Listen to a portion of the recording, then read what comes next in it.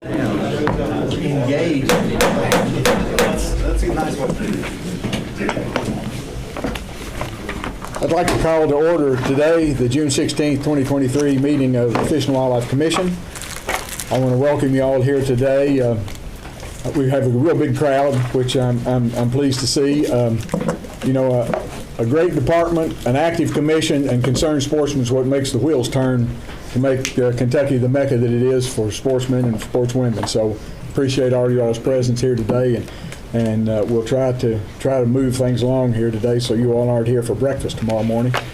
I want to remind everybody to please silence your phones. If you must make a telephone call, please leave the conference room and go out in the hall and make it, and then come back and visit with us again. It's important that everybody pay attention to what's going on. As we always do, we're going to start our meeting with invocation and the Pledge of Allegiance. Our invocation today is going to be brought to us by Daniel Vichabana. He is the Geographic Information Systems and Database Wildlife Specialist, and our pledge will be led by Brenda Hill, the Assistant Director of Marketing. So we appreciate both of them here with us today. Will you all please stand with me? And Daniel, the floor is yours, sir.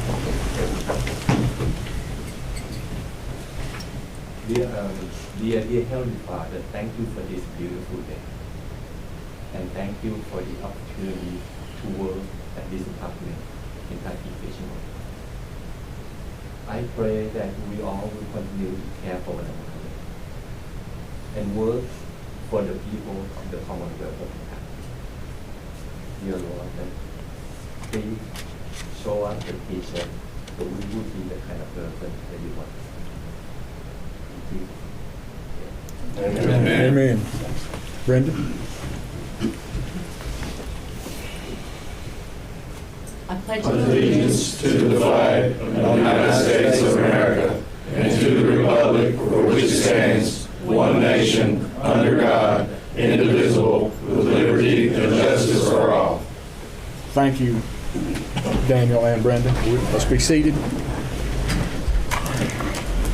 I'll try to be rather brief, and I believe the commissioner is also going to be brief so we can get into the meat of the business today. Again, I want to welcome everybody. I especially want to welcome this morning 4th District Commissioner Greg Cecil to his first live meeting. He was able to join us last time by Zoom, but as you all know, he had graduation that he was dealing with and was unable to be with us. And a couple of our other commissioners had other duties last time, but I talked to Commissioner Cecil last night, and as most of you know, he is a high school principal.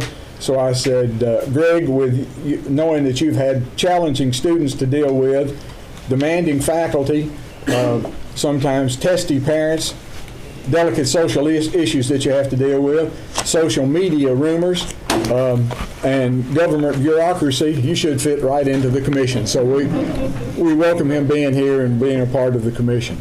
I don't have anything else. Commissioner Storm, what have you got to tell us this morning? I'll be very brief, and I'll give the commission a reminder. If you put your phones up here by the microphone, it can cause the interference with the communication part. So just want to remind you to move your phone back. Want to give a big thanks to our license holders, because we couldn't do this without what they do to support us. So we give you a big thanks. And as always, we have a great team here, and you can see with the opening, we just have a lot of great people that provide a great service to the department, and just friendly faces, and I appreciate what our team does.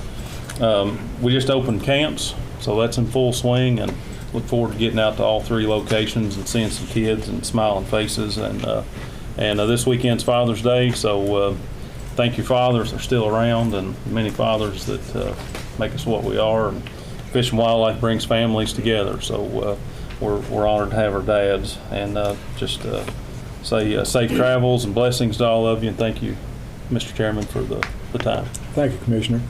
With that, Mr. Secretary, would you take the roll, please? I'd be happy to, Mr. Chairman. Commissioner Floyd? Present. Commissioner Fisher? Present. Commissioner Swallows? Present. Commissioner Cecil? Present. Commissioner Lillard? Present. Commissioner Farrell? Present. Commissioner Horns? Present. I'm present. Chairman Kleiner? Present, sir. All 9. Thank you. First order of business today is action items, the minutes from the May 25th, 2023 quarterly meeting. You all should have that as a separate document, and I'm sure everybody's kind of been over it. Are there any additions or corrections that need to be made to those minutes? If there are none, we'll entertain a motion to accept the minutes as written. I'll make a motion. I have a motion to accept the minutes as written by Mr. Lillard. Second. And a second by Mr. Cecil. Any further discussion? Mr. Secretary, would you take a roll call vote? Commissioner Floyd, Here. Commissioner Fisher, Yes. Commissioner Swallows, Yes. Commissioner Cecil, Yes. Commissioner Lillard, Yes. Commissioner Farrell, Yes. Commissioner Horn, Yes. and I am present. Thank you. The motion carries then. Lisa Cox, our quarterly financial report and the budget for 2024, you have both of those, I think, this morning. There she comes. So Lisa, you have both the quarterly financial report and the budget 2024. Yes. Thank you, ma'am.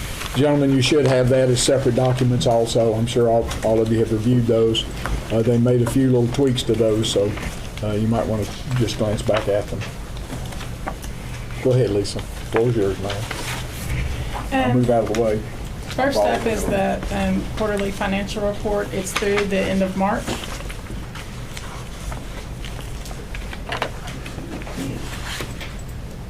This first page is like a comparison by year for March. There weren't any big fluctuations since last year. I think you'll see a little bit more of a fluctuation from 21. Some of that is some leftover COVID, but remember that we moved the payroll from one year to the next. The legislature had passed something so that the payroll the first payroll of the following year would actually, the last payroll for the following year would post in the following year. So that we had one less payroll in 21. I had some questions about that earlier, but does anybody else have any questions about the financial reports? Just on the voter registration fee, why is it down? Is that just a delay in revenue? So during COVID, they delayed the due date. So you had a spike in the middle of the year. And later when we look at the budget, you'll kind of see where that spiked because there's like a trend for voter registration and for licensing in your packet. And again, it's because you had revenues from the previous year basically hit the following year. So. Any other questions about the quarterly? Anything else you want to point out, Lisa, that's considerably different or that you had any difficulties with? No, Okay. it's pretty routine. I always try to put, if it happened like from the previous fiscal year, I always try to put a note if there's something that's a big fluctuation, unless the big fluctuation was, in the previous year's note. So, but always ask those questions. Sometimes I have to go do some digging to find, so. If it'd be the pleasure of the commission, we can have her go ahead and do the budget for 2024. Go ahead and go over that, see if there's any questions, and we'll try to get the motions on those. So if you want to go ahead, I don't see anybody objecting, but if you want to go ahead with the 2024, go ahead. Okay. So on the screen is a one-page summary, but you all have, a little bit more detail. You've got charts and that sort of thing. And to Brian's question on page 2,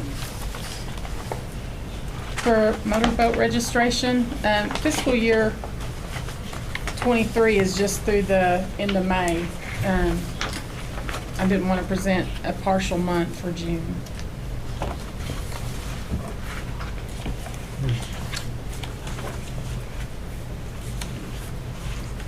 Lisa, I noticed there's a fair reduction in the fisheries budget for the coming year.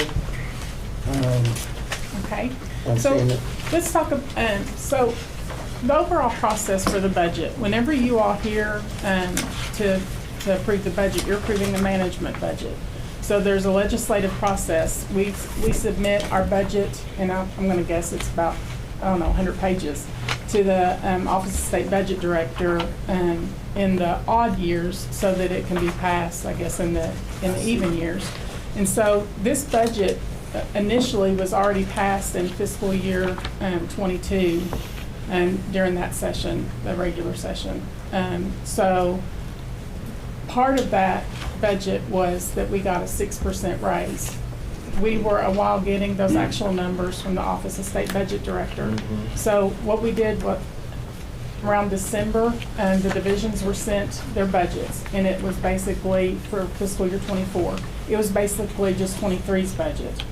We updated their personnel runs at that time, and they made notes about the changes that they were going to make in personnel over that, and then that balance then is carried forward for them to use for things like replacement equipment and those sorts of things, research projects. It depends on what their federal grants allow for. So they had that, I'm going to guess, for about a month or so, and that information was sent out to the budget working group. And then we knew that there was a raise coming, and that our budgets were going to be updated by that amount, but we didn't know how much it was. There were rumors that it was going to be anywhere from 8% to 12%, but what it actually ended up being was 6%. Again, we were in a holding pattern before we got the final appropriation change numbers. So I submit this large document to the Office of State Budget Director for our budget, and then the governor compiles that information into like a 2-page document. And then when we actually get the budget from the legislature, it's usually 2 numbers and some notes. We actually have general fund appropriations, so we had 3 numbers this time for the TIA project. You have a federal fund number, a restricted fund, which is FILO, and the Fish and Game Fund. And then this time, like I said, we had a general fund. And that, so we had sent out what we thought was going to be the increase based on the legislation that had been passed, that we had not got numbers. And so we updated all of the budgets for 6% raises. We went into those workbooks and we updated it, and we sent that out to the division directors, and they updated their budgets accordingly. Then we actually got our numbers from the state budget director's office. So we did get a 6% raise, but we also weren't anticipating, we got a large reduction in our retirement rates. And I'm sorry. I noted that. Yeah. 66, made it down to 66%. Yeah, it was a large reduction. And so everybody's budgets were considered final. So we just went in and we updated those fringe numbers, and we gave them those numbers again in order to update their budget, and that became their final budget. So when you see a reduction in fisheries, it was only, there was an increase in salaries, but there was only a reduction in the fringe portion. Yeah, the retirement benefit. And so we keep a contingency at the commissioner's office level, and that went into the contingency if there was any reduction. Some divisions, if you notice, like law enforcement isn't under the same retirement as everybody else, and their retirement rates stayed the same. So you didn't see that reduction in their retirement. But you didn't see as much of a reduction like in divisions that have a large number of seasonal employees. Okay, so we're good. Dave can still get his work. Can I ask a question on Sure. the wildlife? It looks like on page 10, there's a substantial increase in the grants, loans, and benefits. Is that predominantly grants that the wildlife division has applied and received? So you all were late getting your budget document, and that was because we thought that the Ataya project, the 54,000-acre conservation easement that we're purchasing, we thought that that was going to be a capital project. The governor's office of state budget director decided that that's not the case, that a purchase of an easement didn't qualify as a capital project. So they had to move it back into the operating budget. So the operating budget was the W1 notes that you see. It hits the professional services and for grants. So the professional services are the survey costs, because those are engineers that, and it's also for the closing costs for the attorneys. And then the grants fee increase, that's all for the actual purchase of the easement. And that total, I think, was like, it's $12,992,800 for fiscal year '24. And where did those funds come from? It's 100% from federal funds and general fund matching. And so we hope to spend all of the general fund portion next year. So it does have a carry forward on it, but that way that's clean for that part. Other questions for Lisa? All good questions. I remind the public that we do get these copies, and the commission members are good about studying them. It's not an overnight thing. It takes some time to study over these budgets, so they do get that ahead of time. Any other questions concerning either the quarterly financial or the budget for 2024?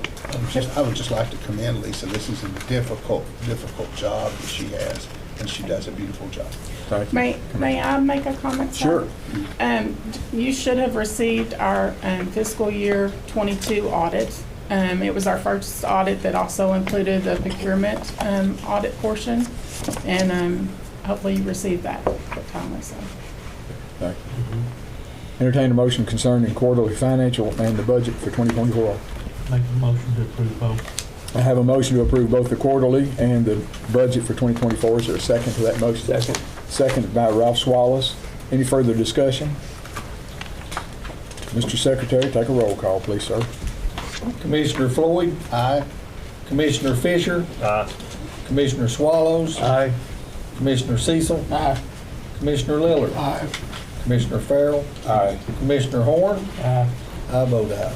Thank you. The motion carries unanimously. Thank you, Ms. Cox, for your hard work, and thank you for appearing today. The next item for action is hunting on conservation camp properties. Kevin Kelly, I believe you're going to present that, sir. Good morning, Mr. Kelly. Good morning, Chairman. Good morning, Commission members. Good to see you. So I'm here on behalf of the Information and Education Division. We've discussed this at previous commission meetings, but the division is proposing creating a new regulation to allow for special mentored hunts on all 3 conservation camp properties, to allow for an increase in the number of department-sponsored mentor youth hunts facilitated by division staff, and to make better use of camp properties outside of the summer conservation camp timeline. Would you remind everybody who the mentors would be for those hunts? I think there was a question from one of the commissioners at the last meeting or the last discussion concerning who you all determine as mentors for these hunts on the conservation camps. Sure. So the mentors could be, youth, similar to what we have. Mentees would be youth, similar to what we have for the conservation camps. Those hunts with fishing adventure at Camp Wallace, the dove hunt at Camp Webb, greenweed duck hunt out at Camp Curry.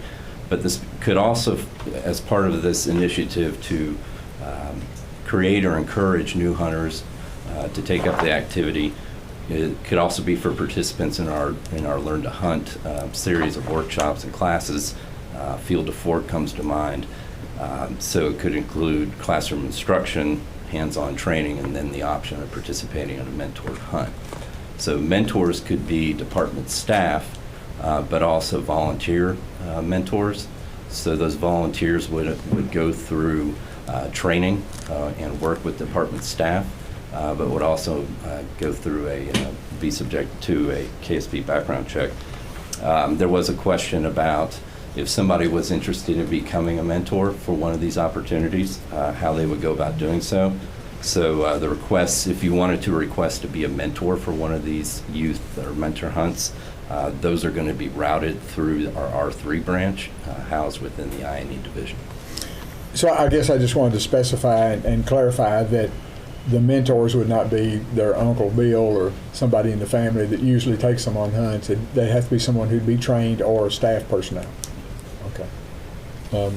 Any questions concerning that? What about the application process if you have too many participants? How is that going to work out where it can be viewed as a fair opportunity? Sure, we certainly want to make it equitable for everybody. So these opportunities, particularly with our R3 activities and workshops right now, they're all advertised online.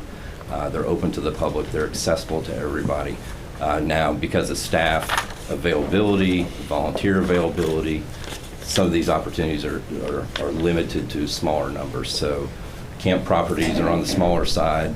In order to hold a hunt safely, we would need to keep the number down. What we would have to see as this program progresses is what the demand is, and if we need to make an adjustment. I think there was a question about whether, we would look at a youth mentor quota hunt type style, and that's certainly a possibility, just depending on if we get that kind of demand for these opportunities. Any other, go ahead. I would hope that sometime in the future, that these properties are fairly unique. I know I've been on the Camp Curry property many times. It's fairly flat. It's got roads throughout it, so it's easy to transport people.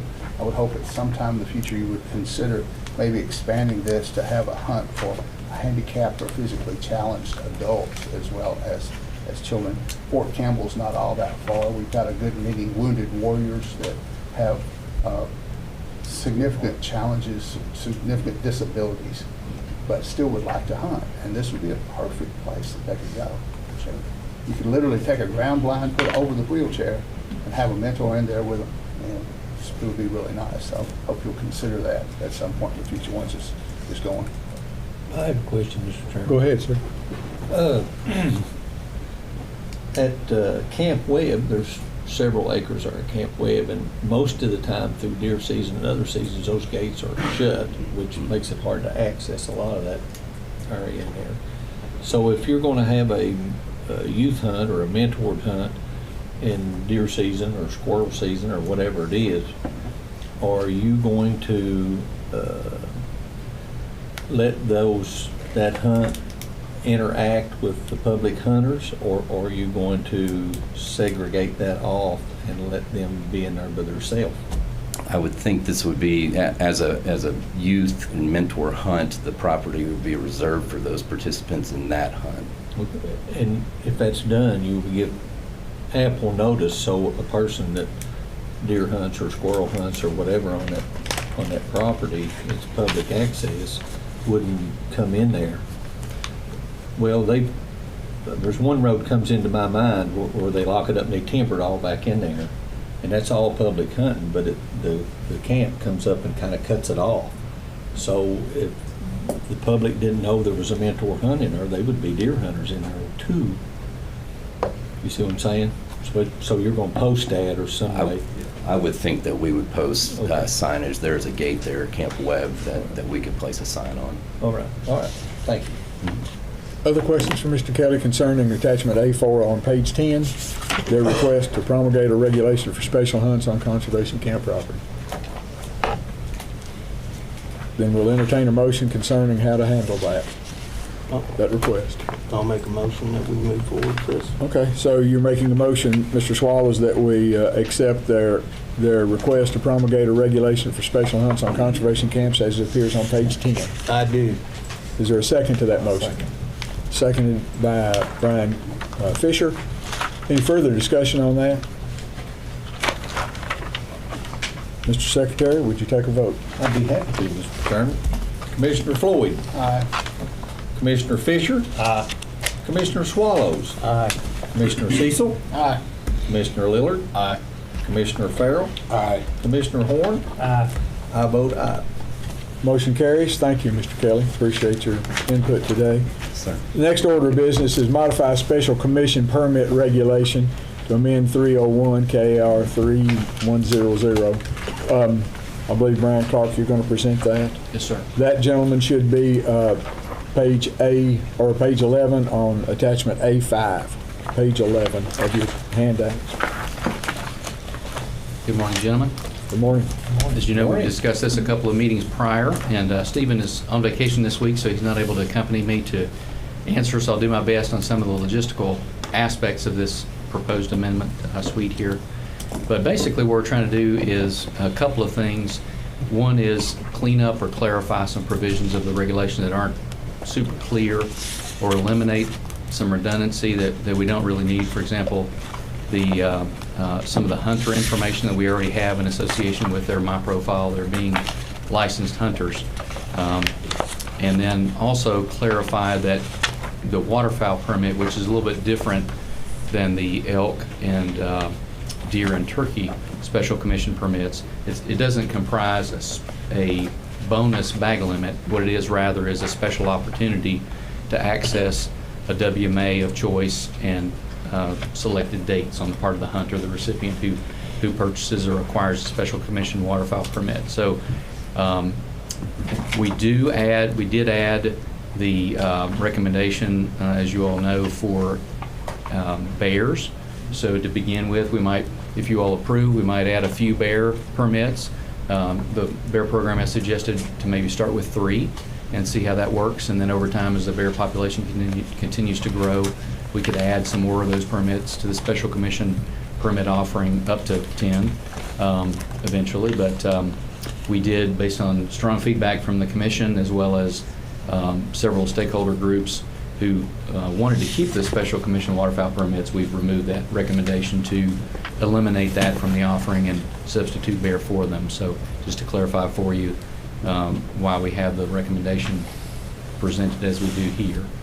So with that, be happy to answer any questions you all may have, and then We would set the number of tags at the time that we set the other tags. So right now it's just approving bear. There's not a tag number associated. yes, sir, and that's at your discretion. You could do that. Yes, I'd recommend maybe at the time when you vote. So if you all do, as Dr. Kleinert has discussed with us, possibly having the special commission permit vote in September at your meeting, then you could decide that then if you wanted to put forward 3, for example, for bears. I might remind the people in the room, the hunters in the room, and fishermen in the room, as well as those viewing remotely, everything in blue the department has now started doing to show you what is new to any existing regulation. And I think that's really been instrumental in helping people understand what changes they've requested, because they may not know what the original was.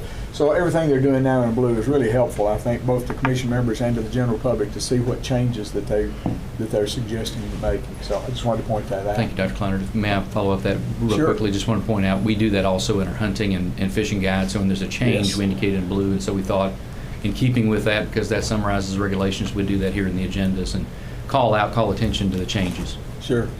Mr. Horn. Make a motion we approve attachment A5 as written. I have a motion that we approve, or that the commission approve attachment A5 on page 11 as it is written and had been presented by Mr. Clark. Is there a second to that motion? Seconded by Robin Floyd.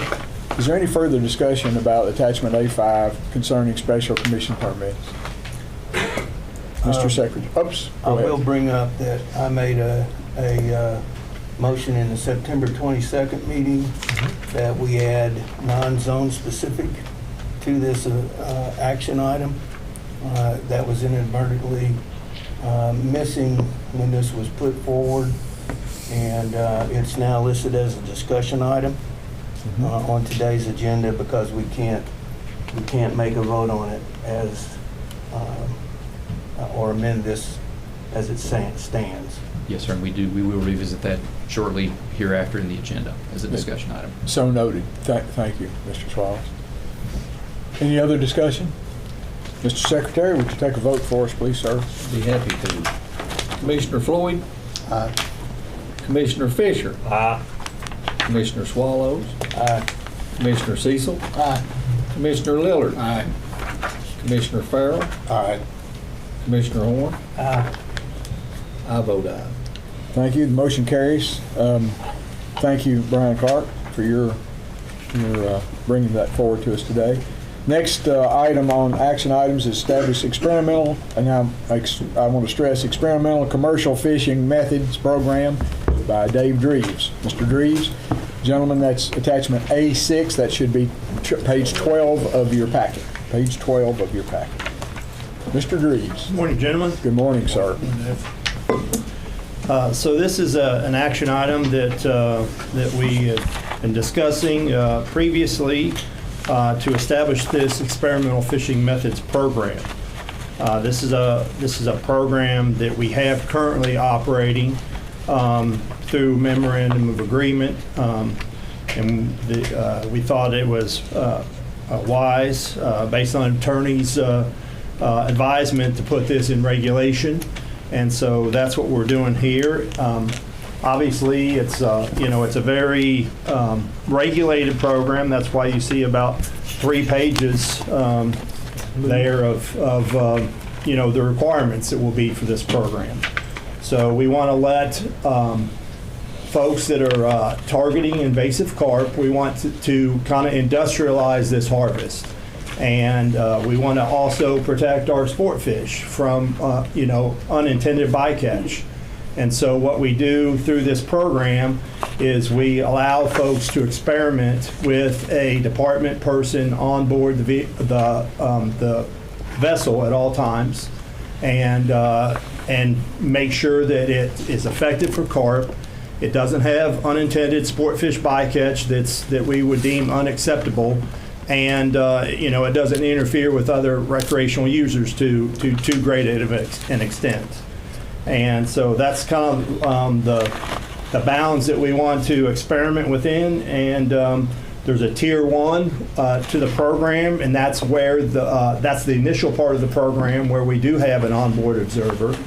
And then there's, after some amount of time, if they meet the requirements that we have specified there in the tier 1, we would graduate them, to use that term, into the tier 2, where they would be subject to a lot of the same requirements. They couldn't switch up and change what they are doing. They'd have to keep doing what the process that we vetted, and then they could do it without a observer present. They would still need to let us know where they're fishing and when they're fishing, and obviously they'd be subject to spot inspections. And the reason why we have these 2 tiers is, obviously, it's going to be very labor intensive to monitor experimenters in the tier 1. So we're only going to be able to do maybe 2 or 3 at a time. And then after we graduate them, we could have an unlimited number of people experimenting potentially, after we've made sure what they're doing is something that we think is a worthy effort. And of course, there's fees that we have for those permits, and those are proposed there as well for your questions or comments. Yes, sir, Mr. Farrell. Dave, what are some of the experimental methods? What are they? Well, we have very regimented legal commercial fishing methods right now in regulations. So it's anything outside of that. An example is we have one experimenter that uses seines, and they use a much bigger seine that's what's normally legal, and in waters that's not normally legal. And so those 2 components that, sometimes you're in restricted waters for regular commercial fishing, and sometimes you're using a gear that is different. But we have people that come to us with all kinds of, interesting ideas of ways they think they could harvest invasive carp more effectively. And we want to be able to be open to those types of ideas. But again, we really need to make sure that it works, and that it doesn't, unnecessarily catch too many sport fish. Commissioner Horn. Question. At the bottom of page 12, it talks about the Tier 1 program shall offer a minimum of 25 days per year of supervised experimental fishing. What would be the maximum number of days? If you look under the Tier 1, let's see where it is, Commissioner Horn. There's some point over here where we say what you have to complete to get the Tier 2. It's 6 months of, I think, practice, but and the number of days of minimum number of days of fishing. But would there be a maximum number of days, or could they do this once they get into it 365 days a year? Yeah, they're going to be subject to our approval, so we can't really guarantee them a maximum. basically, or we don't want to specify a maximum, but they're not going to be able to call up and say, I want to go every day of the week, because we're not going to be able to accommodate that. I just wondered, for this fee structure, there's got to be some expectation for what the payback's going to be and how many days you're going to be able to do this. And that's why you put in the minimum. Okay. Mr. Chairman, Go ahead, sir. so if I understand that right, David, if they've got a minimum number of days, they know how much that's going to be, and then it would be up to the department to accommodate everybody in the best way they can in the number of days after that. Right. Okay. And so, yeah, people need to get in understanding that you know, they may need to fish their conventional methods, you know, 4 days a week, and they'll get, you know, an experimentation 1 day a week, you know, or maybe 2 days a week. It just depends. And, you know, obviously, you know, we're a regular work week for us is 37.5 hours. I'm sure these commercial fishers put in a whole lot more time than that in an average work week, probably. You know, it's definitely you know, a very labor-intensive, hard-working occupation. Other questions? Because I was going to ask one here in a minute. Go ahead. So you're guaranteeing a minimum of 25 days they can do it for their fee they're paying. Yes. With 3.5 pages of regulations here, or requirements to be eligible for this, I'm curious, have you run this by any of the Asian carp commercial fishermen to see how they feel about the number of requirements to participate? Because there's lots of them. There is a lot of requirements, and, you know, we didn't want to have requirements that we didn't, you know, put in front of your alls for your approval.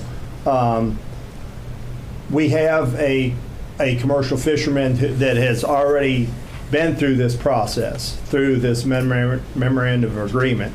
And so, it was done a different way previously.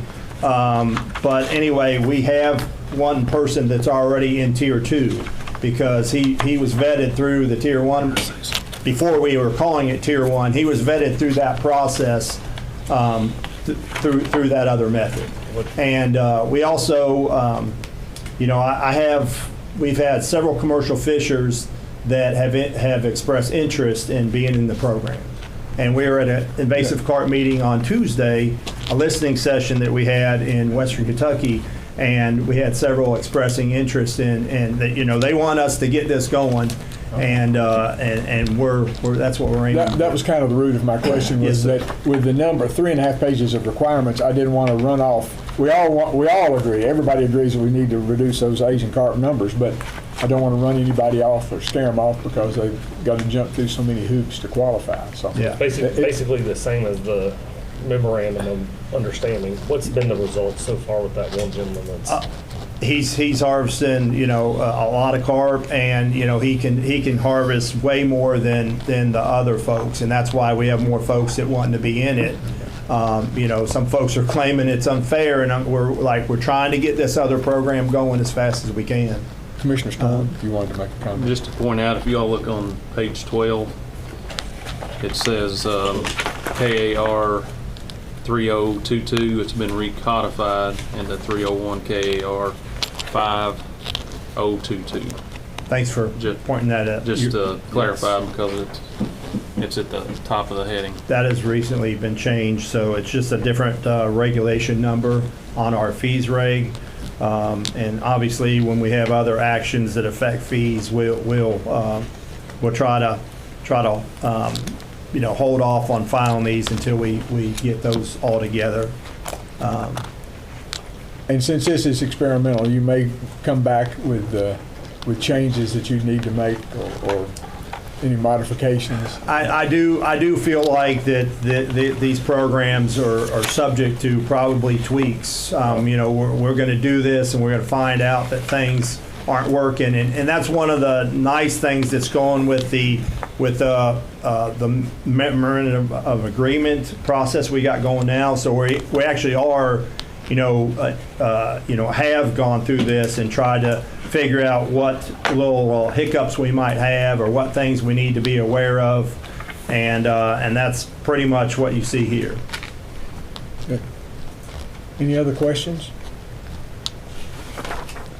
from Mr. Dreves. Mr. Dreves, I know you all have worked awfully hard on this. You and legal and law enforcement, everybody has put in on this, so thank you for your hard work.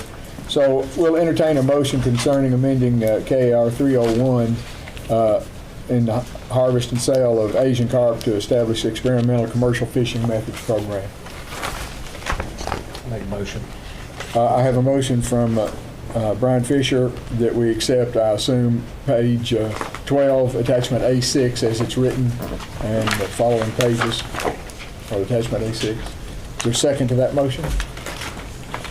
Seconded by Jerry Farrell. Any further discussion from Mr. Dreves or questions from Mr. Dreves? Mr. Secretary, would you take a roll call vote? Commissioner Floyd? Aye. Commissioner Fisher? Aye. Commissioner Swallows? Aye. Commissioner Cecil? Aye. Commissioner Lillard? Aye. Commissioner Farrell? Aye. Commissioner Horn? Aye. And I vote aye. Thank you. The motion carries unanimously. Mr. Dreves, I assume that you'll be coming back to brief the commission as to the success of the program once it gets rolling pretty good. Most definitely. I'm anxious to hear how successful it is. Anything we can do to get rid of those carp is going to be beneficial to the sportsmen of Kentucky. And that concludes our action items. The next order of business is discussion items. And Mr. Dreves, I think you're going to head that up to begin with on Yes, sir, modifying Mr. water Chairman. bodies open to commercial fishing. That page should be 16. attachment D1, page 16, gentlemen. Yes, sir. So this first discussion item is a proposal to amend 301 KAR 1:150, which is waters open to commercial fishing. Obviously, this establishes the areas where commercial fishing is allowed.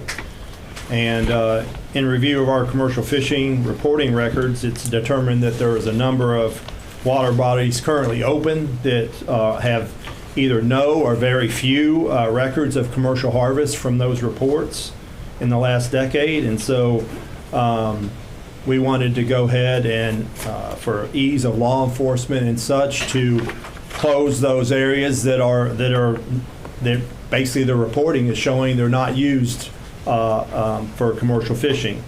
And so the map that you see on the screen shows the waters that are open to commercial fishing in blue, and of course the rest of the waters in the state are red that are closed to commercial fishing.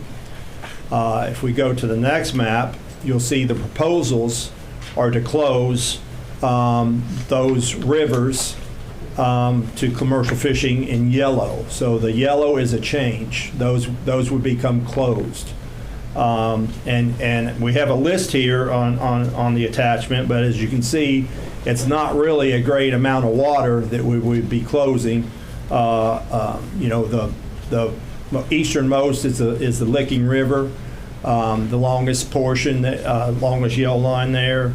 Then you have, a tributary to the Kentucky River, the upper Kentucky River, some tributaries to the Green River.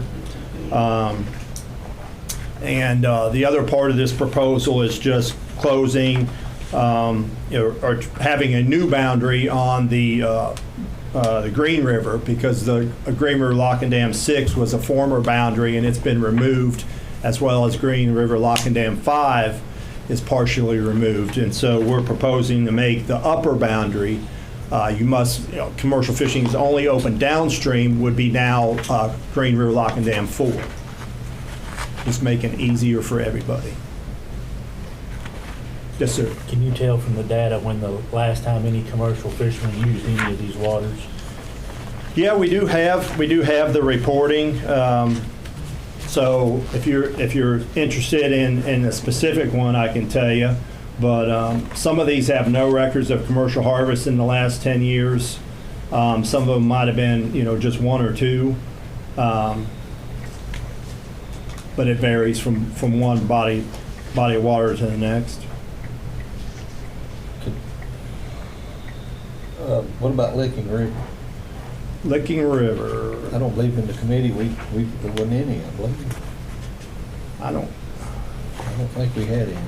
I don't have the number, most recent reporting on my sheet here, sorry. That's okay. I think in the committee we discussed it, it wasn't in the assemblies, and that was one of them. I have declining use, declining harvest in my notes, but I don't have the actual last time it was. I just don't want to affect someone that's making their livelihood on. It's very little. If anything, we're proposing to close, it's certainly not somebody making their livelihood on that body of water.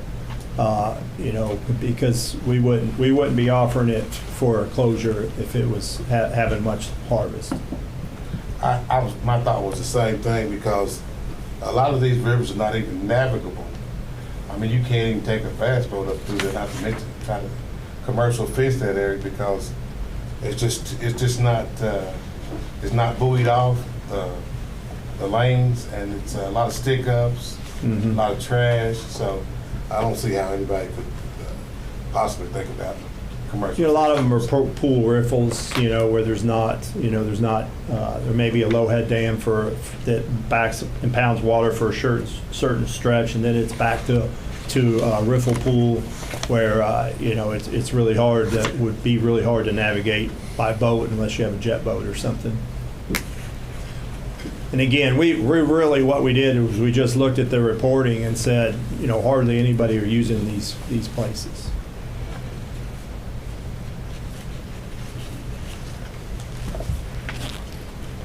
Other questions? Anything in the packet there that you have concerns about, gentlemen? Remember, for our discussion items, we entertain a motion to move them on to an action item the next time. And if you want me to go down the list of what rivers we're talking about, I can certainly do that. How long is the Licking River? Sorry, I couldn't tell you in terms of miles or drainage, but, you know, as you can see, it goes all the way up into eastern Kentucky. We may need to send Commissioner Farrell and Mr. Swallows up there to measure that and fish it for us. I'll take that. I'm thinking that they both may be thinking, I might need to hit that. If we're not going to have any commercial fishing, I need to go up there. So when you were talking about stick-ups, I figured you'd been on. Have you been on the Licking River? Yes. Josh, you want to go? I'll take that as mine. So we got 3 fishermen that we may have to send up there on a little trip. So I live really close to the Licking River, and I've seen a lot of things float down it, but a buoy wasn't one of them. Okay. It's the only river besides the Amazon that flows south to north. That's interesting. Tidbit. So we got the Licking River, and then going from east to west, we have Eagle Creek is that short tributary to the Kentucky River in northern Kentucky.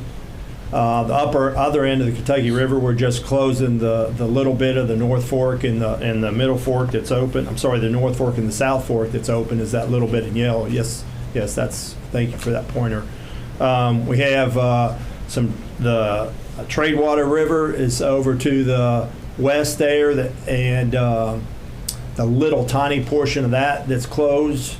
That's Eagle Creek right there, Nathan. Thank you. And then we got the Barren River is that little short stretch there that's directly above your pointer. That's the Barren River. That little section's being closed.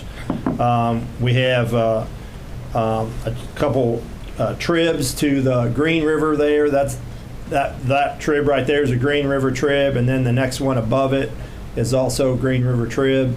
Then we got a little short section of Highland Creek and a little short section of Tradewater River.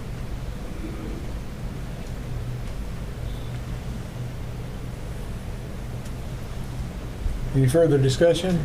Any questions for Dave about that? What would be the pleasure of the commission as far as moving that on to an action item? Make a motion, move it to action item next meeting. I have a motion to moving on to an action item in the next meeting. Second to that? Second. Second from Josh Lillard. Any further discussion? Mr. Secretary. Commissioner Floyd. Aye. Commissioner Fisher. Aye. Commissioner Swallows. Aye. Commissioner Cecil. Aye. Commissioner Lillard. Aye. Commissioner Farrell. Aye. Commissioner Horn. Aye. And I vote aye. Thank you. Motion carries. Next order of discussion items is modify catfish commercial fishing regulations and reporting requirements. Mr. Dreves, take that one too. That's D2, gentlemen. That's D2 attachment and page 17. So this is a proposal to amend 301 KAR 1:155, where we have our commercial fishing requirements. It protects certain species from overharvest and regulates the buying and selling of roe-bearing species of fish. The recommendations that we're proposing today affect the trophy catfish regulations portion of that particular regulation. And so there's two proposals here. The first proposal is to align the trophy catfish harvest regulations with our recreational trophy catfish harvest regulations. And so what we have right now currently, recreationally, if you can go to figure 3 for me, Nathan, thank you. What we have currently, the map shows commercial catfish regulations. Sorry, there are definitely a few different ones. So we have 1/35 and 1/28. So the way that's written, so you understand that 1/35 means that if for blue catfish and flathead catfish, a commercial fisher can only have 1/35 inches of each fish, of each of those species per day. And you can also have one channel cat over 28 inches per day. So you can have 3 trophy catfish per day of the different species. And that's on the Ohio River and the Licking and the Kentucky River in blue. That's open to commercial fishing. That's where that 1/35, 1/28 is currently in place.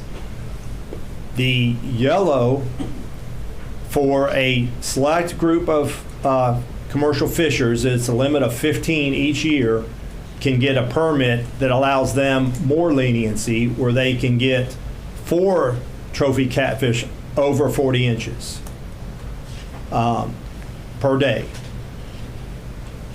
Please understand, anything below those limits is completely unlimited in terms of number per day. There's no limit under those thresholds. Just for clarification, the 4/40, that's not per species, that is all species included, correct? That's yes. So Okay. you can have 4 trophies of any species over 40 inches per day.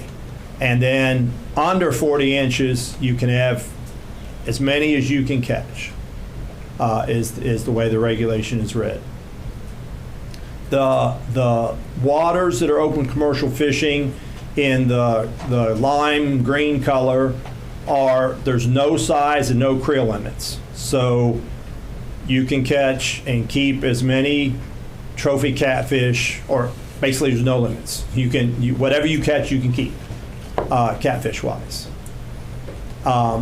And so the other thing that I wanted to point out, and that's why I say align it with recreational catfishing regulations. So statewide, there's a recreational limit of 1/35, 1/28, that same thing. So a recreational rod and reel fisherman, he can keep 1 blue over 35, 1 channel over 28, 1 flathead over 35. And then so there's a statewide recreational trophy harvest limit. Yes, sir. On the permit for 4/40, is that a first come for those 15? Is that a first purchase? There's a specified process. I think you have to, basically if you have it, you get to retain it the next year. And then there's a drawing, and that if there's more people than required, and if enough people have not asked for that would get to 15, then it would be first come, first serve after that. Okay. Thank you. And so the proposal is to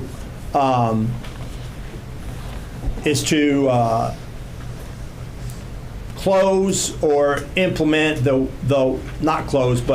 implement the 1/35, 1/28 regulation statewide, except for keeping the 4/40. The difference is there would be a change to the 4/40. If you can flip back again, Nathan, to the previous. Currently, the 4/40, it includes tributaries And the 4 over 40, just so you know, it's Cannleton Dam downstream. And so where it changes from blue to yellow on that map on the Ohio River, right there, that's where Cannleton Dam is. And so that's the boundary between those two different regulations. The current reg says if it's Cannleton Dam and all tributaries open to commercial fishing downstream of Cannleton Dam. That's why the Green River is that river right there in yellow. That's part of the 4 over 40 right now. And then the Cumberland River below Lake Barkley and the Tennessee River, those two yellow sections, one that's the Cumberland and the other one's the Tennessee River. Those are also part of the 4 over 40 currently. So the proposal would be to make those tributaries part of the 1 over 35, 1 over 28. So the 4 over 40 would just be the Ohio River main stem. So if you're one of those guys that have the special permit, it would eliminate the Green River and the Tennessee and the Cumberland rivers from that regulation. So that would go to the 1 over 35, 1 over 28 regulation. So I'm sorry that it's complicated, but hopefully the maps help illustrate what we're proposing. And the big thing is that we would be proposing to have an unlimited Lake Barkley and Kentucky Lake and Lake Cumberland, and have limits placed on them. That is the 1 over 35, 1 over 28 reg. So if you go back again one more time, Nathan. So got Kentucky Lake, Lake Barkley, Lake Cumberland, and then you got Harrington Harrington Lake. Those are all currently no size or creel limits at all for catfish. And then I guess the Mississippi River would also be the 1 over 35, 1 over 28. So sorry for the complicated regulations, but if I can answer any questions, I will. Robert Floyd, did you have a question? I represent the 1st Congressional District, and that's probably where more catfishermen, commercial catfishermen are than anywhere else in the state. And I don't know a lot about commercial catfishing or about trophy catfishing, but I've tried to learn a lot. I've received phone calls from probably 24 constituents on both sides of that table. It is a complex issue. My concern is to be fair to everyone in this regard. And a lot of the folks that work in commercial fishermen have assured me that this will have a profound negative impact on their ability to make a living. And so my proposal in this regard would be a problematic one, I think, for the department, but it wouldn't be impossible, which would be we put a moratorium for 3 years on these regulations, that we study the number of trophy catfish that we currently have and that are currently being harvested. Each person that I've talked to, both people that are commercial fishermen and the fish houses, tell me that they will allow Kentucky Department of Fish and Wildlife Fisheries folks in their boats and in their fish house, so that you'll have good data, as good a data as you can get. I understand it will be difficult to collect good data, but I also understand if you can't collect good data, how are you going to know that these regulations are working? You won't. So my suggestion would be that we have a moratorium for 3 years, that Kentucky Department of Fish and Wildlife Fisheries be studying this issue. Before we undertake that we have a forum where all commercial catfishermen, where all trophy catfishermen, where the Department of Fish and Wildlife Fisheries folks come together and talk about what's coming down the pipe. At the end of that time, with the data we have, I think the cards need to fall where they fall. And if we need to have more stringent regulations than we currently have, that would be okay. If we need no regulations, that would be okay. Or if we just simply implement these, that would be okay. But at least then we stand on firm footing where we've got data, where we know the situation. That's all I got to say. Thank you, Robin. Any other comments at this point or I questions? just have a question. Looking at the map, the last part, the main river stent where the yellow meets the blue. So it went from unlimited to 1. From a regulatory standpoint and from an enforcement standpoint, this is just a question. Would it make more sense for that one stretch of river to be yellow instead of going from unlimited to 1? You went from unlimited to 4. That's the Mississippi River. So basically you're changing from the Ohio River to the Mississippi River. And so it's not really a problem from an enforcement standpoint, at least from my perspective. We could ask Shane to answer if he feels like it would be an issue, but basically that's 2 different rivers, because you got the mouth of the Ohio meeting the Mississippi. But you're just going from unlimited to 1. That's a dramatic change just from my view. Well, you're going from 4 over 40. No, it was unlimited before, wasn't it? Yeah, there was no size, no creel limit. Yeah, So you're correct. Unlimited to 1 instead of unlimited to 4. Just an observation. But you could still catch 3 based on species. Because you're going to 135 and 128, so you can still catch 3 trophy catfish a day under that. This catfishing thing has become a big deal here of late. When I worked at Sportsman's Warehouse, they created a whole section just for catfishermen. So I realized that people got a lot tied up and like Dr. Floyd was saying, some people make a living off of it. So what he was suggesting is both sides kind of come together, monitor it, and then go forward with a decision after you get more information. Would that help? There's a lot of challenges to acquiring the data that would support those regulations. So that's quite candid. When you're only talking about putting limits on the biggest fish of the population, and I don't want to get too technical, but from a modeling perspective, it's real easy it's easier to model if you have at a certain size or age, you can say fishing mortality is 0.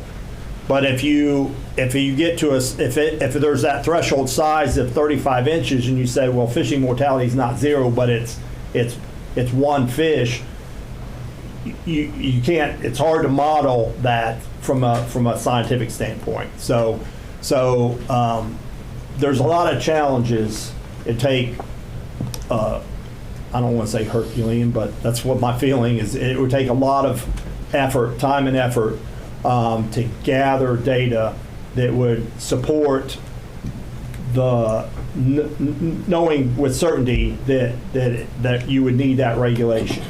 And so this proposal is, for example, we have the recreational limits, and so think about the incongruency of you as a rod and reel fisherman can keep 1, and the folks in the commercial fishing boat can keep as many as they want. And that's what we have currently on Kentucky and Barkey Lakes, for example. And so what we felt like was this is a modest step, going from unlimited to 1 per day, knowing that, what the harvest is per day. Sometimes they would have to release trophies. Sometimes, they wouldn't catch any trophies in a day. So it's all kind of a step towards further limits. And the fact is that the Ohio River is one of our, it's one of the primary commercially fished waters, and we already have that limit on the Ohio River. And the thought was that the other waters should be at least regulated at that level. Mr. Chairman. Oh, good. Go ahead, since you just did yours. Well, we certainly have competing interest here, and an explosive issue across the board. My question is, how long does it take a catfish in general to get to be 40 inches in the Ohio River system at least? So I was asking Jay Harrell, our river biologist, and I can tell you how long it takes to get to those threshold limits. So 35-inch blue and flatheads take 15 to 16 years to get to 35 inches. On here, it's showing about 20 to 21 years to get to 40 inches. Wow. The 35 inchers are about 21 pounds, give or take a couple pounds on average. When you're talking about channel cats, to get to the 28-inch number, they're over 18 years old. We don't even have that age represented on this most recent table. We occasionally catch 28-inchers, but they're not all that common. But a 28-inch channel averages around 11.5 pounds. Okay. So, how many commercial fishermen do we have? In general, how many are licensed? We have 202 commercial fisher licenses. Some of those are we have 170 resident and 21 non-resident, and then we have some free invasive carp licenses in there to make up that 202. As we said, there's 15 folks that have the trophy permit, so that they can harvest the 4 over 40. Do they pay for that? No. How do they get that? That is, it's a free permit, but as I was mentioning before, the folks that have it get to retain it, and then if there's folks that don't ask for it, then the next is a drawing, and then if there's not 15 folks that want it, then it's a first come, first served.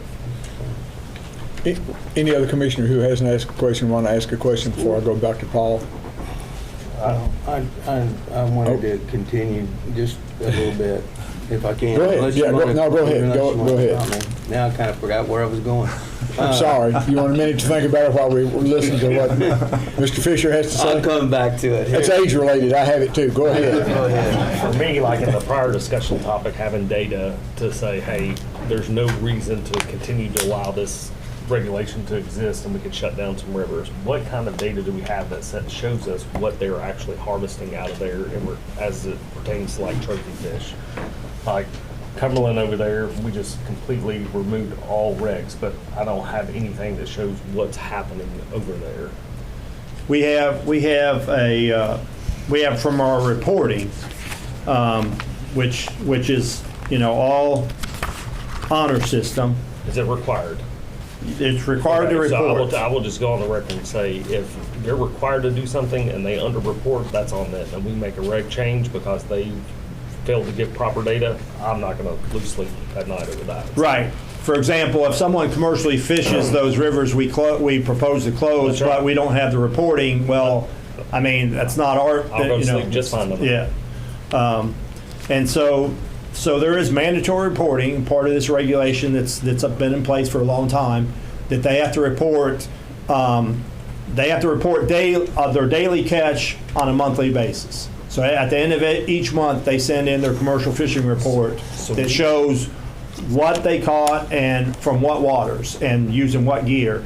And for catfish, because of these regulations, they're required to report how many trophies they harvested and how many trophies they released. And before I forget, and I'm sorry to cut you off, the one thing I haven't said about that's also a proposed change is the reporting form is a material incorporated by reference with LRC, and we're also proposing to make some small changes to that. And one of them is because it's an Excel spreadsheet that we created in, and then we printed it, and they take a hard copy. Well, all the typographical information was right on the Excel spreadsheet, but one of the cells, when it printed, it cut off the bottom. And so it specifically says, for the catfish portion, it says, for blue and flatheads, it says the column heading was total number of trophy fish harvested. Well, harvested was cut off. And it's been that way since 2019. And so the column actually says total number of trophy fish on their reporting sheet that they use, which we can't edit and change until we bring it before you all to say we're going to make that edit and submit a new material incorporated reference. So this is a copy of the sheet, and the things in yellow are edits that we're going to make to this sheet. And we're not changing, we're not proposing to ask any new reporting information, but we're making it simpler and we're fixing the typographical errors. So can we get the data on the body of water that we're proposing to shut down or restrict? Yes, we can get you all the reporting data that you would like. What they have to report is pounds of fish harvested, and so they report it on a daily basis. But they don't report the trophies? They report the total number of trophy fish harvested and the total number of trophy fish released. Okay. Before I recognize Paul and then come back to Mr. Swallows, as I look out across those who are here, I can see people chomping or biting their tongue wanting to make comment. Remember, during the public comment section, those of you who have signed up will be able to make those comments. I also want to point out to you that this half-inch thick amount of paper that I have, each commissioner got today on comments, many of which are about catfish issues.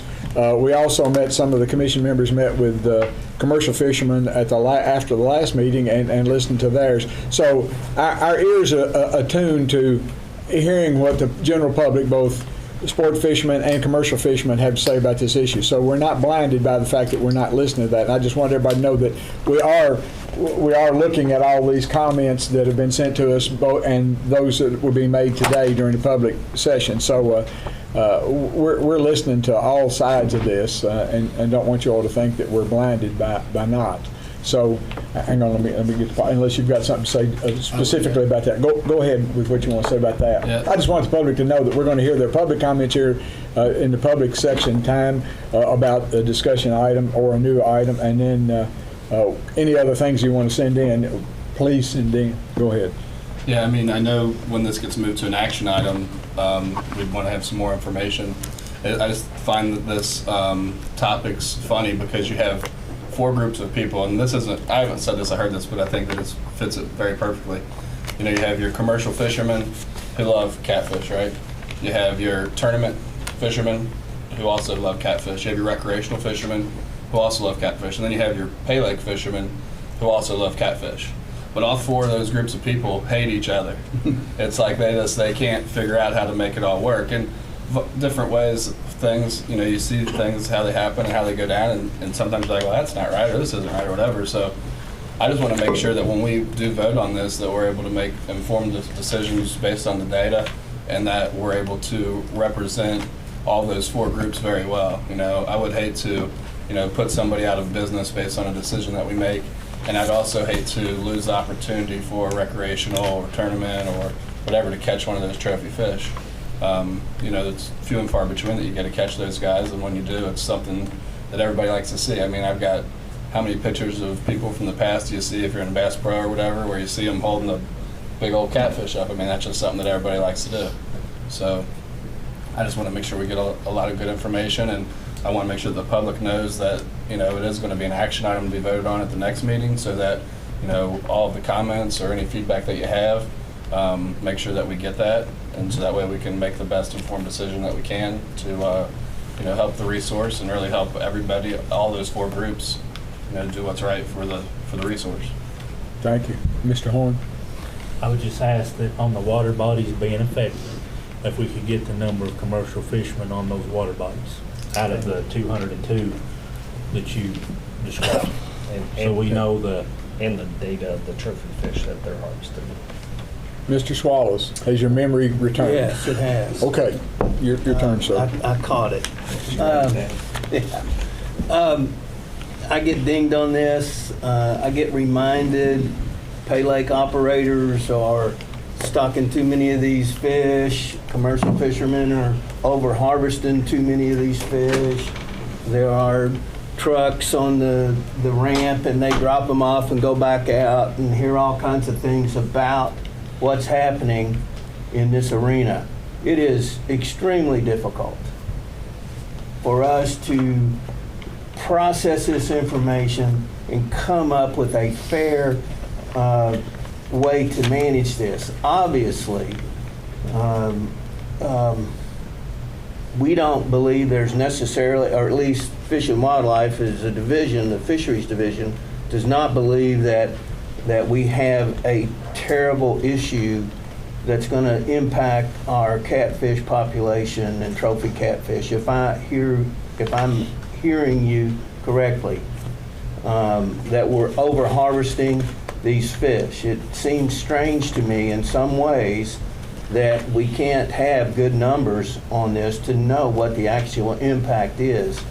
If we have 4 commercial fishermen or 15 commercial fishermen on a body of water that can take 60 a day of trophy catfish that took 20 to 21 years to grow to, how can we sustain that kind of harvest rate? And we should know it. I mean, I don't know that they do it daily or how often that happens. That would be helpful information. It really would, in terms of us determining what would be a fair way to do it. And the difference between a 35-inch and a 40-inch catfish, both of those are trophies. There's got to be a huge monetary interest here on both sides, both the commercial and both the industry and the tournament fishermen. So I'm at a loss to decipher it all down, but I've got a lot of people talking in my ear. Okay.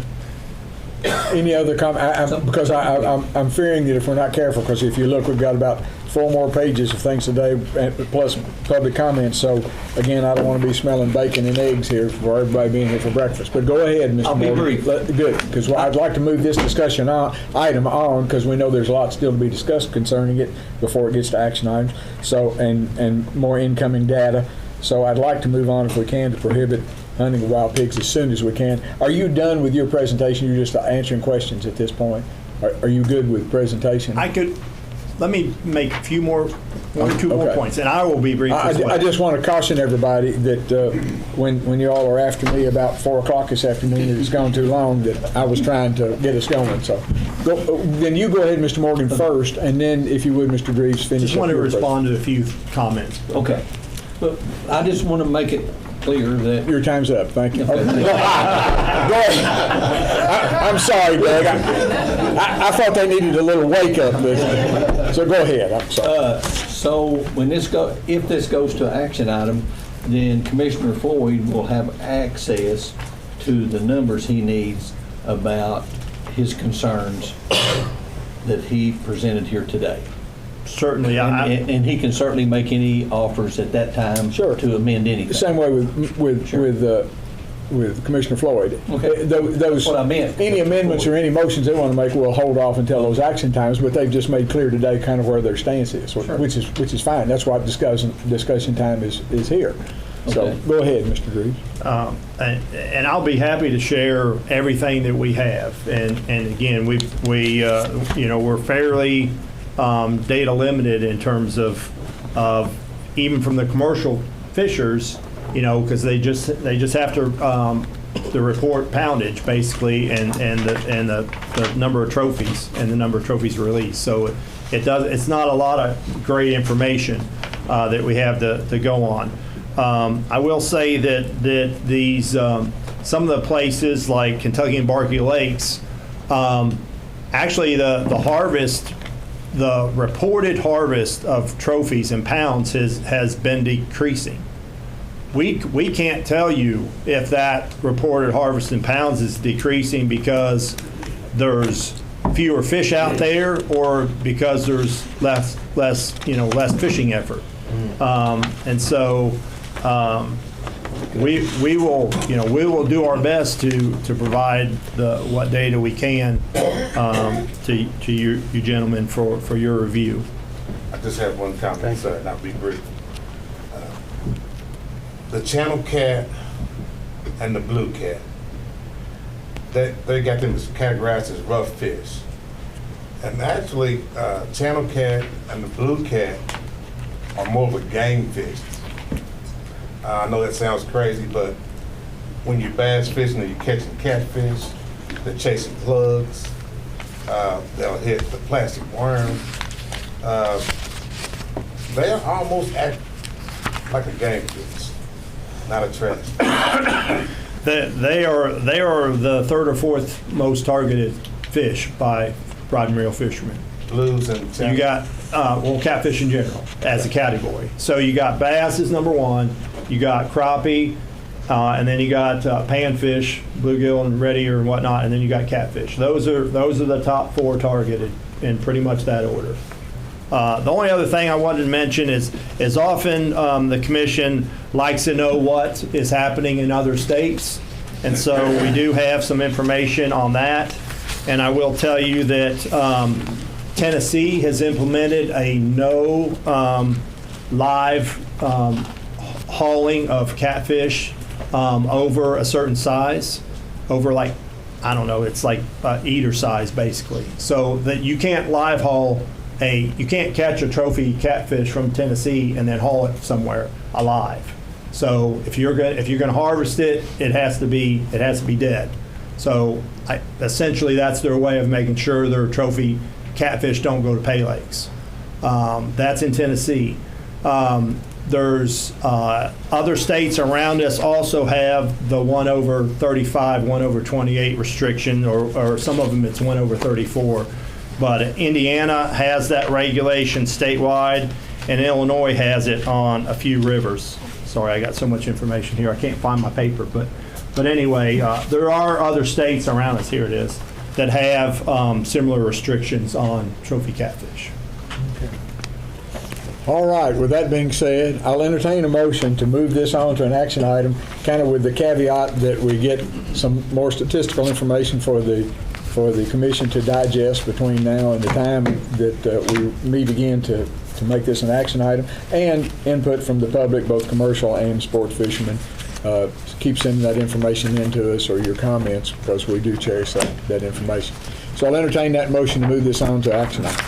I'll make a motion. I have a motion to move this on as an action item. Is there a second to that? I'll second. Second from Jerry Farrell. Any further discussion?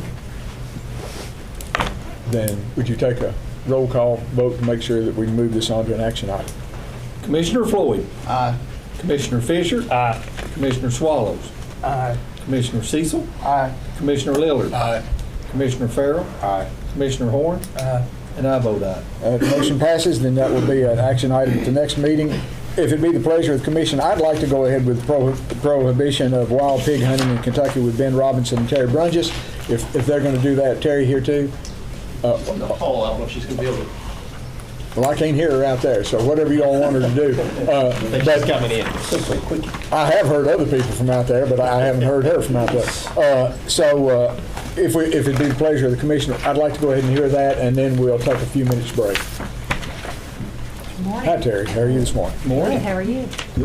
Okay, Mr. Robinson. That's page D, or attachment D3, gentlemen, page 19. D3, page 19. Thank you, Mr. Chairman. Yes, sir. Good morning, everyone. And switching gears from fish, I always kid Mr. Dreves. I like when he has a lot of items on the agenda because it makes my life a little easier. So switching over to the wildlife side, for our first discussion item, we're proposing to prohibit hunting of wild pigs in Kentucky. And along with me, I have Ms. Terry Brunges, who is our wild pig biologist and our subject matter expert, should there be some questions and discussion on this. Nathan, I believe you have a slide for us. Hopefully everyone got a chance. Ms. Brunges did a fantastic job with a pre-recorded video on this presentation that really had a lot of good information about what we're trying to do here, why this is an issue. If you didn't have a chance to read that, here's a good summary that we can run through really quickly, but because it's been a few months since this came up as new business, and because it's pretty counterintuitive for the Wildlife Division to bring to the Commission a proposal to ban hunting of anything. Obviously, we're very pro-hunting, so we do want a chance to explain what we're trying to do here. Wild pigs, if you're familiar with wild pigs in other states, we do not want wild pigs in Kentucky. They are very, very invasive. They're very damaging. They will eat anything, they'll live anywhere, and they have an astounding reproductive potential. The way they get here typically is from illegal release for folks wanting to create a population to hunt. Sometimes well-intentioned, they don't realize what they're doing, but it's very problematic when that happens, and they can spread quickly. They compete or outcompete deer and turkey for food sources. They're like vacuum cleaners. When they find acorns and mast in the woods, they'll suck it right up before everything else gets a chance at it. They prey on ground nesting birds like turkey nests, grouse, quail. I think we even have a photo somewhere of a wild pig eating a turkey egg out of a nest from another state. So very problematic.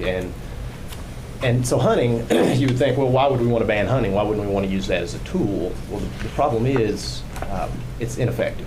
Pigs are so intelligent that when you shoot at a pig, they become very wise. They essentially, the ones that are remaining, go nocturnal, that high reproductive potential. They breed quickly, and you can't stay ahead of them through hunting. So trapping is really the way to do that, and we can talk a little more about that if you have any questions.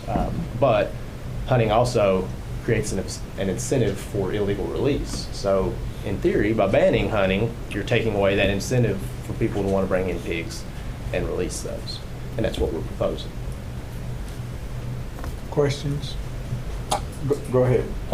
What I know y'all have made a lot of headway on reduction of the pig population. So do you have an estimate of what it was at its peak and then where it is right now? We don't have like an estimate. USDA has a National Feral Swine Damage Management Program that ranks each state level 1 through 5. And previously we were level 3, and I think in January 2021 we were dropped down to a level 2, meaning that we have 1,000 to 10,000 pigs in the state. That's the estimate. But I would say I've only been the pig biologist for 7 years, so prior to that, the biologist, maybe pigs were at their peak probably somewhere between 2010 and 2015, maybe. We've done a lot of work and eradicated several populations. And that's all through our trapping efforts in partnership with USDA Wildlife Services. It's been very successful. So I think the biggest, and I agree with all the literature we've read, and you've done a good job of providing that information. I think the only thing left that I can use to help support this is you firmly believe we're at a place where we have a good grasp on it, and by implementing this will help with the total reduction of the remaining populations in there, as long as we don't have any new reintroductions. Exactly. We have USDA biologists stationed in each population, as well as regional biologists with the department. So we have a very aggressive trapping program based on sound science. We adapt our trapping methods as the pigs get smarter and get adjusted to one trap.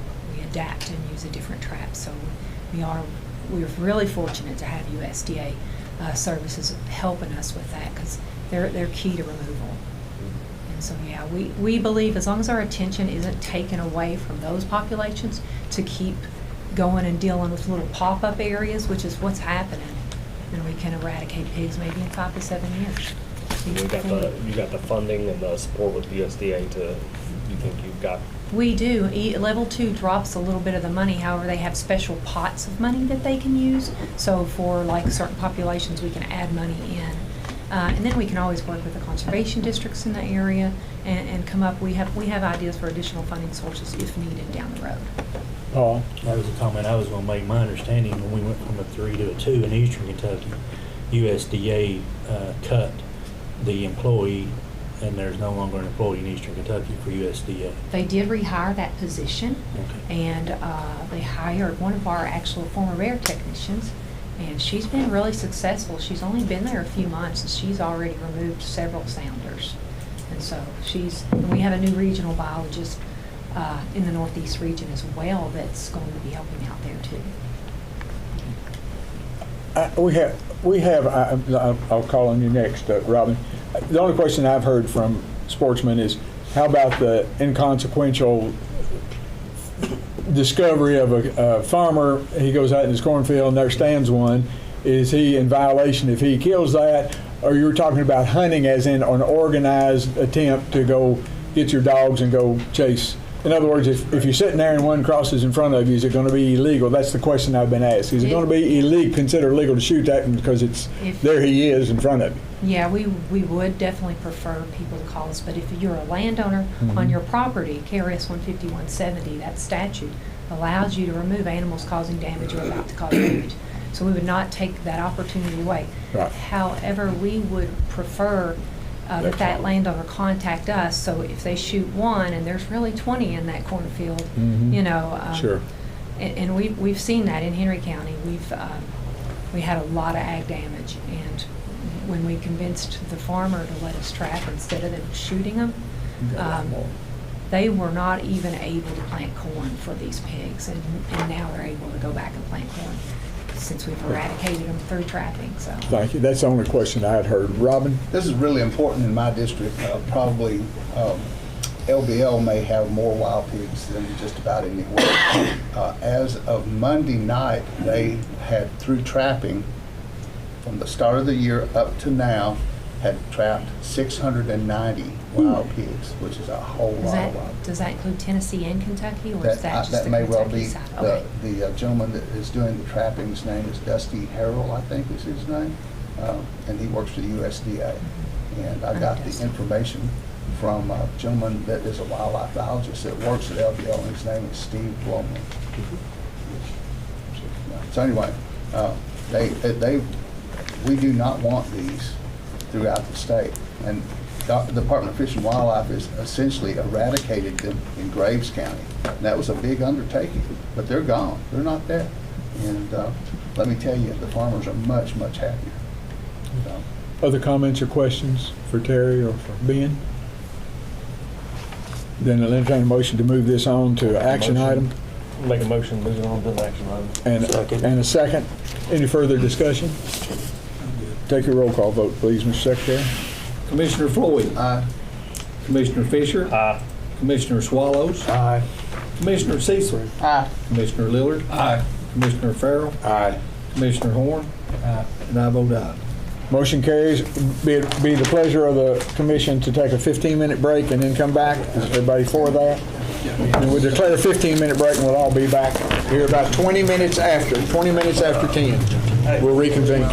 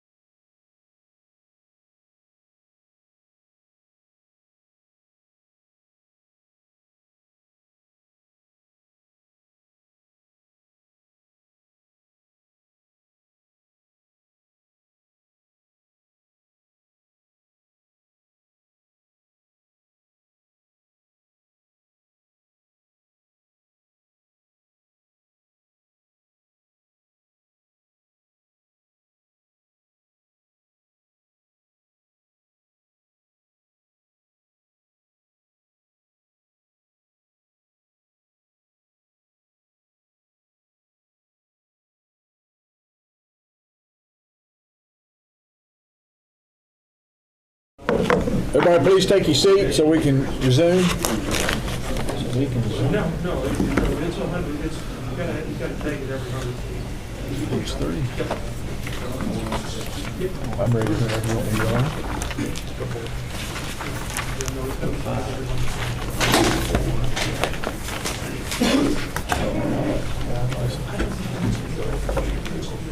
go. Welcome back. We'll resume our discussion items with commercial guide license, tags and permit fees. Deputy Commissioner Gabe Jenkins is going to present that. Thank you, Chairman. Thank you, Commission. I appreciate the opportunity to chat with you guys this morning. Also like to say appreciate Major Carrier stepping in for me at the last meeting during this discussion. Wish I could have been here and kind of converse with you guys. But what I'd like to do is highlight our original proposal and then kind of open up some feedback based upon comments that we received at the last meeting, just to clarify a few things, outline a few different items, and address a few additional proposals that the group has. So I will say, not to rehash all of this, but this is a group effort amongst the Commissioner's Office, Fisheries, Wildlife, and Law Enforcement, a very large working group within the department to get us to this point, all looking at commercial guides and the fees that go into it.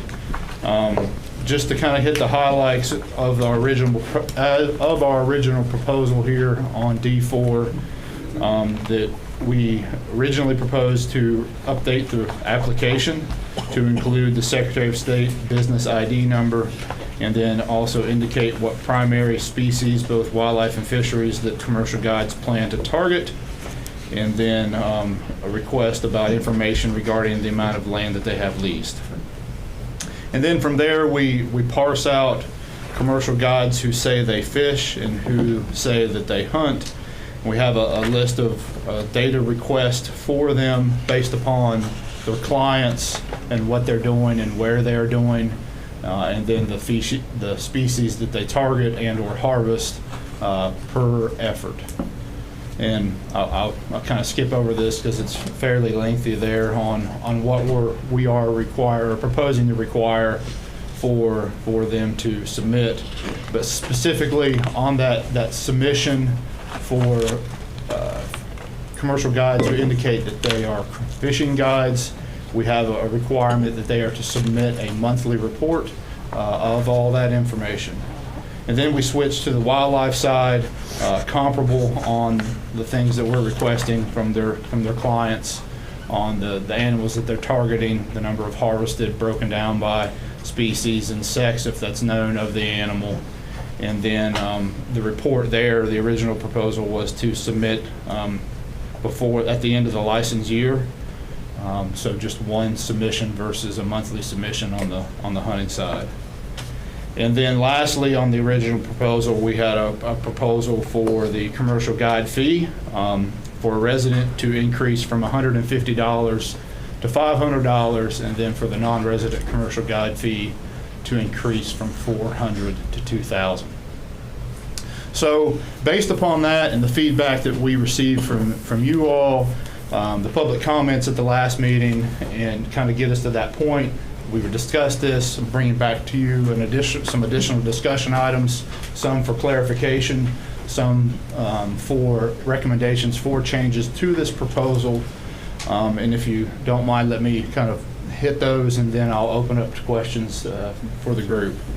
So one thing that we failed to address in our original proposal was to clarify the commercial guide license. So exactly what is a commercial guide and what is not a commercial guide. We had some questions on, if I'm in a duck blind and I'm calling and I took money for that, is that a guide or is that not a guide? So we spent a lot of time with legal and enforcement trying to be very specific, and it's not very clear the way that it's currently written. So bear with me. What we are proposing, something to read essentially the following activities. So if you're providing assistance and advice to a hunter or angler while afield or on the water as to where or how to fish or conduct a hunt. If you are setting decoys, tree stands, blinds, and or permissible bait, calling, stalking, pursuing, tracking, and leading someone for the purpose of harvesting or catching fish or wildlife, and then the carriage of hunters and anglers and or their equipment in the field or on the water to their desired hunting and fishing location. So those would be our intentions of what a commercial guide would be. And then to clarify what a commercial guide would not be was just a general hunting lease, regardless if you paid somebody a fee or not.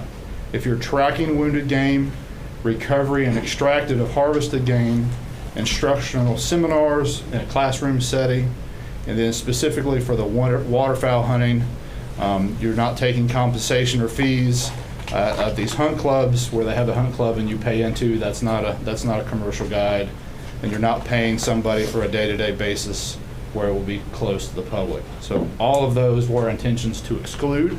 That is not a commercial guide.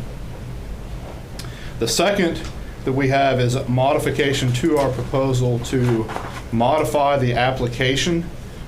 This was a request where initially we proposed that a guide would indicate how much land they currently had leased. What we are now proposing is that we request that the guide provide the amount of land that they had leased the previous hunting year. So if they're a new guide, it doesn't matter, but it gives us a retro perspective of how much they had. Many times they don't have everything locked up yet and leased out when they're applying for their license. So it allows us to look at what they had the previous year, and then we can build that through time on that acreage amount. Also, we are proposing to modify the annual reporting requirement for the hunting guides. In the proposal, we said at the end of the license year. We would like to modify that to be within 30 days of the closure of a season, if there is a season date. There are some species, coyotes, as an example, that are open year-round. We would now still require that to be the end of the license year, but if there is a specific season date, we want that report submitted within 30 days. So if you're a spring guide turkey, if you guide for spring turkeys, you would have 30 days at the end of the season to submit that report of what your activity looked like. And then lastly, one that we heard the most feedback about regarding license cost. We did a survey of all the 50 states on guides cost and what they had. Of those 50 states, we had 42 responses, 29 of which had a commercial guide.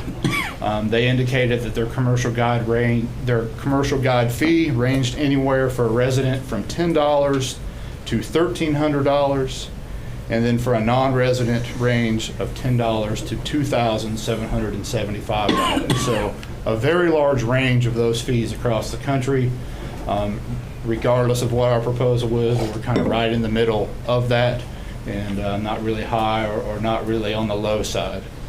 One thing that the group really wanted to point out is that we felt that we are very blessed as a Commonwealth to have phenomenal resources, both hunting and fishing, that you have over-the-counter opportunities for nearly all of our species except for elk, long season structures, very liberal bag limits.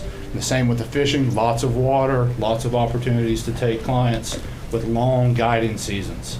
So one thing that we wanted to say is there is a lot of opportunity to hunt and to fish, and for the commercial guides to take advantage of that basically year-round in some form or fashion. But considering all that and considering the requests that have been made, we do recommend a proposal to modify those fees to go from $500 from a resident down to $300, and then from a non-resident commercial guide from $2,000 to $1,000. There were a few other things that were discussed there regarding those licenses and permits. One specifically is having different sets of license costs for a resident, a non-resident, a hunting guide versus a fishing guide. There was discussions about potentially tiering that license cost based upon how many clients you may take in a given year. Unfortunately, we do not have that regulatory authority to do so. KRS 150-175 specifically says we can issue a commercial guide license, and that license only. And that does not give us to say we can issue a commercial guide license for fishing versus a commercial guide license for hunting. It does allow us to have different sets of requirements based upon your activity, but not based upon what you're doing and charge a different fee. So that does not allow us to break out hunting guides, fishing guides, and then also the tiering is that if you maybe take 10 hunters or 10 anglers at a time, you might have a lesser fee. Do we think all those ideas are good? Yes, the group supports that idea. However, we would need regulatory change to do so, and we don't have that at this time. So for us as a group, yes, there are some statutorily changes that we would like to see, but also working on the limitations that we have and our authorities. This is the best, and we feel a good compromise based upon the feedback we've received from the public and from you guys. So long-winded, but I wanted to kind of get through all of that, put that in front of you, and entertain any questions you guys have. Commissioner Farrell, did that answer your question about the tiering? Yes. It can't happen right now, but that would, Yeah. that might be down the road. That might be down the road. Go ahead, Mr. Swallows. Does law enforcement have any issue with the definition of the commercial guide and all the stipulations that you mentioned at all? Law enforcement was involved in this conversation, law enforcement leadership, and we're giving you the framework of what it would look like. We would actually write that, but our intention is to specifically specify what is allowed and what is not allowed, because it's gray and they have a very hard job enforcing that in the field, and we want to clean that up to be very strict and enforceable for them when they're out there interacting with hunters and anglers. So just to clarify, is the main thing here an exchange of money? Because I give that kind of information to people a lot. Correct. I mean, yeah, if the exchange of money for some type of service to increase your chances of hunting or angling in the field. Okay. Excluding that classroom seminar piece, right? I mean, that's not going to be there. Okay. And it wouldn't necessarily have to be money, it'd be any type of monetary gain. Correct. Yeah, it could be another bow or a new fishing rod or something like that, but it's anything for profit, if you will. Robin? And the advertisement of that service, I think, is equally as important. So if you're advertising to do something like that and like, well, I'm not really taking anything, you're still commercial guiding because you're advertising your services to assist. I just want to make sure I'm understanding correctly. I was one of the ones that brought up the concern about tiering, because I know several guides that literally just take a few clients. That it's not their occupation. They do something else for a living. They do this to earn a little extra money, literally Christmas money. Yeah. They take people deer hunting, a few people, clients deer hunting, and make a little extra money for Christmas. And you're saying that your proposal would be to drop the residential guide fee from what we were proposing at $500 to $300? That's correct. I can go along with that. That's not a huge increase. We always worry about people with limited means not being able to afford to do this, and that would this would be okay. And where was your stance on trespassing fees? If out west they do a lot of trespassing fees. They're really not guiding you, but they're charging you to get on the property or So on the that land. to me would be like a lease or an access fee. Okay. Now where it would change is that you start having a conversation. Well, I placed this stand for you, this blind, and I set this bait, and you should go here. Now you've transitioned from access to now giving information, and you're being paid to do so. Thank you for Well, clarifying it's that. included in the lease fee. Go ahead. Quite frankly, I'm not being facetious. I mean, I could lease my property and say, okay, there's a stand out here, and but I'm just charging a lease fee and Right, and that's fine. But if you're not actively out there telling them where to go and placing those things in that time and that moment, it'd be no different if I've got a handful of if I lease my property and I've got 3 or 4 stands out, and like I've got to stand here, got to stand here. You pick and choose. But as soon as I start advising you where to go and how to go, that changes, and that's still hard, and it's going to be hard for us to even try to write. We know it when we see it, we know what it looks like, and there's still going to be that conversation piece with enforcement on that, but it's a hard thing to write down. I think we need to be very careful on that, just from the fact that if somebody does a daily land lease and they're hanging stands and putting that stuff out, to me, that's guiding.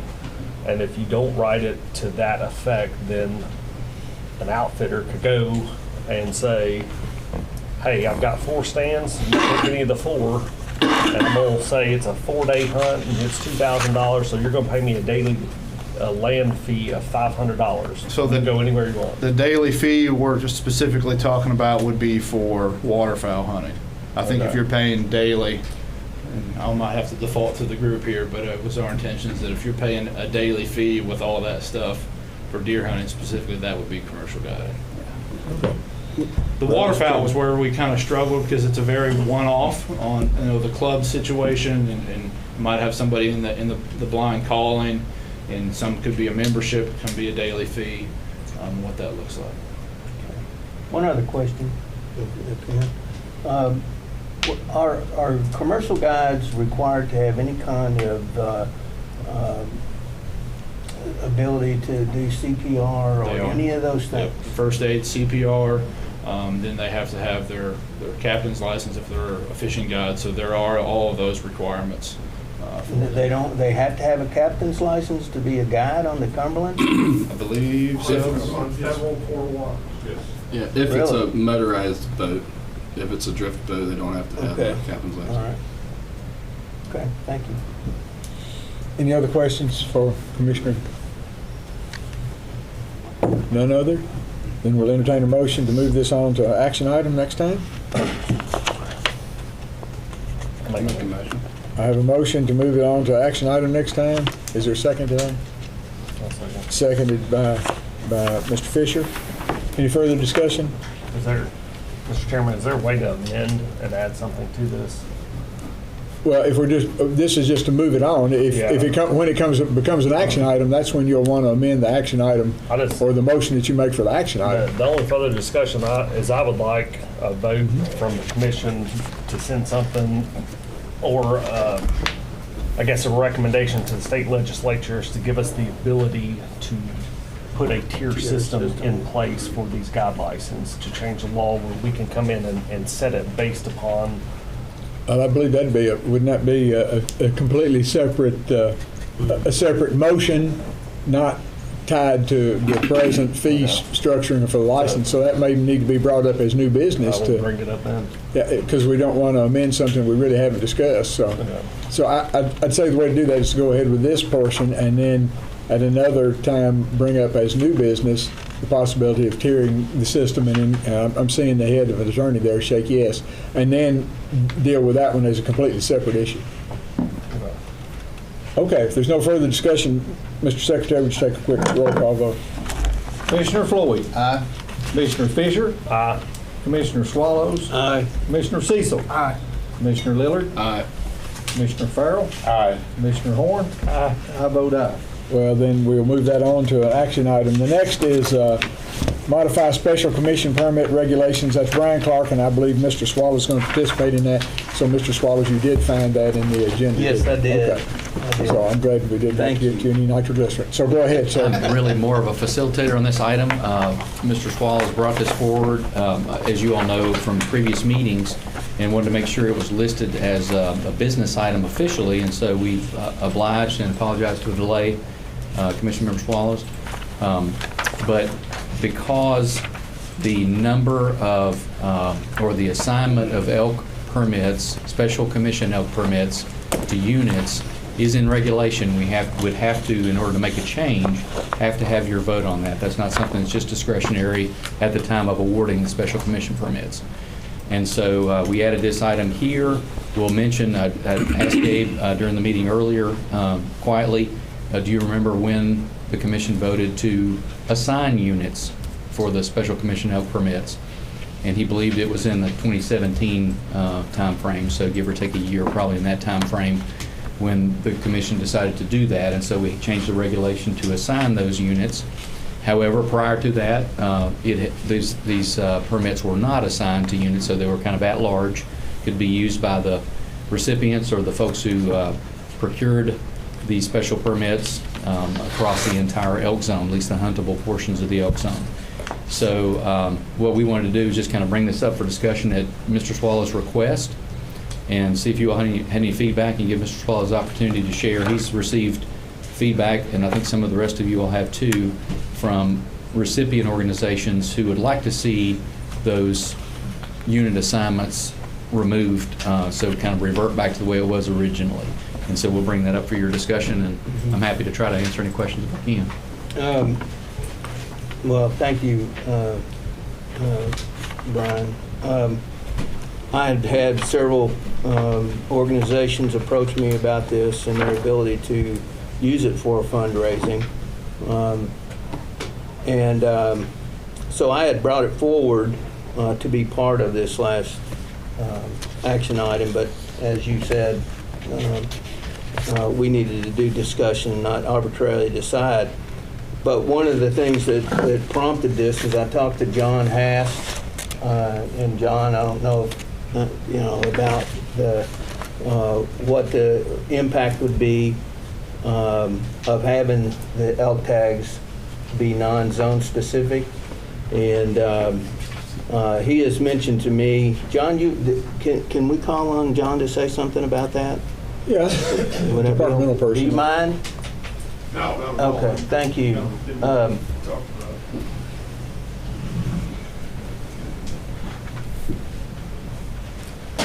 Yeah, we had discussed, and I certainly don't have any issue with this as long as we can continue to control numbers on our regulated areas like we do currently. So regulated area like Tug Fork has a spot that one commission hunter can sign up in. So if we can continue with that, this really only poses a problem if we've got all 10 commission hunters on top of landowner tags and our regular drawn hunters kind of in one spot. Okay. All right. With that being said, I would propose that we make this an issue to be moved on to an action item to be, as John has mentioned here. So, discussion from everyone would be fine. Are you making that motion to move it on at this point, or do you want, y'all have any more presentation you want to do? I might just ask a question just because I really don't know. Okay, if you'll hold on to your motion for a second, Ralph, let him finish if you're making the motion to move this on, let's let him go ahead and finish his prepresentation if you don't John, care. I honestly asked this out of ignorance. So historically, like before the unit area assignments were required with special commission permits, was the concern of the commission mainly related to, and Gabe, feel free to comment on this too if the chair allows, was it primarily a lot of folks going to regulated areas trying to hunt those same areas, and so you had a glut of people trying to get access on limited spots? And so presumably, could you have a situation where you have all 7 or 10 of these permittees go into one unit, or maybe 2 units, trying to hunt in those 1 or 2 units? But you're saying as long as you didn't have them all going to regulated areas, it probably wouldn't be an issue biologically, at least, and maybe from an access standpoint. And you could write it in that way, right? You could write in, except for like Tug Fork and those places, you could. Yeah, I don't even know if that necessarily has to be in reg, as long as we can internally, I'm happy saying we keep the spots we've got open the same. That's something that's just kind of grown organically over the last couple of years. And the reason these groups who received these tags wanted to do this is because they thought they would be able to obtain more money that would be then used back on the benefit of hunting and sportsmen in Kentucky. That's feedback we received It's as not the Department of Public Comments and otherwise. Yeah, it's not a selfish thing. It's a thing hoping to raise more money to come back into the programs. What percent of our public land would be regulated? Oh, a pretty good amount of it, outside of some of the big WMAs in Unit 2 and 3. And that's just simply controlling, trying to up the hunt quality on any of those places. So the landowner can still object, and it's the landowner's discretion whether they let those tags on their property or not. Yep. That's for like walk-in access, right? Or the hunter access agreement. So what if we had a compromise to where we give them zone specifics like we still do, but then if they're awarded and they're used on private land, they can be used anywhere. Yep, So I think that's a somebody good awards compromise. them, and they get it, and they can go get an outfitter, and they've got a tract of private land that's not public access. It will split up the pressure, so not one specific public ground is hammered, and you don't run into the areas like Tug getting hammered, and it still makes them more valuable than just what they are. Mm-hmm. But then if it's a public access, they can go back to that specific unit. Other questions or comments before we entertain Commissioner Swallow's I've got a motion? question. Just curious, if there is private access that you would have access to that is better than public access, I'd assume those guys would go there first versus going to the public access. If they're going to like the public access first and killing them and then going to the private access later, I would think that would reduce overall success for people that don't have that private access, which would suck. So I would hate to see that if we make this change that you got guides that are benefiting from taking a group out or have the purchasing power to purchase those tags from the groups that win them. And then they've got all this leased land or whatever it might be where they have ample opportunity to harvest elk, and then they're going to like the public access first. They might have a higher success rate of killing them animals, you know, versus a hunter that doesn't have that information. So I think that just defaults going back to Zone specific. well, I mean, if they had a zone specific for public, then we're still spreading all that back out, and it's no different than what it is currently. Sure. Okay. But then still leaves the question is the commercialized use of WMAs. Ralph, go ahead. I would like to say, too, that in the spirit of what the commission does with these tags and awarding them to organizations, the idea, again, behind the draw and everything else, is that we've got this wonderful resource. And the great thing about Kentucky and the elk draw itself is that the regular guy who would never necessarily, and I say guy or person, might not ever have an opportunity to go west and hunt an elk. But he's got an opportunity to drive a few hours and hunt elk in Kentucky. And that's a wonderful thing for us to have. And that's the spirit of the whole elk draw and everything else, I think, that we want to carry on. And our organizations, the ones that are represented here today, are our partners in the field to help us in the whole mission of what the commission and Fish and Wildlife is about. And I think we should keep in mind that we want our organizations to raise as much money as they can, but to raise it in the spirit of what the original program and what the idea behind those commission tags was in the initial part of it. It was that you give it an opportunity. And I think a lot of organizations have come to the point to where the guides do buy them. They come to the auctions, they buy them, they bid them, and they're going to outbid the regular guy. You just don't have the money to compete in that arena. So in the spirit of what we do, the idea is that we help organizations, we help our partners in the field as much as we can by awarding those permits, but keep the spirit of what that tag is about in place. We want you to fulfill your obligation and do what you do as an organization out there with conservation and helping Fish and Wildlife complete the task of garden, of conservation and everything else. But the spirit of the tag is that we have people have an opportunity to go out and hunt elk that might not ever have one. So I'm going to keep that in mind with what we're doing and keep the balance.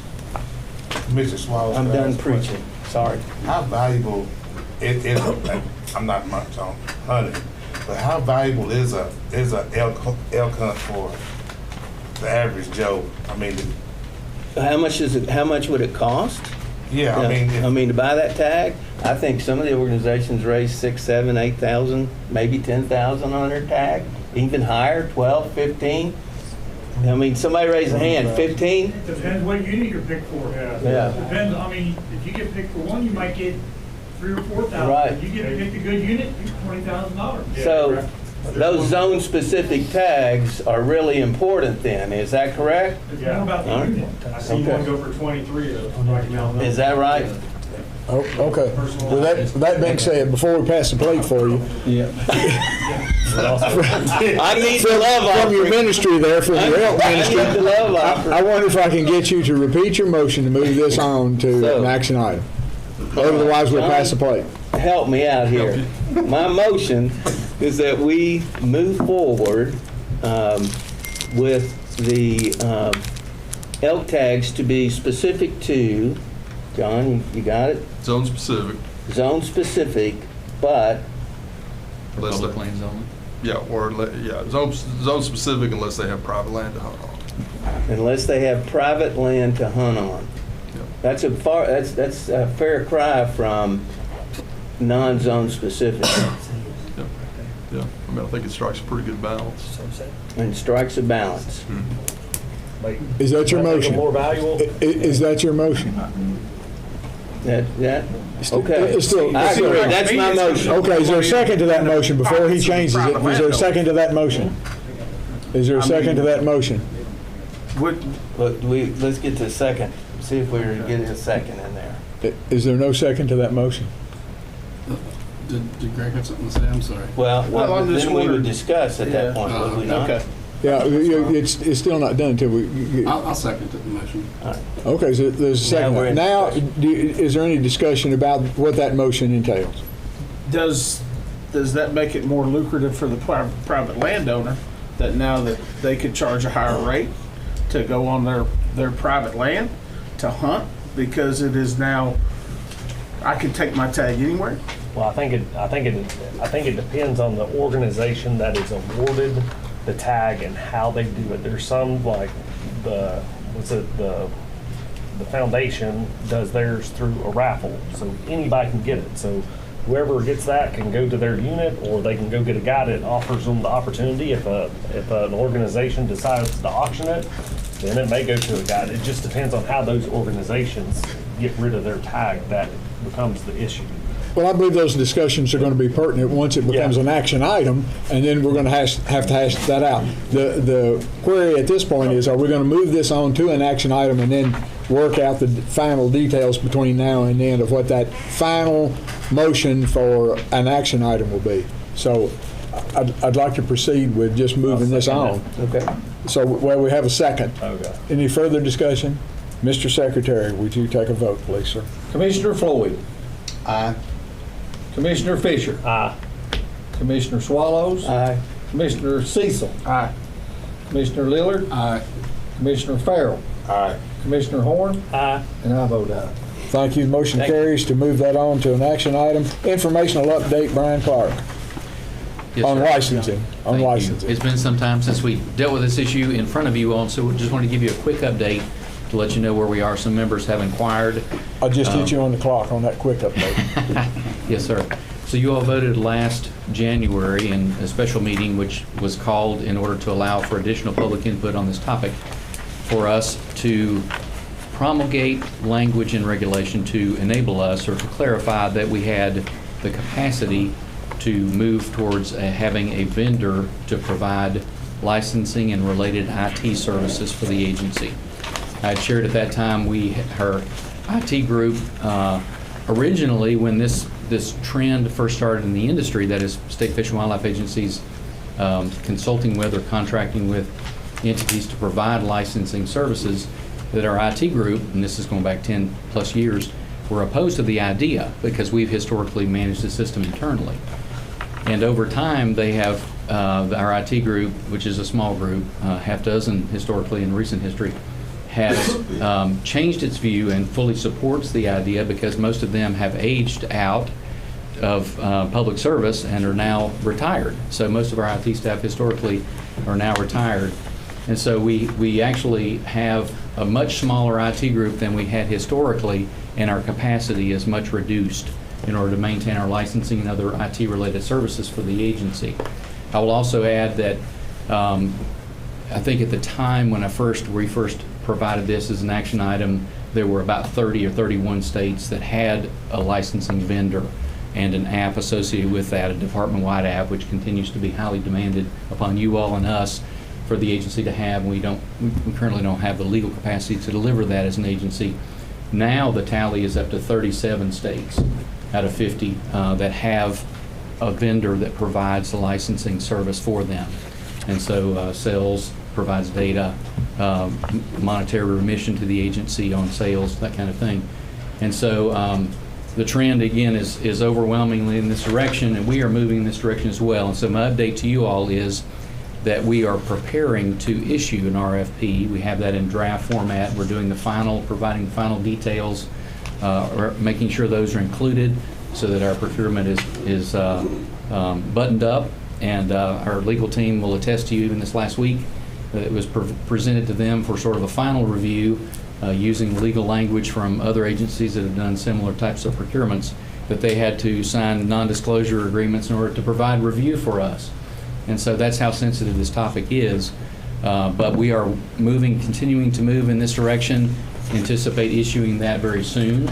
And when we have more to report, or if we need any additional clarification and regulation, we'll be coming to you all to either provide that update or make that request of you all. So just wanted to give you an update.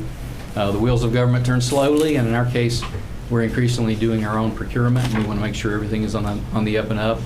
Pleased to report, as Lisa Cox did last time, and the Commissioner mentioned at the previous meeting that, or Lisa mentioned earlier in the meeting, that we had a flawless audit this year, and we're very thankful for that, and we want to keep that trend going.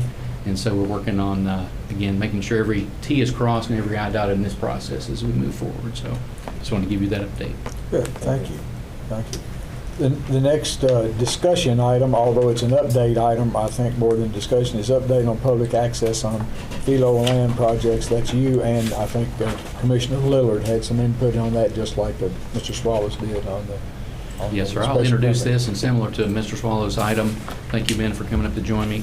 We just wanted to give a quick update, and this includes for not just the Commission and newer Commission members, but also for stakeholders who may not be familiar with our Fees in lieu of, or FELO program, which we describe for public dissemination or public understanding as our wetland and stream mitigation or restoration program.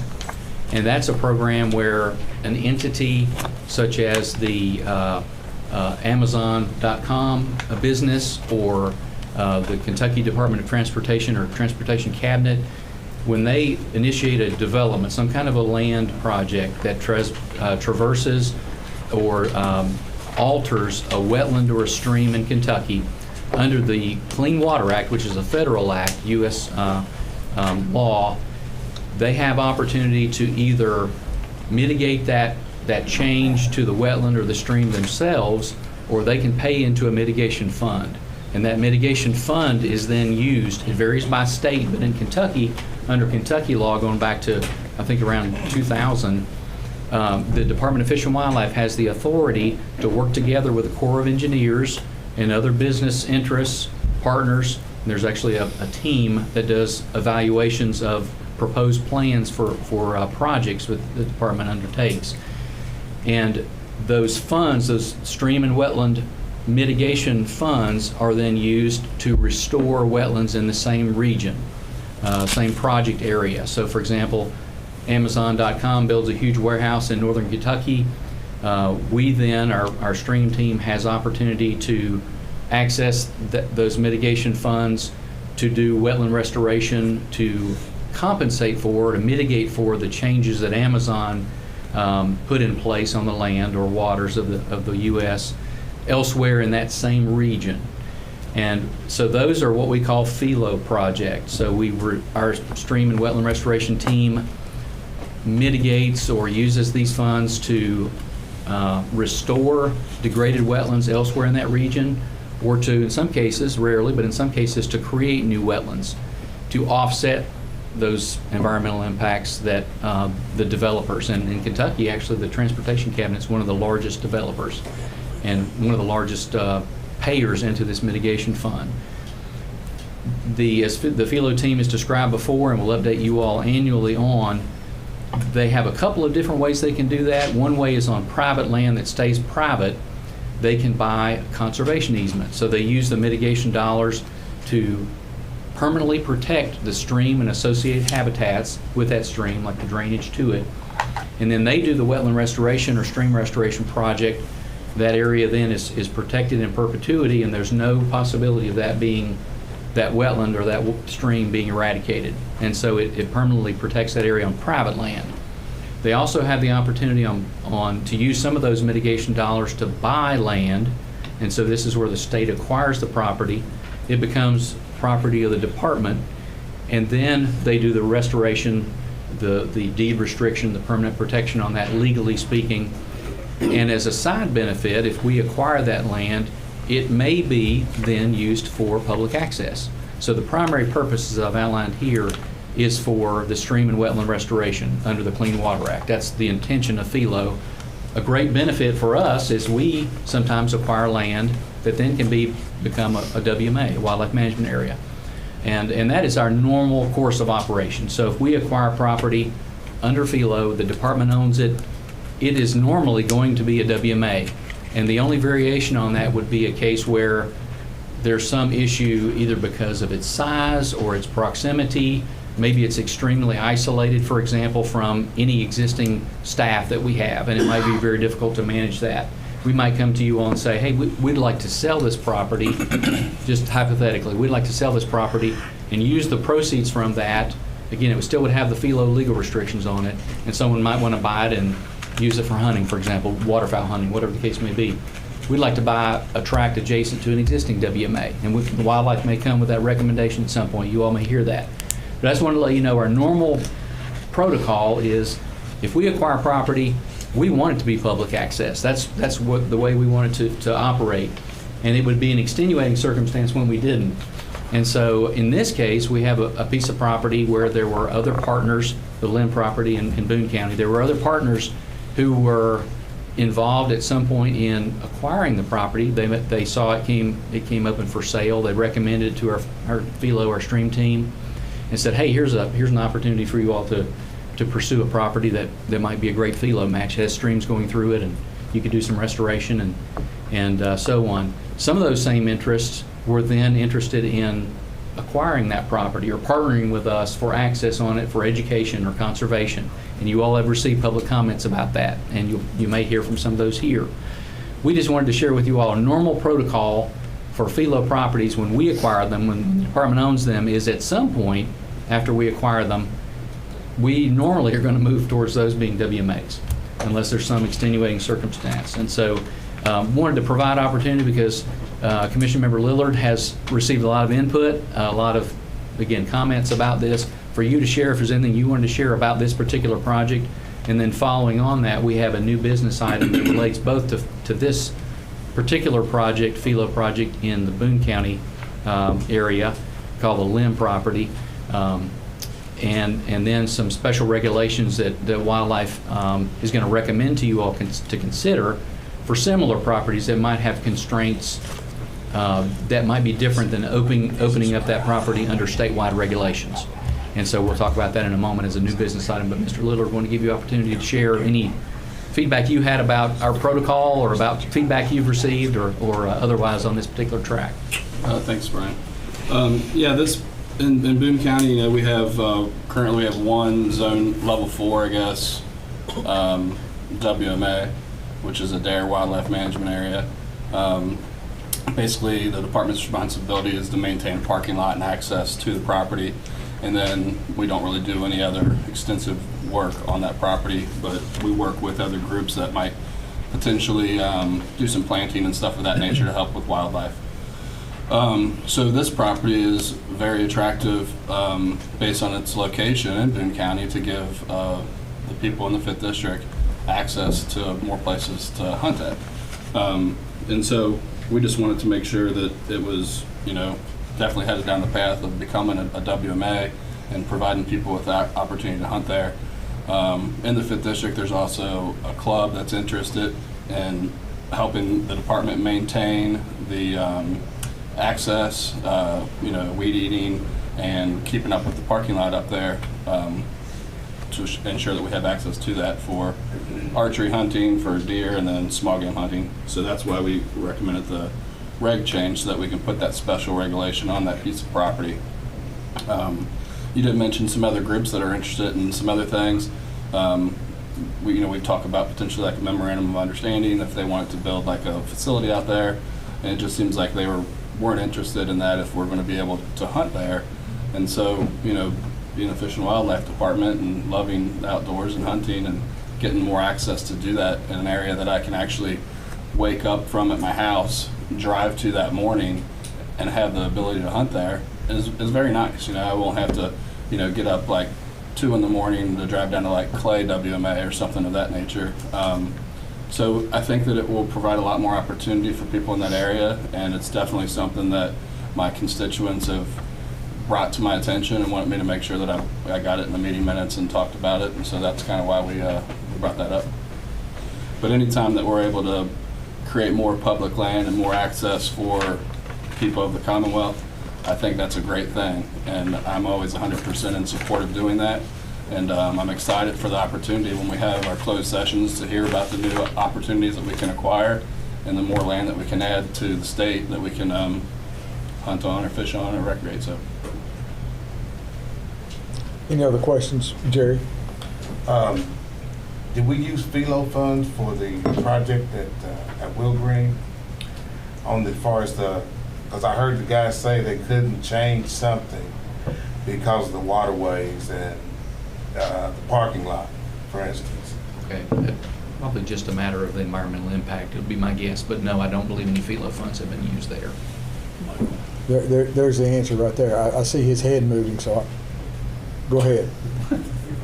No, yeah, FELO funds were not used for that. Do you know how soon it's going to be completed? The shutdown dates? So the restriction is the spillway to the dam.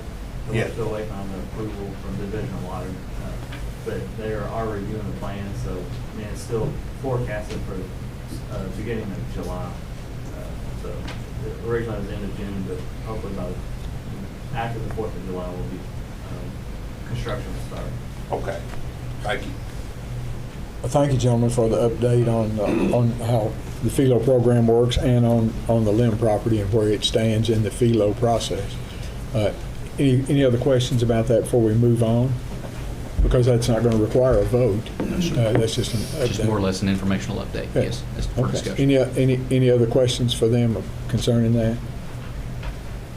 Then let's move on then to new business items. I want to remind everybody, both the public and the commission, new business items are presented by the staff. We really don't get into discussion. We'll save that for the next time, and we don't have to pass these on by vote to a discussion item. The only thing we can do is eliminate it completely from moving on. So if there's objections to any of the new business items to move them on, then we would have some kind of vote. Otherwise, they're automatically going to be moved on to discussion.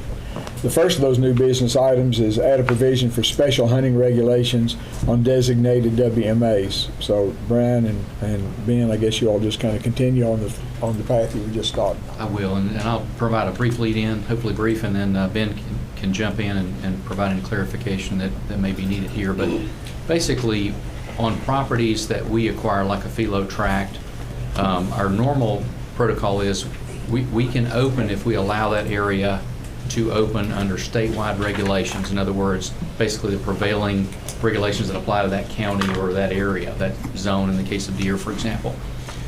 And again, this area being relatively small, the Lim property in particular, but other properties that we may have access to in the future may lend themselves better to some restriction or some limitation on the types of methods that can be used for hunting.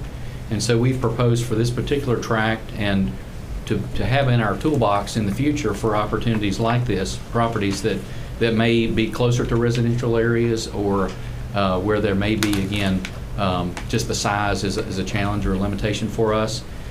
We want to propose to you all the creation of a new section in our wildlife management areas regulation that has some caveats or some restrictions that we could then apply to particular new WMAs, or maybe existing WMAs if there's some change to some of the ones we have now, a need for it. And so basically our initial recommendation to you all in this new business item is that we create a new section in the WMA Reg 301 KAR 3010 to allow for the restriction of deer hunting to archery and crossbow only, which would be, again, different than statewide regulations, which would be just dependent on the season that's open at the time in the county. And then also for other game, that shotgun with shot shells only be used to pursue small game, fur bears, and waterfowl and other species. And so, and that would be, as our normal protocol is in regulation, that would still allow for the use of archery and crossbow when a shotgun season was open. So for example, for small game, you still could use a crossbow or a bow to hunt for rabbits, for example, or squirrels with when the squirrel or rabbit seasons were open. So that's our recommendation, and again, we would seek to apply this regulation or these particular restrictions to the Lim property, whatever that WMA becomes named as, and then may apply it in the future and be able, if we had this in effect, we could then potentially open an area more quickly. Because we have to promulgate these amendments and regulations, it's going to take some time before we can open LIM or other properties under these restrictions in the future. So this would allow us, again, to open more timely or more quickly properties we may want to have these kinds of limitations on. And Ben, don't know if you want to elaborate any further on that. We're welcome if it's needed. No, unless there's anything from the chairman, I think that covers it well. So you will be providing more information on that as we progress toward discussion? Yes, sir, if the commission sees fit to allow this. Because I know to move forward. sometimes our initial thought is, I'm going to start asking questions that we could say for discussion, especially with more information about that provision. Yes, sir. Okay. That's right. And I do want to also add, but while we are amending, this actually relates to the commercial guide component that we were discussing earlier. We are going to work for developing some recommendations to you all as a discussion item, since it would be amending this particular regulation. Some of the internal discussions that the team that Deputy Commissioner Jenkins had mentioned earlier, going to bring forward that at the next meeting for you all to consider in terms of clarifying in the regulation what commercial activities are and aren't. As he mentioned, guiding, it wasn't super clear what exactly guiding was and wasn't in regulation. We want to clarify that for everyone, for you all, for us, for the end users, for law enforcement. And so we're going to bring forward some recommendations. We don't have the details of those yet. The staff as a working group is still meeting to discuss that, but those will be brought forward for you all next time. Okay, good. Very good, gentlemen. Mr. Morgan. Okay. Well, let me see if I get this straight. The recommendation you're doing in new business is actually what's in the update above it.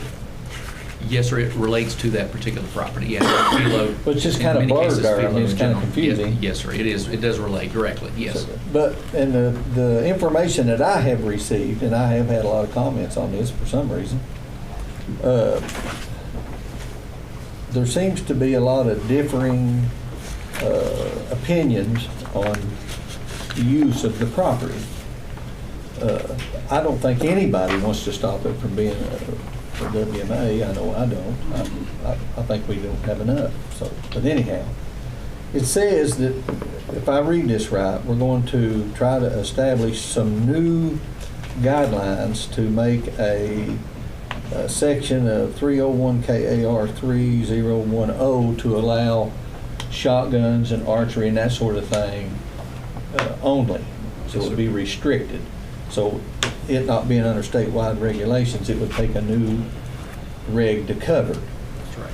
So if we're going to establish a new reg to cover it, I feel like it would be a good idea for number one, before we decide to vote on a regulation changing a WMA from statewide regs to these restrictions, that we be informed about that piece of property. If you wrote a check and stuck it to a tree up there, I couldn't find it. I don't even know where it is. You'd smell it. You'd find it. I know you did. You'd find it. Well, let me revise that. I'd have a hard time finding it. So Sorry. I don't know anything about the property. I don't know anything about the Philo project. I don't know anything about any of it, and I'm getting a lot of input from everywhere.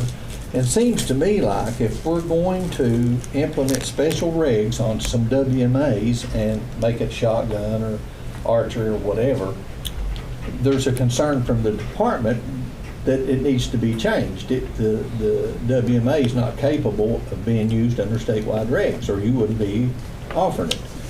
So it seems to me it'd be a good idea when you all formulate this to number one, before we vote on whether or not to put those special regs on a WMA, that we get an in-depth report from Philo with a timeline to let us know what's going on. That would be a good idea. And number two, I think that the department ought to provide an opportunity for any commissioner that wants to go look at it. Then he don't have to take advice from a lot of people where he's getting conflicting information. Does that make sense? So that's the two suggestions that I think that should be incorporated when you put this thing together. And that's all I have. Thank you, Mr. Thank you. Chairman. Any other comments? Remember, we're going to try to restrict those as much as we can to new business, just being informational. And all the other my comment was I would totally support what Doug just said. Okay. All right. Yes, Zach and Dan are going to give us an update on the wild turkey situation.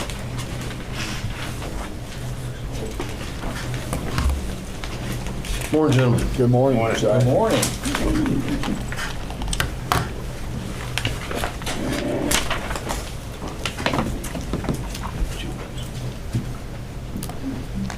All right, here. So, give a brief update on our 2023 spring turkey harvest and our ongoing research projects.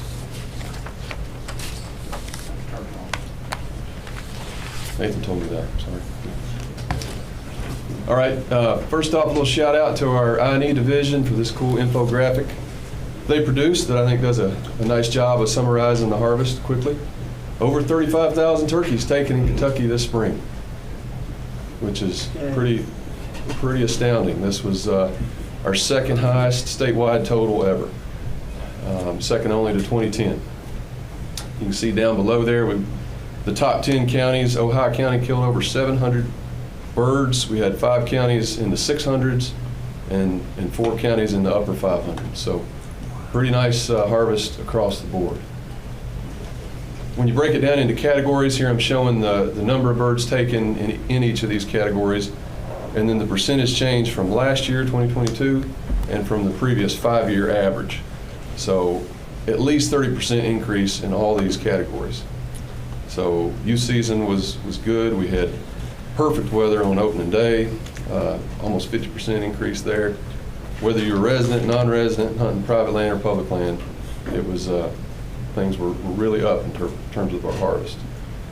So here's kind of the modern era of turkey hunting in Kentucky, going back to 2000 when all the releases and restoration was pretty much completed. 33% higher than last year, 23% higher than those previous 5 years, which you can see were much lower. And again, the peak here, 2010, we almost reached it. So I got to thinking, let's take a look at the surrounding states and see how they did. So I apologize, I wasn't able to get final season totals for a couple places. Didn't get any information from West Virginia, but in Ohio, through 2 weeks, despite a regulation change that dropped their bag limit from 2 birds to 1, they were still up 36%. Tennessee reduced their bag limit from 3 to 2 and moved their season back 2 weeks, and they still had a 6% increase. Virginia set a record, Indiana set a record, Missouri and Illinois, to round out our surrounding states, all were going strong too with their spring turkey harvest. So I'd love to say Kentucky was unique, but it was a apparent regional jump. So now we can talk about some potential reasons why. I'd really like to say that we increased our license sales and we had a bunch more hunters in the woods. Unfortunately, that really wasn't the case. It was about the same, only a 2% increase in our license sales through the end of spring turkey season. Hunter effort. What we know from a subset of our telecheck data, the people that report their bird online get presented a question about how many days it took them to harvest their bird. And so that provides us real-time information on hunter effort. And from that, we can tell that hunters were about 10% more efficient at harvesting turkeys. So it took them less time to kill the same number of birds. So why would that be? Well, again, when you have really good weather on opening day, it's clear, cool, not too hot, you want to be out there, you're going to be more effective, able to sit still, able to hear birds. So that could count for some of it. But I really think this is a big reason why. So what you're seeing here is our recent trend in poults per hen, reproduction. This graph goes through 2021. So any turkey born in 2021 that survived to spring of 23 was 2-year-old, and any spring harvest is going to be dominated by 2-year-old gobblers. So we had a lot more of them produced 2 years ago. In fact, that was a 45% jump between 2020 and 2021. So, I think everything being equal, that's a pretty good explanatory factor, and it's good news, because we do have trouble producing turkeys across the eastern United States these days. So this was welcome news.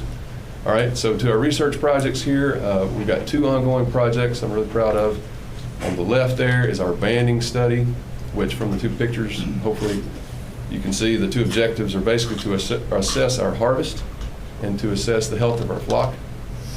On the right is our reproductive study that's concentrated down in Western Kentucky. And there we're looking at many, many facets of the reproductive ecology of turkeys, from nesting and brood rearing, habitat use and all that, and connecting the gobbling chronology, the timing of that in relation to nesting, and how that might be affecting population dynamics. All right, so we've got a little animation here. What you're seeing is number of birds trapped in Tennessee and Kentucky, because this banding study is a multi-state project. Tennessee got the jump on us right there in 2021. We started in 22 and continued again this year, and we've basically caught up with them in terms of the number of gobblers and jakes that we've captured. So I cannot thank our staff enough. These guys love turkeys, and I think they've just found another way to extend their personal turkey season. They like to trap turkeys.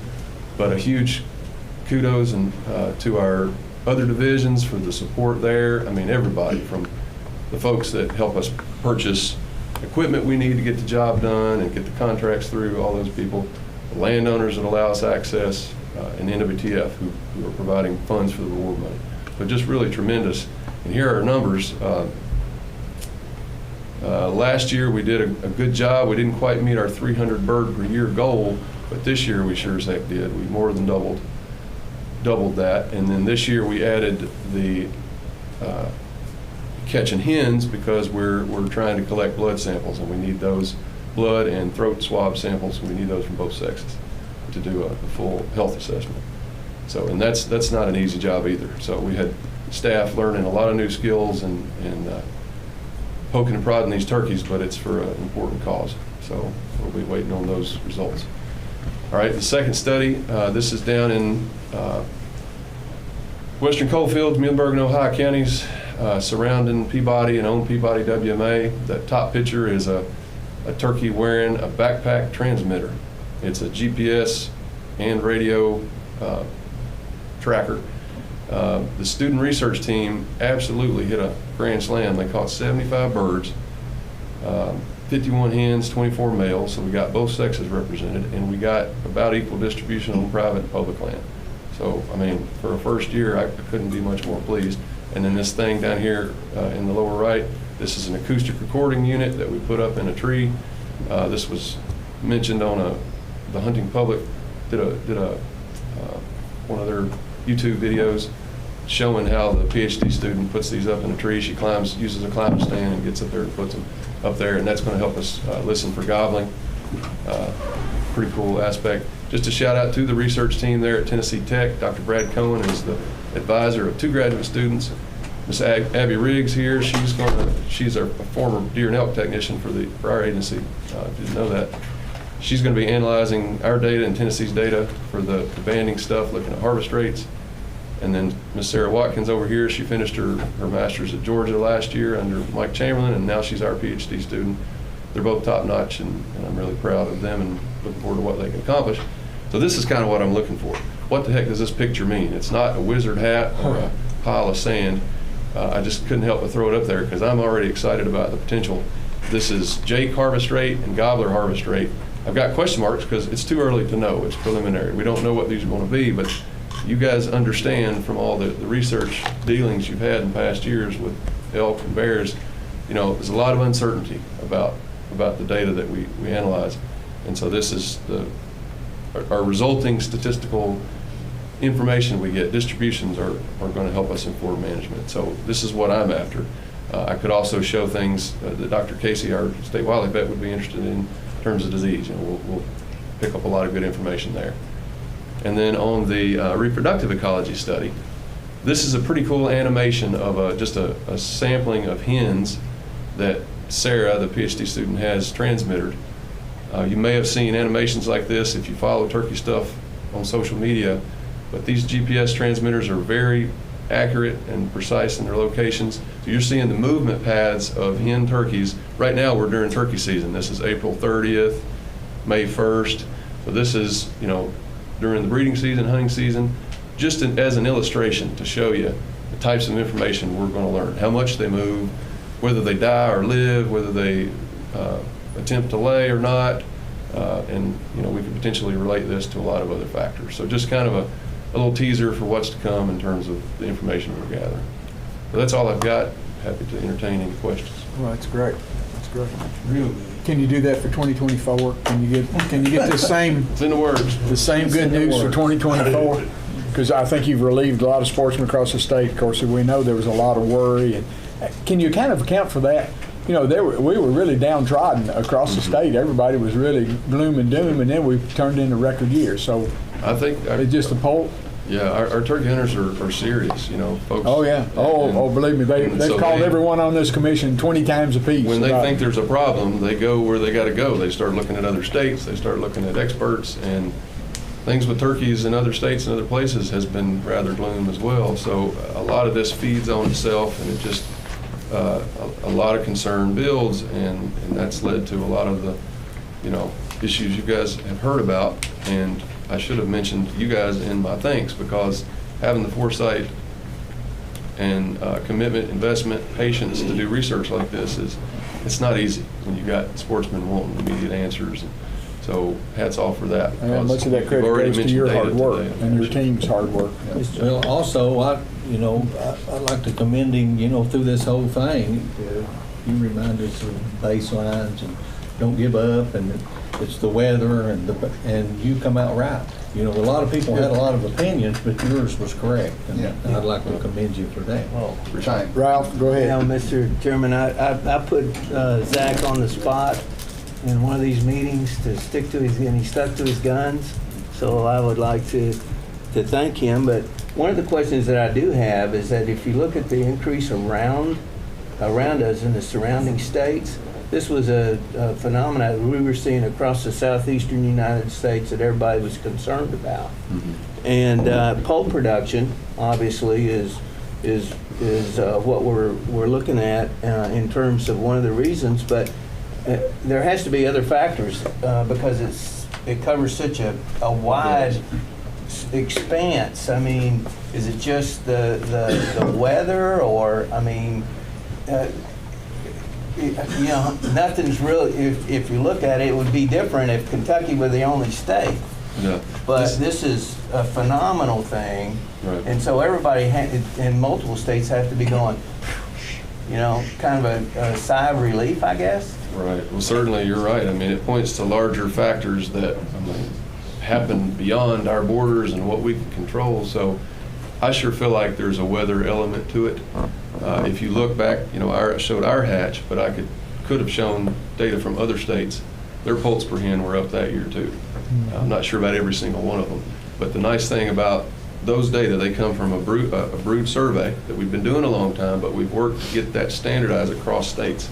So going back several years now, we can look at all the states and how they rank out each year. And we're looking at relative increases, right? The exact number of poults per hen is a hard thing to wrap your head around what it means. But relative, year to year, we can see whether we increased or decreased, whether Illinois increased or decreased, pick your state, and we've got the survey standardized across the United States. Most states are participating in this. And it's really cool to see because we can try to tease back some of this. The weather stuff is a hard thing to quantify. If you ask researchers about it, there's no, as of yet, super clear signal that year really jumped out. But you would think there would be, but this is kind of the difficulty in managing a state trust resource like a resident game bird versus your migratory birds, which have a federal nexus and lots more information and resources put in to a larger scale, the flyways. So I guess I'm saying that because it's frustrating to me that we don't have an instant answer for why all these states increased, but all we can do is work day in, day out together across state lines. Next week I'm going to Oklahoma for a Southeast Turkey Working Group meeting, and that's where we talk about stuff like this, and we try to put our heads together and see who's got data and where we can maybe improve our studies. Thank you, Zach. Yes. It's just to give Zach a shout out. He was elected this year to be the the chair of that working group, which is a very important working group for the Southeast. Good. Where the technical Super. experts get together. Congratulations. And meet regularly, and so I just wanted to give them a shout out. Good. Any other comments before we move on? Yeah, I got some comments and questions because while I agree, I appreciate all the work that you're doing because. And I might announce too that we were able to discontinue the psychological depression counseling that we had to have Commissioner Fisher go through all of last year. So we have discontinued that therapy No, form. I just don't want us to take a good hatch and say we don't have a problem because. Uh-oh, we may have to reinstate that depression charge. The studies that are coming out of these other states are having reproduction issues, right? Is that correct? Yeah, I would go on and say we all are having reproductive Okay, issues. so I don't want us to get a false sense of security No, out here that we had a great hatch. That's a good point. It rebounded, so Absolutely. I appreciate the work you're doing. The only question I have is when would you have the update on like the hen reproduction? Because I think that's probably the most Sure. significant issue the states are having. And out of those 75 that got the transmitters, how many of those are still alive? I don't know that, honestly. Okay. I've got to, it's sort of I'm trying not to hound our researchers while she is daylight to dark, pre-dawn, post-dusk here. Because the one tracking these things. Some of the other studies, they are losing them right and left. Yeah, with the transmitters. I do know we've lost several. Okay. I mean, it's just gonna So be I just want the commission to know that no, it's while we good. have a good hatch, unless Absolutely. we have that luck continuously, it's something that we should continue to pay attention to. I think it's a good point, and I would just obviously echo you that it's not that we need to rest on our laurels, not at all. I mean, the hatches are important, so we may not be able to control atmospheric conditions. We can control how we manage our land. You know, we've got private lands folks that are every day working with landowners trying to do these kinds of things. We got people who ardently trap and are trying to take effort on their own properties. And we have 2 research projects that are going to help us get to this. I wish they could be immediate. They're not. That's not how science works. I appreciate the work you're doing, and I know it takes it's time. hard to wait. But I do think you said last year we will have a good hunt or a good harvest this year with the number of jakes that were on the ground. I think last year, 23% of our harvest was jakes. And this So year with it's the like 9, expectation- 10. Yeah. Yeah. We knew it was going to change that way. But that's again why we need these studies, because we'll get harvest rate data eventually. So we'll be able to see where this year's 35,000, how does that really rate in terms of harvest rate? Yeah. Thanks. Appreciate it. Thank you, Mr. Danks. If it be the commission's pleasure, let's move on to the ELK program, update on the ELK program. Dr. Hass and Ben. It's not good. Chairman Clouder, while Dr. Hass is getting prepared. Gentlemen. Go ahead, Ben. Zach touched on this, and I'm glad that he did, but in my notes, I certainly wanted to highlight, in particular, this ELK project. And I wanted to say a big thank you to the commission on this one, for your support and for your patience more than anything, because I know it's tough when we come back time and time again asking, for another year, we need more data, but as a result, we've got great data. Now we've got a really good model that we're proud of, so it's going to be a good management tool for us going forward. So just wanted to say that. And also, a big thank you to the University of Kentucky and Dr. Sean Murphy for all the tireless work that they've put into getting this model to us and up to this point. So with that, Dr. Hass, go ahead. Yeah, appreciate it. So we're going to call this one final results. I know I talked a little bit, there's a video out there of me talking about preliminary results, and we'll talk about a few ways that our final results differed. But either way, this is, again, our statistical population reconstruction ELK model. So it's something that we've been working on since 2015, 2016 with an initial pilot project that kind of told us where we needed to fill in the gaps. And then this is the results of really the last 4 years of work. So again, just to cover some of the basics of an SPR model. So you've got 3 basic kind of foundational blocks. This thing's built on these 3 things. So number 1, survival and cause-specific mortality. So that comes from our radio-collared elk. That comes from us trapping with the helicopter every winter. So in the last 4 winters, we've got 354 elk radio-collared. Of those, 107 have had mortality events.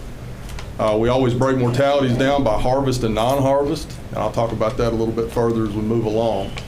The second foundational block of this thing is harvest data. So we've had 984 elk harvested in the last 4 years, and 331 of those elk were aged by tooth analysis. So we've got a voluntary tooth mail-in program where I'd love to see all get all 984 teeth, but that just doesn't happen. So still, that's a good number moving forward with this. And then the third and final thing is hunter effort data. So one of the big things from the original pilot project was we needed better hunter effort data, so we instituted a mandatory end-of-year hunter survey for our drawn elk hunters. So as we go through this, one thing to remember, our hunter effort data is based on number of days spent scouting and hunting. So those two things combined. So how things change from the preliminary model. And I will say, if you got any questions as we're going through this, let me know, and we'll just hit them while we're on that slide as opposed to leaving them for the end. That 47, that was non-harvest. How did that, what happened? Variety of things. So our second highest cause of mortality in elk besides harvest, legal hunter harvest, is meningeal worm, followed by roadkill, and then there's kind of a third category of all the random ways elk die. You know, getting stuck in a sediment pond, falling off a cliff, those kind of things. So they find strange ways to Getting die. by another bull. Yep. Poaching. Yep. They don't poach them, do they? No. So what changed from the preliminary model? So we send our teeth out immediately after hunting season's over. There's one lab in the country that does it, so they are very nice to us and put us in the front of the line because we send them a pile of teeth every year. But that still takes them a couple months. So we got that data back in May. We didn't have that for the preliminary model.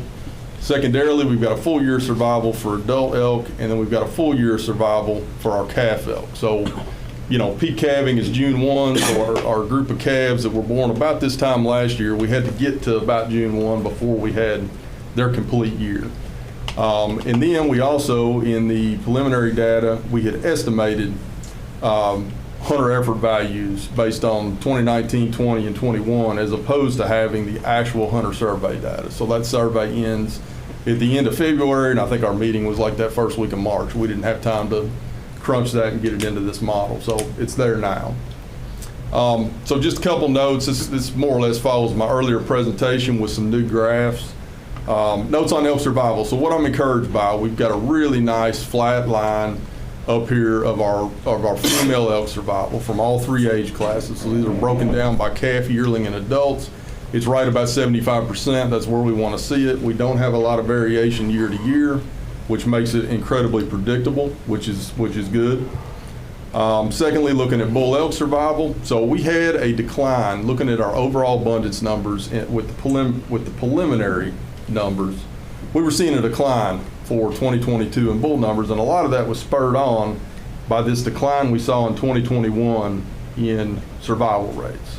So that orange bar that goes all the way through there is the adult survival rate. It dips down in 21 and it's been trending downward.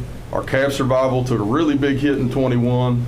And really the only thing going up there was our yearling survival consistently, but everybody has improved here for 22, which helped to more or less flatten out that line. We no longer have a decline in our bull numbers due to this better survival. So again, when I say we need another year of data, we need 20 more years of data. We need to do this into the future to tell whether or not 2022 might be a blip or we might be going up. You know, our bull numbers could end up around the 75% survival mark. So the inverse of that, mortality, and we're able to break mortality down by harvest and non-harvest, as we talked about before.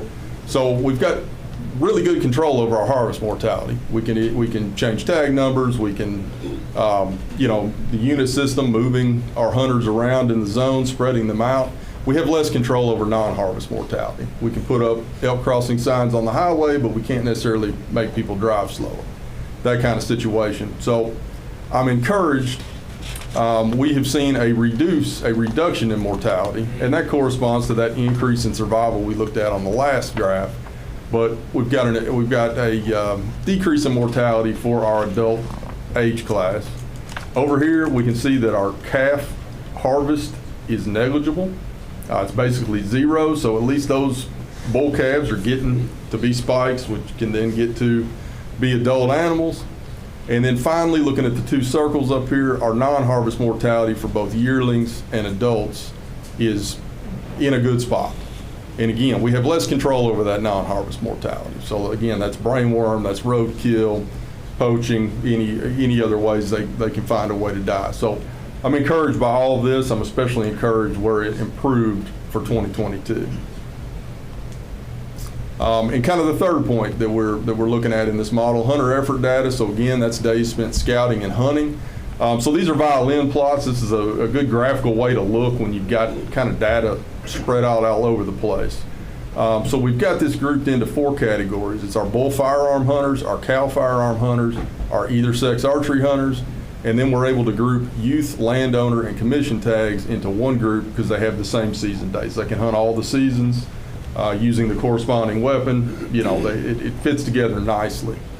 So again, that's number of scouting days plus hunting days. So we can see that it makes perfect sense that our archery hunters in green and our youth landowner and commission tags in purple hunt a little bit longer. They've got a longer season, potentially more invested in it. Whether you're a youth and you're going to do everything you can to, you know, get the youth an elk. Coming down here to the bottom violin plots, that's everybody grouped together. And so on average, we're right there between 5 and 6 days of hunter effort put into the elk hunt. One statistic that stuck out to me was our mean hunter effort for cow gun hunters was 4.22 days. So that's field, that's days spent hunting and days spent scouting. And that includes all 4 years of survey data. Let me ask you a question, John. I know hunter effort is extremely important to you all, but how does the fact that hunters spent 5 days hunting, how do we factor in the fact that his guide may have spent 15 days scouting? Absolutely. And now it makes his time afield look a lot better than it would have had the guide only spent 4 days scouting and couldn't find any elk. Completely agree with you. And it in this model, when you start partitioning everything out, so now we're dividing really all 4 of those groups up with guided and unguided, it really waters the data down. So it's something that we're going to explore and try to facilitate that. It might be something that you know, we can certainly get with the Elk Guides Association, get a good estimate of the effort that they put in. Yeah, it would seem that it would be proportionally more correct to say we have a patient. Sorry, we have a hunter who harvested it after 5 days, but the combined, his 5 days plus the combined guide's day of, he spent 15 days of field finding that elk that he was able to kill within 5 days. And then some way you all can figure out how to average out the actual hunter success based on how much sweat equity the guide put in it. Yeah, I agree. That's something that we're gonna I say play around with, but explore. Do you have the data for guided versus, hunted versus like scouting, like separated, or is it all combined? Yeah, so we've got that in our hunter survey. For the purposes of this, we combine the two to make a estimator of effort. So, let's see. So moving on. So looking at elk abundance, this is what everybody came for. So looking at what we currently have, and I'll go back and talk about the pilot project done by University of Montana.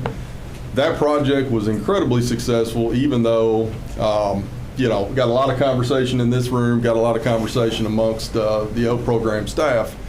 But what it did was tell us exactly how to achieve what we've got now, and that's the important takeaway from that. So, the model we're working with now, there's a metric for, essentially your faith in a model, the coefficient of variation. That's 33% better than that pilot study, and that comes down to much more auxiliary data in the form of GPS collared elk, and then our hunter survey data, our tooth collection program. So all of those holes that University of Montana told us we needed to work on, we've got for this. So we'll jump to cow abundance, and I will go back to say that auxiliary data. So that's credit to the University of Kentucky. So Kate Williams that works for us, Nate that was her partner in grad school, our calf project that we've talked about in here. All the regional staff that got way too much comp time helping me catch elk with a helicopter. So that all comes back to that. So cow abundance, looking at this graph, so we've seen a nice steady, more or less rise over the last 4 years. We're at about 6,500 cow elk on the landscape for our 2022 estimate. Bump it forward to our bull estimate. So in the preliminary study, this was on a fairly, I'll call it a precipitous, what was an alarming decline to me, from about 2019 down to 2022. All of that stemmed back to those low survival years we saw in 2020 and 2021. But with better data in 2022, we saw that increase in survival that more or less leveled this line out. And I will say, I think it's a question that comes up a lot. How will a data point from 2022 adjust based on new data, or a data point from 2020 adjust based on new data for 2022? The simplest way to explain that, and the beauty of this whole model, is it's a retrospective model. So the more data we get, it's looking backwards. So the more data we get into the future, the better the estimates get for data points in the past. A lot of what I do when we estimate bear abundance, it's a futuristic model. I'm looking at what it's doing into the future based on what I've got now. So this is more or less the opposite of that, and pretty effective at doing it. So right now we're looking at about 4,000 bull elk on the landscape. We're seeing, I'm going to absolutely call that a stable trend. So it's not growing simply because we did have those 2 years of pretty high mortality for the bull elk demographic. And then finally, the overall abundance, and we put the University of Montana pilot study because it graphs out pretty nicely with where we're at here, just to show. Number came down a little bit. The preliminary results were a little bit higher than this, but I'm more confident in this one. Either way, about 10,000 elk on the landscape, which seems like a number we've stated in this room plenty of times, but you're looking at it right there. That's what we've got. And then the thing that I get from this, in terms of looking all the way back to the, past the pilot study, we've just had a nice steady increase in our elk population. So some basic conclusions on this. Again, male abundance has remained stable since about 2019. Female abundance has increased by about 2,000 elk since 2019. So we're seeing a reduced harvest compared to pre-2019 times during that pilot study. Our cow elk are smart, so they've definitely making themselves a little bit less available to hunters in terms of they know what's going on when September rolls around. And then overall, so we modeled this with an exponential growth rate. We thought that was most appropriate. We've got an exponential growth rate of about 1.1, so that equates to about 10% annual growth rate. So again, this is all credit to better and more abundant auxiliary data. We learned about what we needed from that pilot study, and we spent the last 4 years, and with your all's blessing, had the funding to get what we needed here to get a nice model produced. So moving forward, so we've already got plans for an additional year of data. So regulations are consistent for the 2023 season. That'll only improve that model. And again, it's a retrospective model, so we're not just improving 23, we're improving all of our estimates back into the future. And honestly, this model only gets better with age. And by age in this sense, I'm talking about more data. So this is something that we should be able to run as long as we want to. And then today, as we sit in this meeting, we're collecting auxiliary data. So we've got 122 elk and GPS collars out there doing their thing today, giving us survival data, location data, and again, that'll then help prove things. Big goal for my program is to further improve the number of teeth we collect. Yep. You said June is the month they birth, is that correct? How many are you expecting this year? Do you have any idea? I couldn't tell you. I'd have to break that down just based on our yearling, and I'd have to run some numbers on that one. So this is actually the first, our calf project ended last summer, so this is the first year that we're not actually catching calves on the ground. Paul? I'd just like to thank you for getting us to this point. It's been a long process. Yeah. Now that we have 4 years of data, after this year we'll have 5 years of data. And looking at the initial model and the final model, if you all would, as a department, go back and look at recommendations to season lengths, tag numbers, and bring that forward at our next meeting as a discussion item based on everything that you all have seen, so we can make an informed decision. Yep, absolutely. We can do that.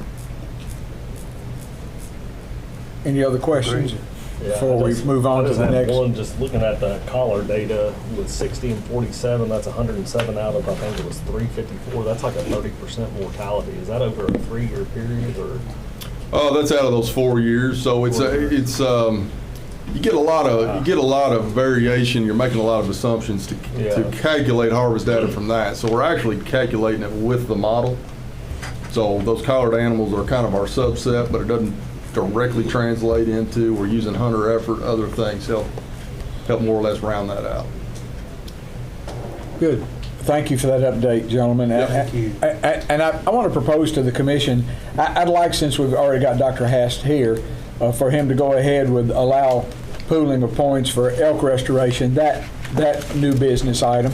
And I believe Commissioner Farrell is going to have to, for the record, going to have to temporarily get on a conference call here in a few minutes, and he's going to have to leave here at 12, or you about now, I guess, somewhere, to get on his conference call, and he'll rejoin us, and we'll put it back in the minutes when he does rejoin us. But my proposal to you all, gentlemen, is that since we've got still several other new business items, and we've got a lot of people here who I don't want to have to wait until after lunch to make public comments, I propose that we hear this last pooling of points for elk restoration, then allow for the reading of the public comments, or at least an overview of the reading of the public comments, because we all have copies of them, and allow those who have signed up to speak, then break for lunch, so they won't have to wait for a half an hour, 45 minutes for us to have lunch, and then come back. Is that okay with the commission? Yes. I'm sure it's okay with the audience, because they want to get the heck out of here. We've had, some of them got flat fannies now from sitting for so long. So if that's okay, then will you all proceed then with going ahead with allowing pooling of points for elk restoration, after which time we'll have public comments, and anybody that wants to address the commission concerning discussion or new business items can do so. Then they can go have lunch, and we'll have lunch and finish up the meeting, because I don't believe there's going to be much after that. And of course, they're welcome back, but I hate for them to have to sit and wait to be able to make their comments. Is that okay with you all in the back? I don't see anybody that seems too upset about that. Good. Okay, so go ahead, gentlemen, with your all's part, and then we'll allow public comments. Yes, sir. This one's pretty cut and dry. It's proposal to amend 301 KAR 2132 to allow the pooling of points for elk restoration and elk voucher cooperator permits. So if you're looking at your agenda there's 3 bullet points. The third bullet point really summarizes best what we're trying to do, because the agency is currently not relocating elk. Pooling these points would allow current elk restoration permit point holders to continue earning points towards elk permits should they choose to be in the voucher cooperator program in exchange for public access.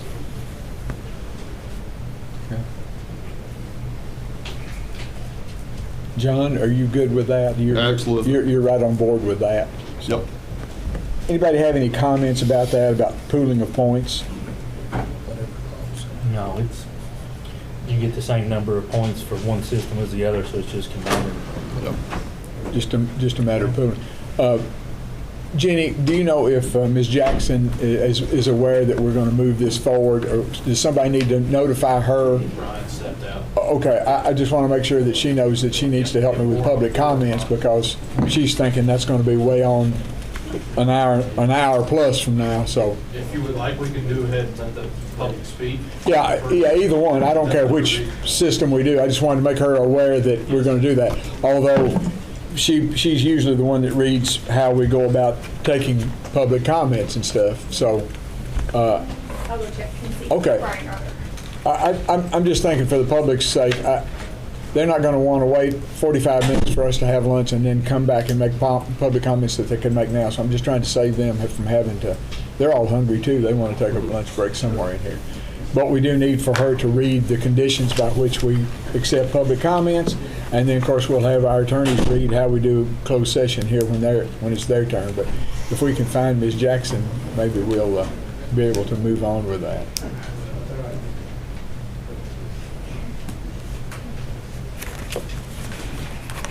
I don't have that in how we go about the copy of it. I wonder if Brian is trying to find her. Yeah, he did. Brian wants to go find it. Okay.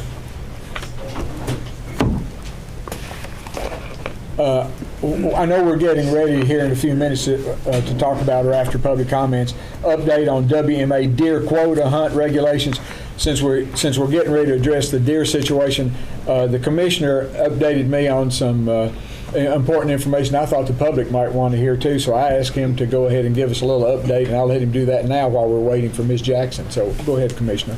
Yeah, I received notification yesterday, the first positive CWD case in the wild in Florida, and the first wild deer in the state of Oklahoma as well. They previously had captive deer in Oklahoma, but got that update yesterday, so bad news on the lower 48.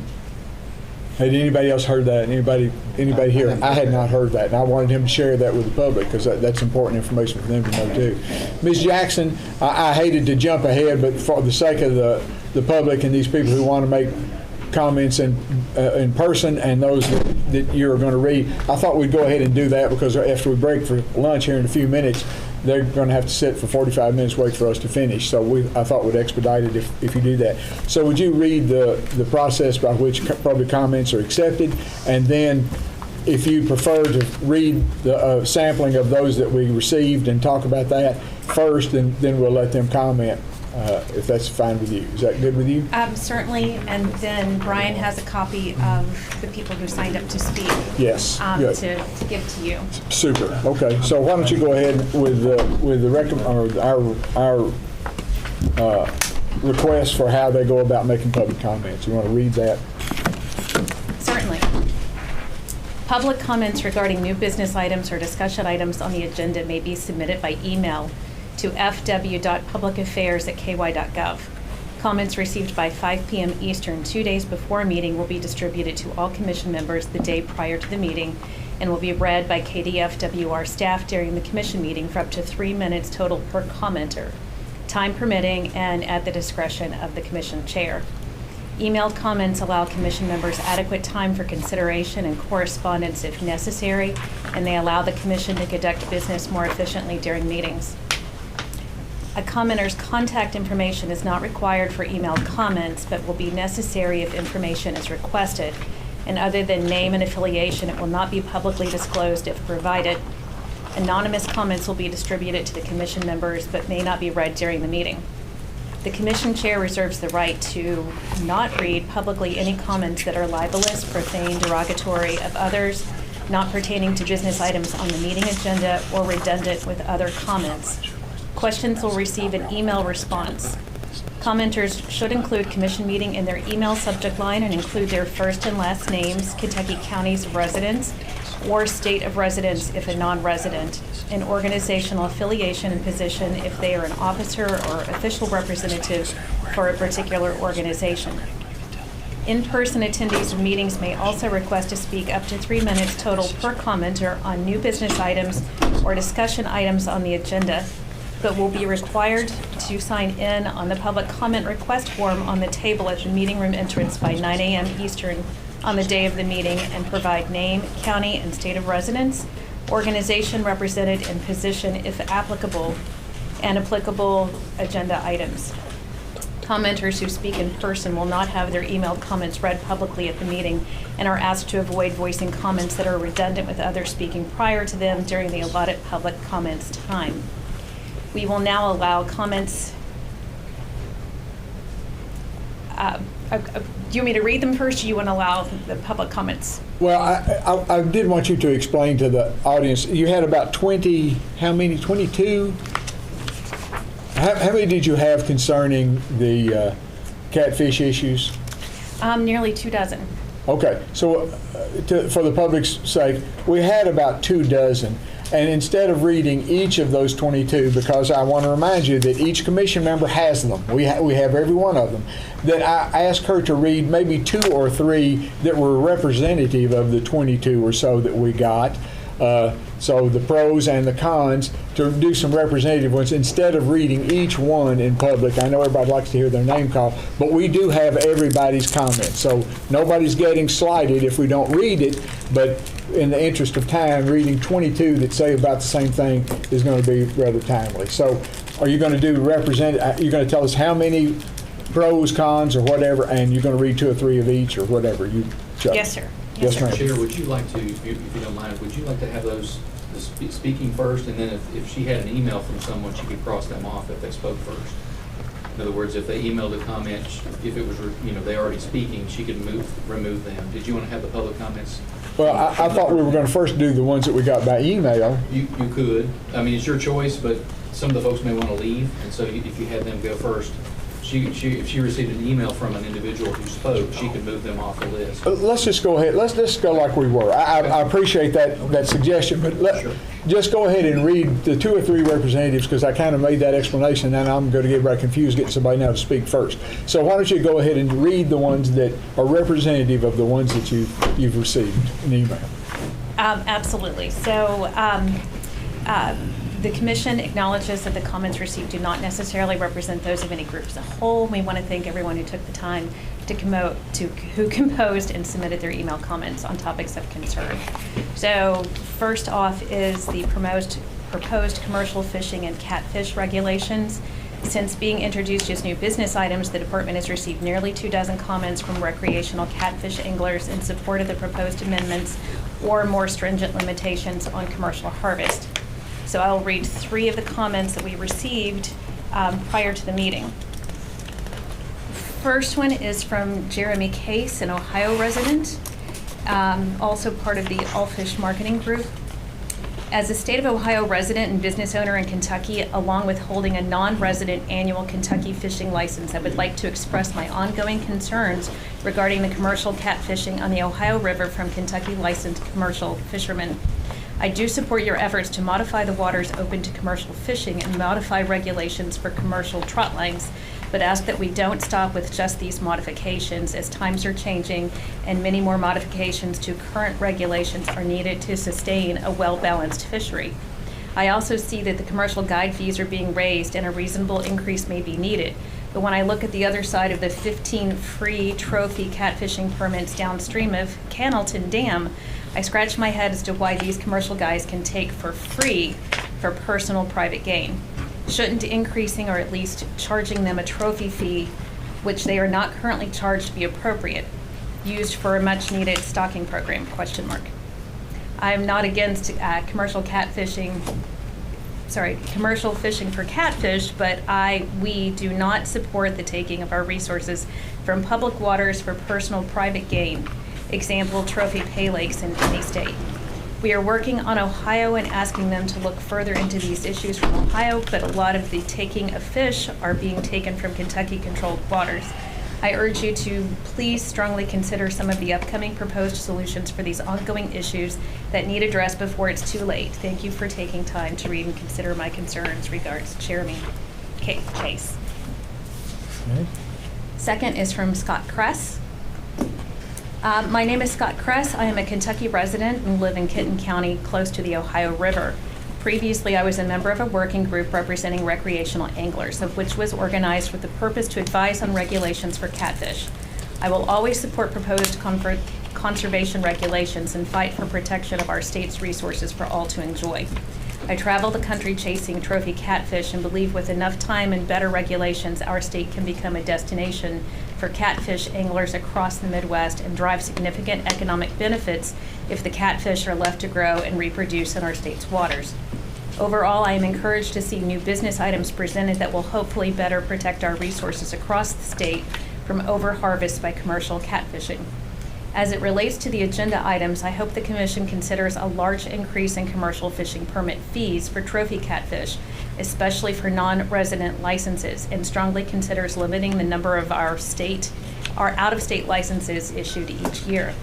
I can tell you I see as many commercial fishermen on the southern sections of the Ohio River, especially out of Wickliffe, Kentucky, as I do recreational anglers.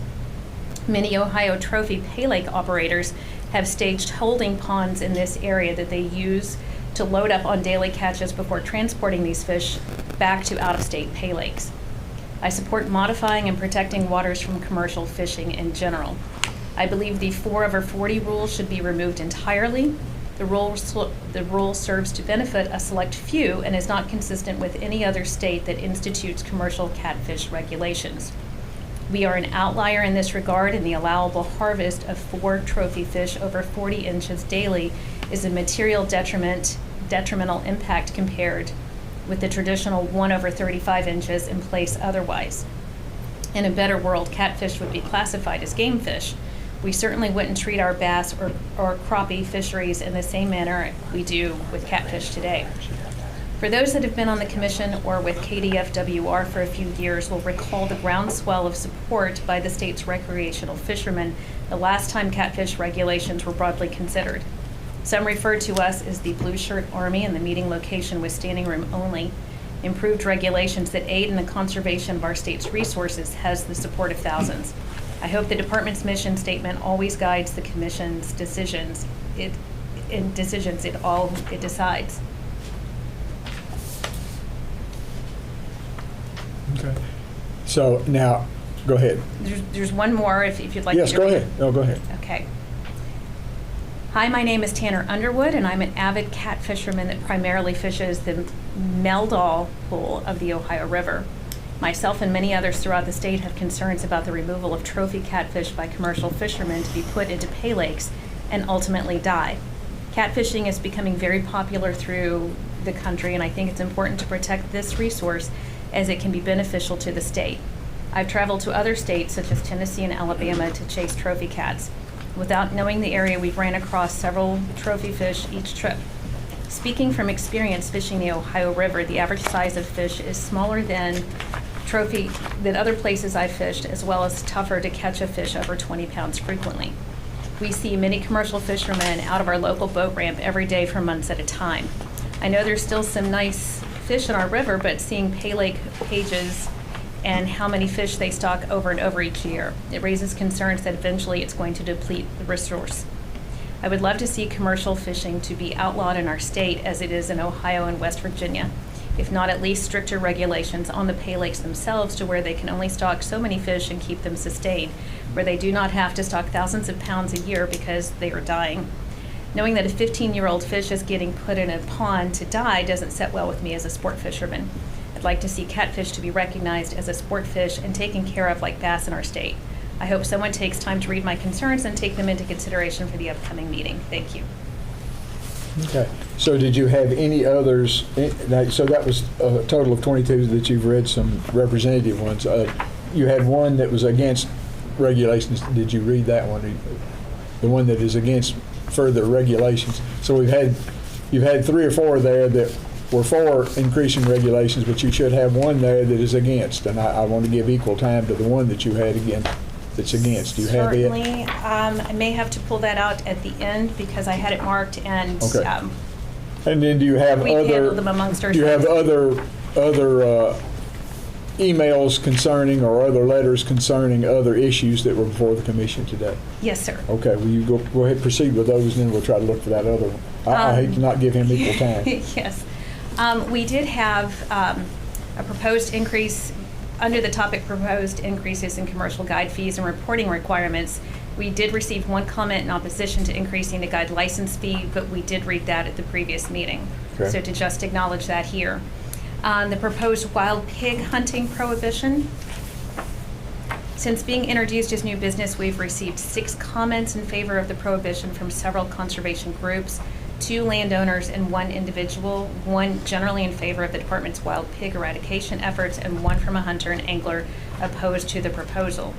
So I will read 3 representative letters in support of the proposal. Okay. And the 1 comment offered in opposition. So the first is Torrin Miller. On behalf of the National Deer Association, I'm writing to provide our comments in support of prohibiting the hunting of feral hogs in Kentucky.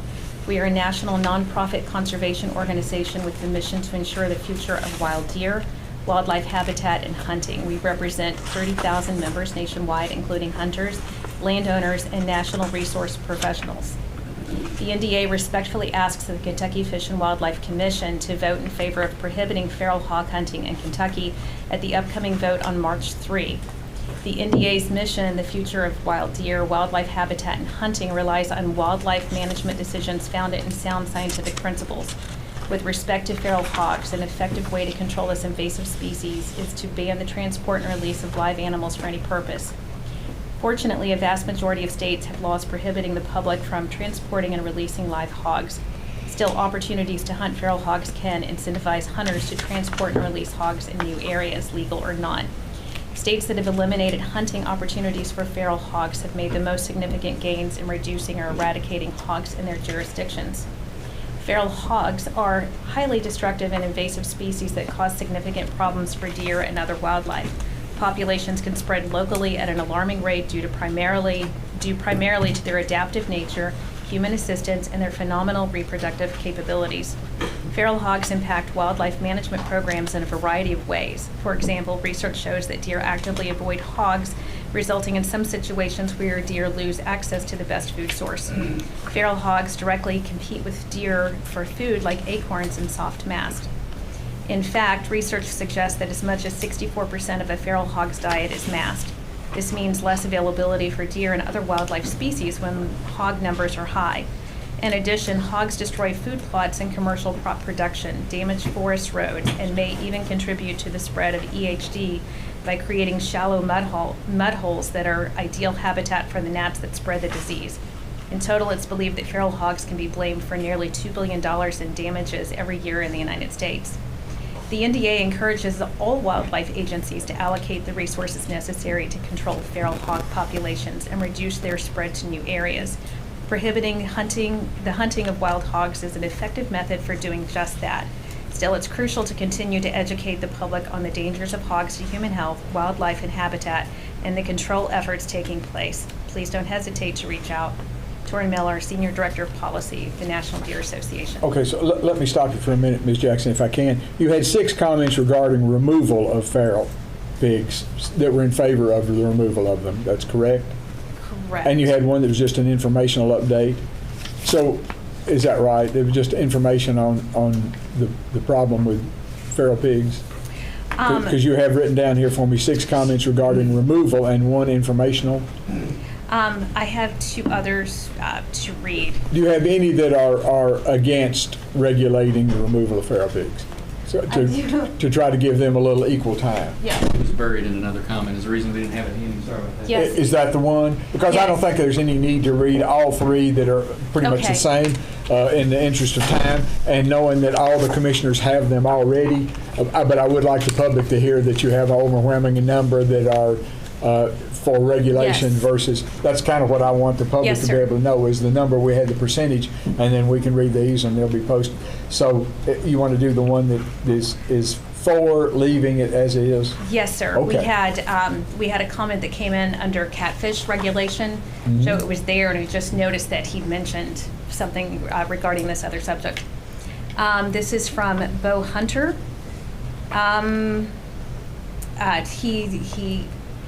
He fishes on the Ohio River, so he, again, was commenting about catfish. But he said, lastly, as I read through the agenda, why in the world would you put wild hogs on a list of species you cannot hunt?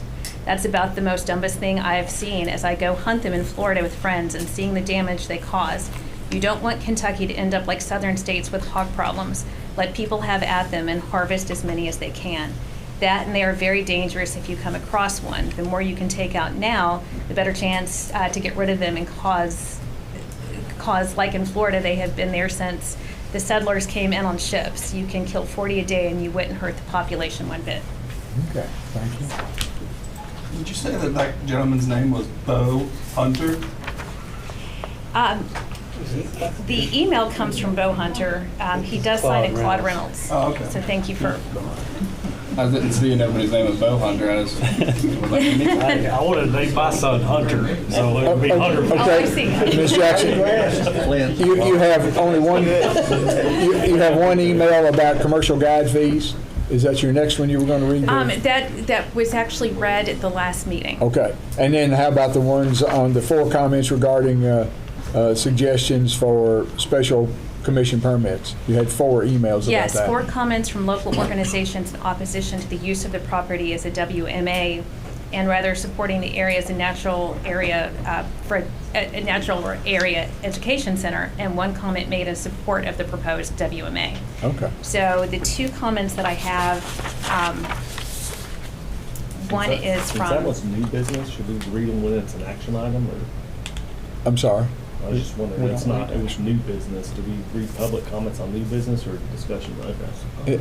Yeah, we can do it on discussion and new business, not on action items. Okay, so proceed. This item is from Mark Jacobs, the Director of Conservation Programs with the Boone County Conservation District. To whom it may concern, I assume you all are aware of the amount of work the Boone County Conservation District has put in partnership with KDFWR to identify viable stream and wetland mitigation projects in Boone County.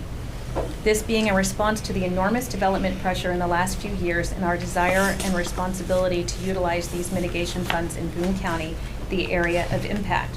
One of the benefits of BCCDKY's efforts has been the acquisition of the Lim and Anderson properties. Both properties are adjacent to state nature preserves and represent some of the highest quality natural areas left in northern Kentucky. Therefore, our interest is that these properties increase the size and accessibility to these areas and receive the high level of stewardship and management they deserve and require. BCCDKY is aware of interest in making these areas wildlife management areas, and we fully support public access to areas that can safely support these activities. However, both properties are far too small and raise serious private property and safety concerns. As I understand, these properties would be managed at a low management intensity, meaning they receive little or no active management. This doesn't seem appropriate for the highest quality natural areas in northern Kentucky. As an alternative, BCCDKY and our local partners, including Boone County Parks, the Boone Conservancy, local sportsmen, and others, has proposed using these properties as centers for conservation, education, and activity. We are committed to a high level of management and demonstrating conservation best management practices. We are also committed to providing access to these unique areas to families, particularly children, and any group interested in conservation and the long-term protection of our natural resources. We have already established family education programs, Conservation Kids Camp, LEAF Academy, Junior Conservation Board, and Conservation Education and Wildlife Intern programs. Lim and Anderson properties would make ideal homes for these activities.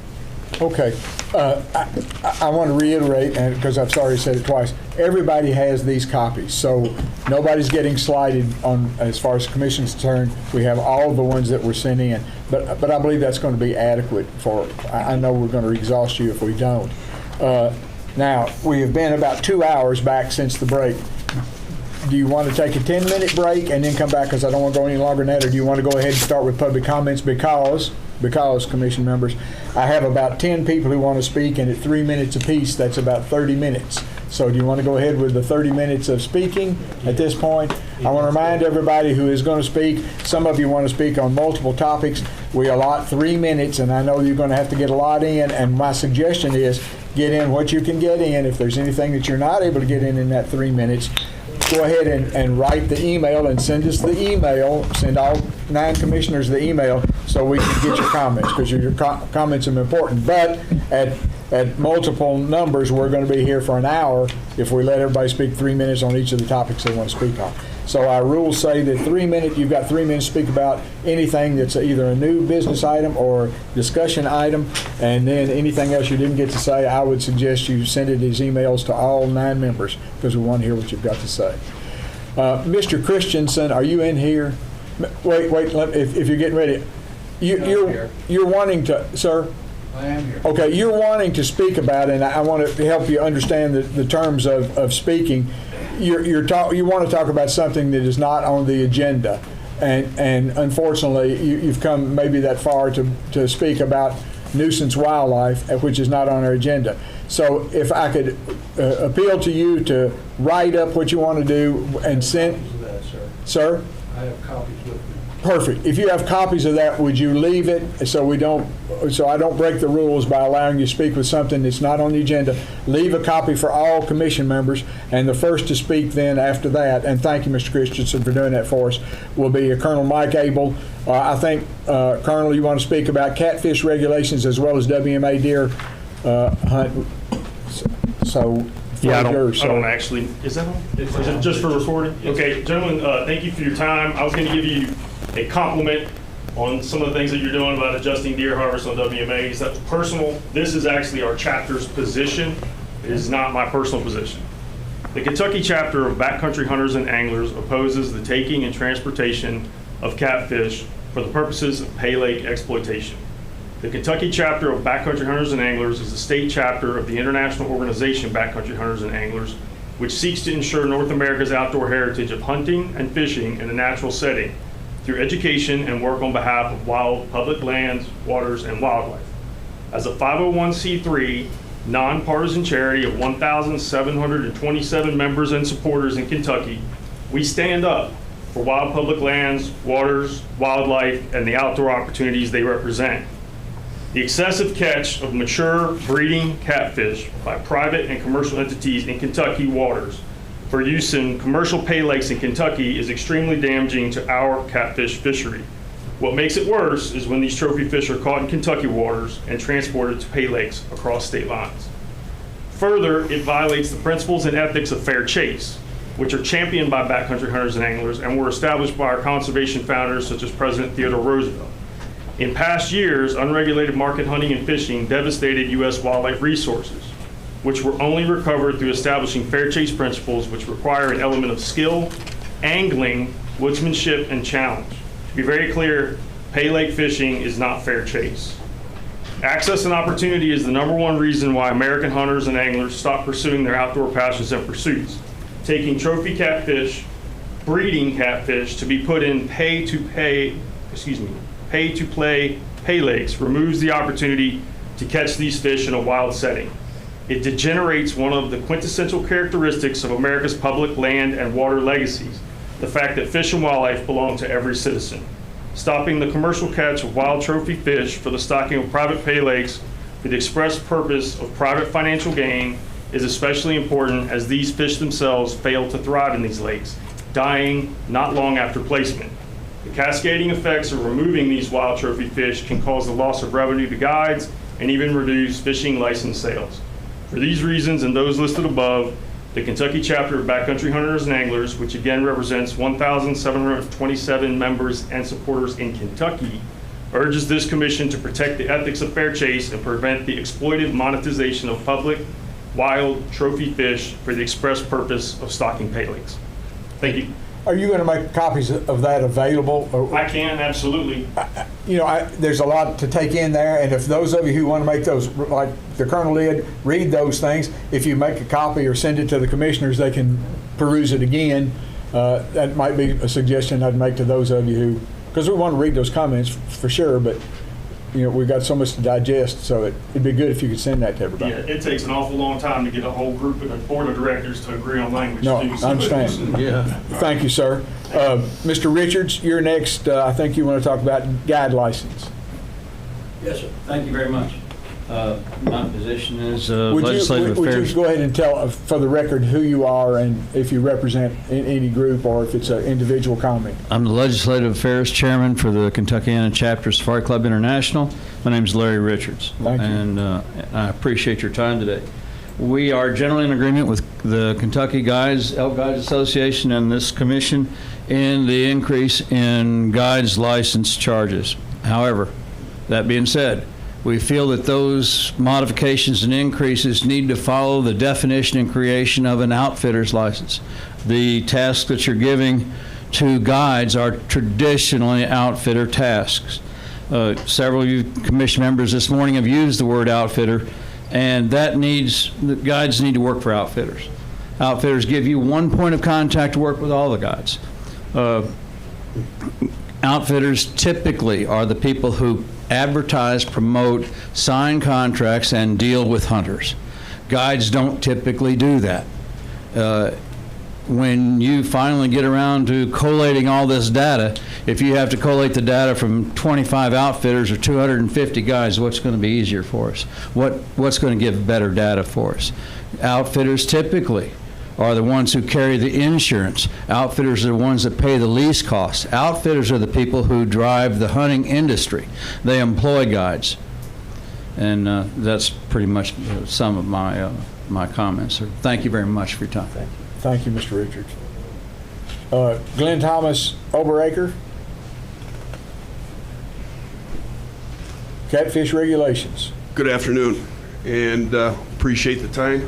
The American Catfishing Association, and on behalf of the entire catfish community, wish to express our thanks to the Commission and those responsible for advancing vital catfish regulations. However, and not discounting what has been proposed today, the ACA views this as a step of many in a journey to further protect the fisheries within the state of Kentucky. Years ago, the recreational catfish segment was one that few gave credence to. Today, recreational fishing for catfish is not the third, but the second largest segment in the multi-billion-dollar fishing industry. It's the second. The state, without proper protection of this important species, is potentially losing countless millions, if not billions, of dollars in revenue. This could also potentially cause a biological imbalance that could have a snowball effect on other fish species and the overall health of valued resources. You were speaking about Asian carp, these trophy catfish, that's what they're targeting now.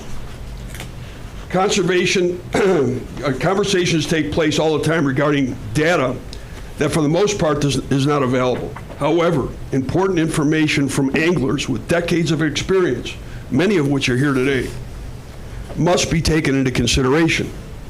When countless experienced anglers state that trophy catfish have considerably diminished from what was for what is today, a certain level of merit must be granted.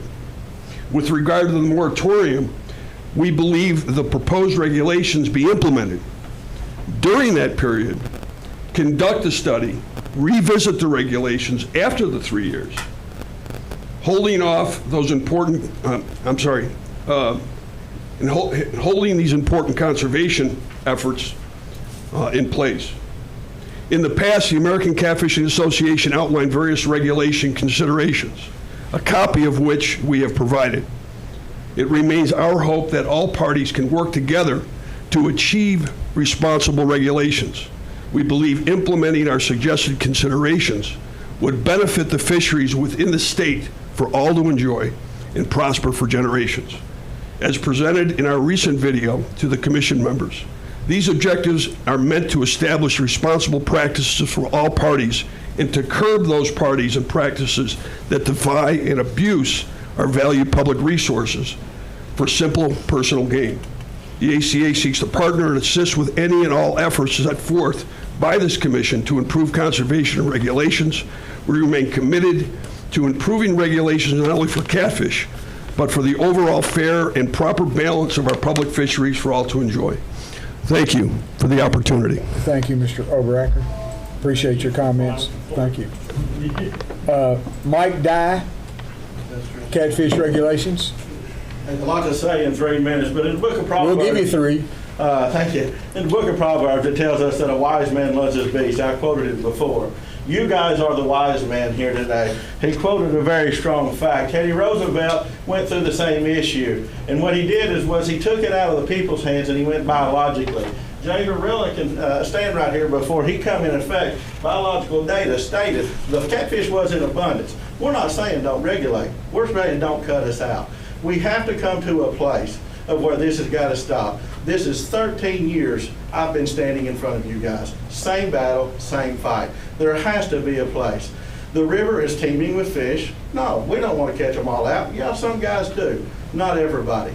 The point of this is what I'm trying to make is, let biological data state this. We've had agreement after agreement after agreement with the fishermen, you guys, and every time somebody new comes in, we either step down, move into their way, or we get stepped on. Our side is tired of getting stepped on also. This is our livelihoods. This is what we've done. This is 26 straight years that I've done this. I don't primarily chase catfish. I do it 5 or 6 weeks out of the year. So the point is, all of this is trying to set done. Me and the attorney had a good conversation, and we're going to have another. We're going to try to work this out so this stops, because a lot of decisions are being made by the pressure that's being put on Dave. He don't have to tell me that. I already know. A lot of decision making is being put on you guys, or put in a position to where you're in a pickle all the time because you don't know what to do. This is what I'm saying. Biological data. The man knows how to fish. He's been with us. Right now, he can sit around here and go back to Ron Brooks, and he can say, when he was fishing with Heath, he saw something that he could have never imagined. Am I right or wrong? Yes, I'm right, 100%. So we know what we're doing. Some of these guys, I don't know. We don't catch fish all the time, but we make a living. The fish are consistent. If you look at my data from last year and the year before, the fish in my pools increased more than doubled. It's online, like you said. You got to go by what we write down. Obviously, that's all you've got. If you want to know what's out there, Dave did make a comment that he didn't really want to put fishermen in, their guys in the boat with us. You want to know what's there? Put them with us. It's that simple, guys. Thank you. Thank you, Mr. Dye. David Cottrell. He's not here. He had to leave. Okay. Don Thomas, Kentucky Elk Guide Association. Be sure and identify yourselves, gentlemen, and if you're with an association or you're speaking on their behalf. If you're speaking on your own behalf, then don't tell us you can tell us your club affiliation, but you're speaking on your own behalf. Mr. Thomas, I think I took care of one of your concerns, so that should have helped you, didn't it? I will address it just a little bit more if you don't mind, though. As long as you do it I'll try to get it all in 3 minutes. I'm happy for you. Yes, I will. Thank you, sir. Donald Thomas here with the Kentucky Elk Guides Association, and the one you were speaking of was actually the guide scouting time in the SPR model. It has never been included in that model. And what I would ask for is, Carl mentioned, me and John just spoke about it also, that is information that needs to be included in that model is the scouting time. And he may disagree with me. As far as the guide license change, if the elk guides are going to be required to do an annual report, that report should be included in that SPR model. It's just my opinion on that. On the elk hunters, they are already required to do a survey or a report that does pretty much the same information that the elk guide will be providing. So in that sense, as a group, KEGA, they're disagreeing with most of those proposals for the commercial guide's license, other than the increase, and as Gabe stated, they brought it to $300. They weren't in agreement with that. Oh gosh, you better get hurry here. The next thing was on the commission tags that you had mentioned, Ralph. I stood here back, as Brian may have said, in 2017 and spoke with Karen right here and told her that was a mistake to assign units to those commission tags. I still feel that way today. It decreases the value of them. And if you're looking at revenue and creating revenue for these nonprofits, I think you need to make them unit specific. And far as doing your public and private, just like Greg had mentioned, private landowners and leased property is going to be very lucrative for them. It will increase for the private landowners. I myself, I'm just speaking for myself as a guide. I do Kentucky Bulls and Beers. I've been guiding for over 18 years now. I think they need to be just non-unit specific, but they do need regulated, as John stated, on the RAs, the voucher tracks, and so forth. Carl, I think you got ahead of me here on one, since I'm rushing. I'm not rushing you. Well, you got one down there. That's the special rushing. permits here that the department is going to come up with here. I spoke with Brian also. If you're gonna do the 3 new permits, the 1 elk permit, I would make it what he's calling the super tag. That tag would be 365 days out of the year. I know there's going to be some statutes, reg changes in this, but I'm just kind of looking for revenue issues. Take that 1 permit that you're going to do, 365, either sex, and maybe even exclude the 1 elk per year just for that tag, but that is a once-in-a-lifetime tag. Yeah, that is coming up later on in the program, but I just jumped to it there. Well, my time's up. All right. Okay. Anything else, Mr. Thomas, that you want to do as you usually do? Just send an email to all the commissioners with those high points. We will be more glad to do that. Thank you for the time. They do read them. I assure you they do read them. Thank you. Thank you for the time, Jim. Mr. Mackey, I have you down next, and I think you have about 3 things you want to comment on. So maybe a minute apiece or whatever you want to allot to each of those. You got your 3 minutes, sir, on those topics. Brian Mackey, Hardin County, Kentucky, sportsman. When we've been talking about the commercial catfishing, there's been some talk about what impact there's maybe not enough data. There's a well-known commercial catfisherman that also runs pay lakes in Ohio. Back in 2014 in a regs committee meeting, he testified when the 4 over 40 regs were being talked about that would potentially cause him to have to throw 70% of his catch back. So that's a pretty big impact. It's a lot easier to catch those fish when you're running 50 hoop nets versus 4 rods and reels off the back of a boat. The same operators also stated that if every fish died in his pay lakes, he could have them restocked in 10 days. So once again, you know, maybe not all of them are doing this, but some of them are pretty good at what they do. You know, a lot of these pay lakes, the way they really market their business models with the tournament jackpots. They may run 6 hours, 8 hours a day. People pay money in, you know, they catch a certain fish over a certain weight, they win, you know, $800, $1,200 sometimes. This business model used to operate years ago with tagged fish. You know, they didn't need the 70 and 80 pound fish, and they were still able to be profitable, run their business. Personally, I would like to see the elimination of transporting of live fish, specifically these trophy fish, to pay lakes for profit. To me, it's a form of prostitution of a wild resource. If we're not willing to do that, the fact that we give 15 free trophy catfish commercial permits away, you know, if we're not going to eliminate this, we need to charge them for the money they're making off this resource.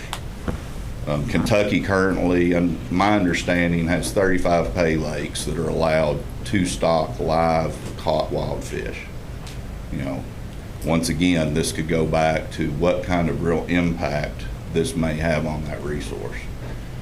You know, I don't feel that this agency, you know, we shouldn't be worried about money. We shouldn't be worried about people getting upset. We should be worried about erring on the caution to protect the natural resource. It's a lot easier to err on caution, gather data, then come back later versus keep kicking the can down the road. And then when things are too bad, it's too late. That's all I really have on this matter. Thank you. Yes, sir.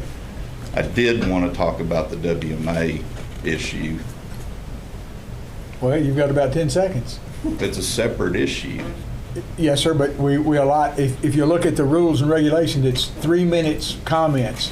You can talk about whatever you want to in those 3 minutes, but it's not 3 minutes, 3 minutes, 3 minutes, 3 minutes, 3 minutes, 3 minutes. If you have 6 things. The way I read it, it said we could talk about items or items.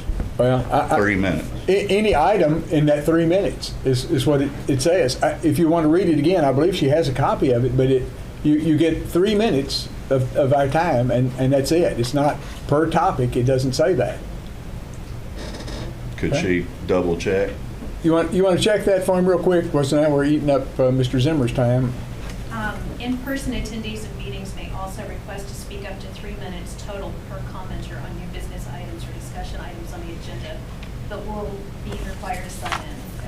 I figured you may have known it best because of your previous association, but it's 3 total minutes. That's why I said you've got 3 minutes if you want to divide these in 1 minute, 1 minute, 1 minute, or whatever. While you all work on all this other stuff, this is something that needs to be worked on also. My suggestion is that you write down, like we said previously, write down whatever it is and address the... And I've done that before and haven't gotten responses, so... Well, you're not asking for a response today. You're simply stating your side of an issue, so you don't really need a response. If you tell us what your side of an issue is or what you think ought to happen, just send it to everybody. Thank you. Mr. Zimmer, your turn, sir. 3 minutes for you too, Mr. Zimmer. Okay. Appreciate your time this afternoon. I appreciate the commission. My name is Rick Zimmer. I am the League of Kentucky Sportsmen president. I'm also the 5th District president and district chairman for Ducks Unlimited up in Northern Kentucky area. First, I am actually speaking for the 5th District Federation. We did take a vote, and the 5th District is in support of the Lim property being a WMA. With that being said, I personally and some other sportsmen that I've talked to, we need to make sure, as all resources, that we're taking care of the resources that we best have.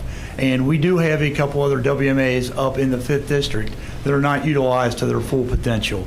They're just sitting there, they're problems. They're great for the wildlife, but they're not being used. So I would ask, and I appreciate Josh bringing that and all the commission with the new regulations possibly for this WMA, and the being next to some properties that we utilize this property and this resource to the best that we can. Appreciate your time. Thank you. Have a good day, gentlemen. Thank you, Mr. And happy Simmons. Father's Day to you all. Thank you, sir. Mr. Gast.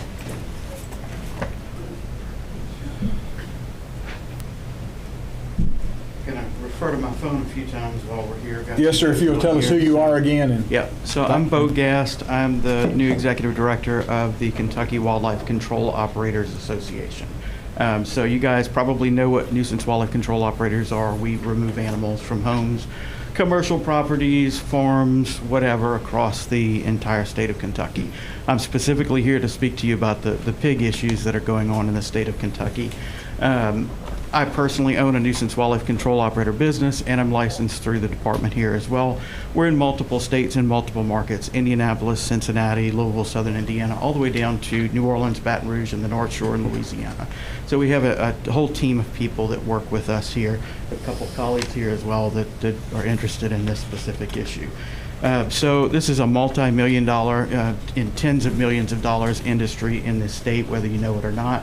Our members remove hundreds and thousands of animals from people's homes and businesses constantly across the state. We're an important disease prevention, or for what we do in removing animals that cause diseases and bats and things like that from people's houses. So the concern we have with this wild pig regulation is that our nuisance wildlife control operators in the state are being prohibited by the department from actually taking these pigs. So if they're not on a form, like was testified by Terry Brunges earlier, our NUCOs aren't being allowed to take those. And she reiterated that to me here today, that she's not going to allow our NUCOs to take those. So we have hundreds and hundreds of NUCOs across this state.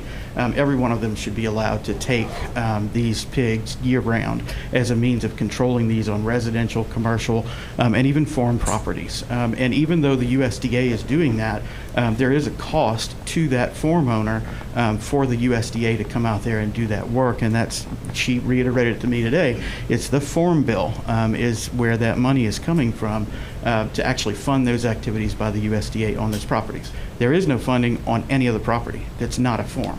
So like in your district, they're going to take out the ones on the farm and leave the rest, because they don't have the funding to remove the rest from the residential and commercial areas. So we need the ability to do that as a wildlife control operator. So we want an exemption on that for wildlife control operators to do that. Let's see, we want to keep that money in Kentucky too. That keeps that money local here in Kentucky instead of sending it to the federal government out of the state. So.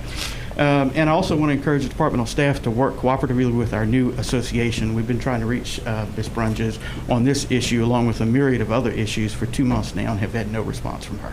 She won't return a phone call. So, one other question I have, and I may get this answered afterwards.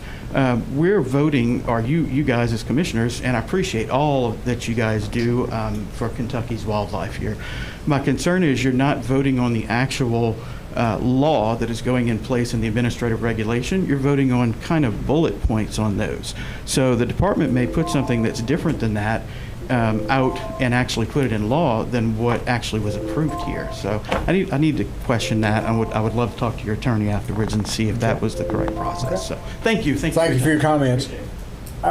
Again, we appreciate everybody's public comments. With electronic age as it is, you're certainly able to send in to commission members individually or to the department your comments or your suggestions, and to some extent, Mr. Mackey, your questions.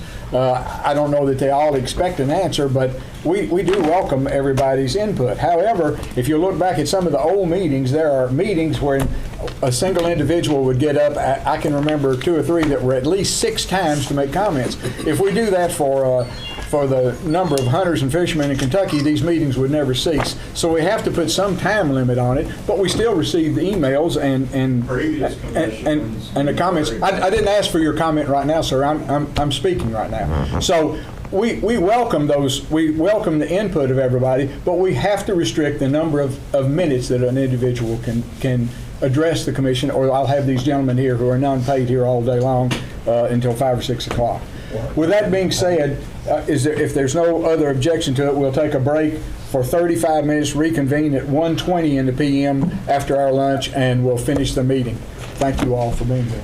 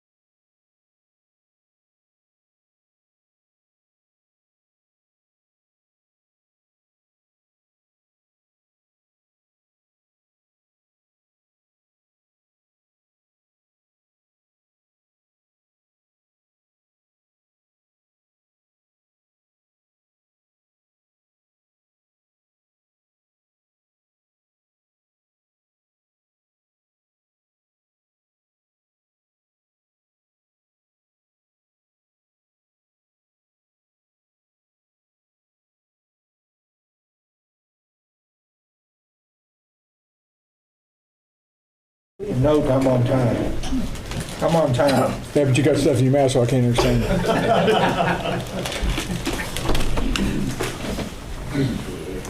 Are we ready? Is everybody ready? Everybody's happy? Whenever you're ready, sir.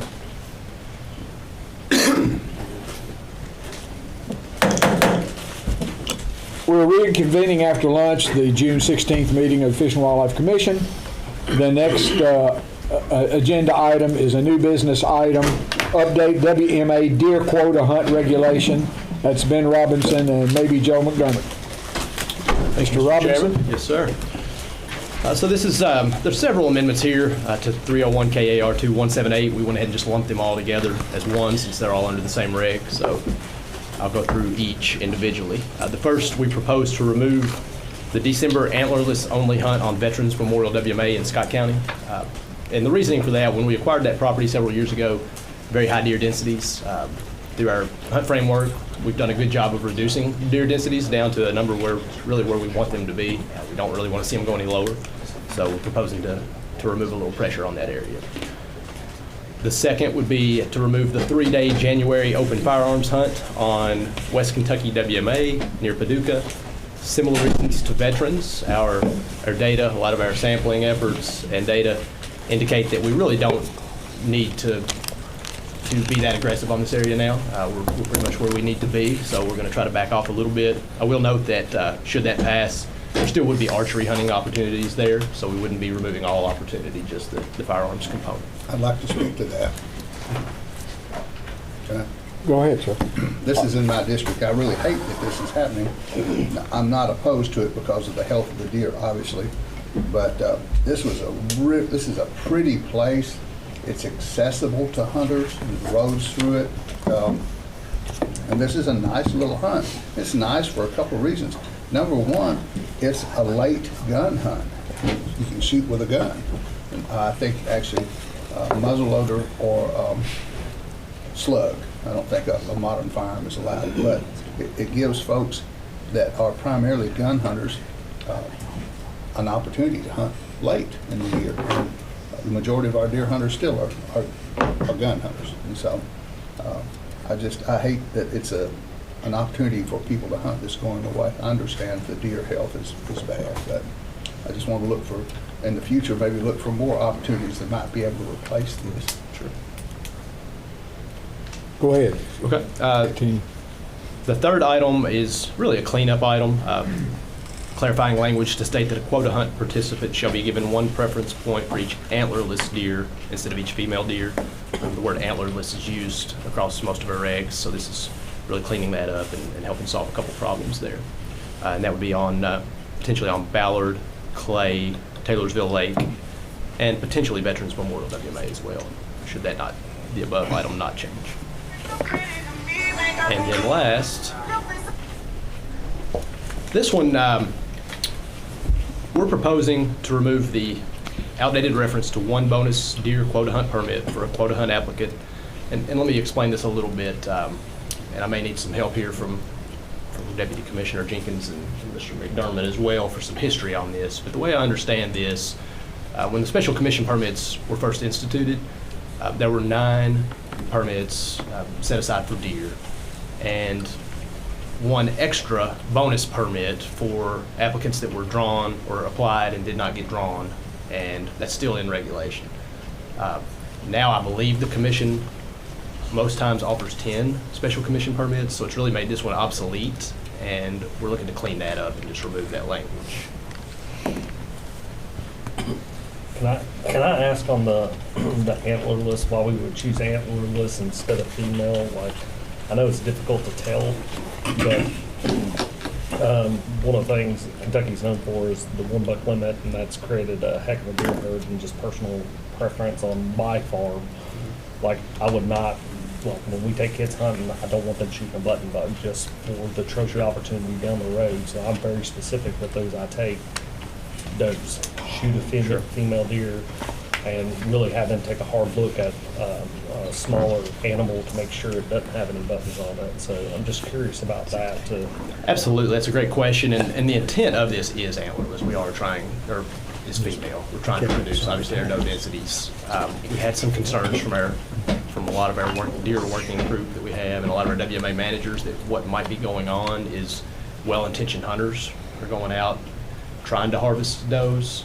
When they get to that animal on the ground, realize it's a button buck, whether they panic or whatever, and they're like, oh no, I'm going to be potentially in violation, or I'm not going to get my bonus point for this animal, and then they're just not even bringing them in and checking them. So we're trying to eliminate that, really is what the gist of this is. Good. You want to go on with the promulgate a new administrative regulation requiring wildlife disease reporting, veterinarians, wildlife disease testing facilities, and researchers?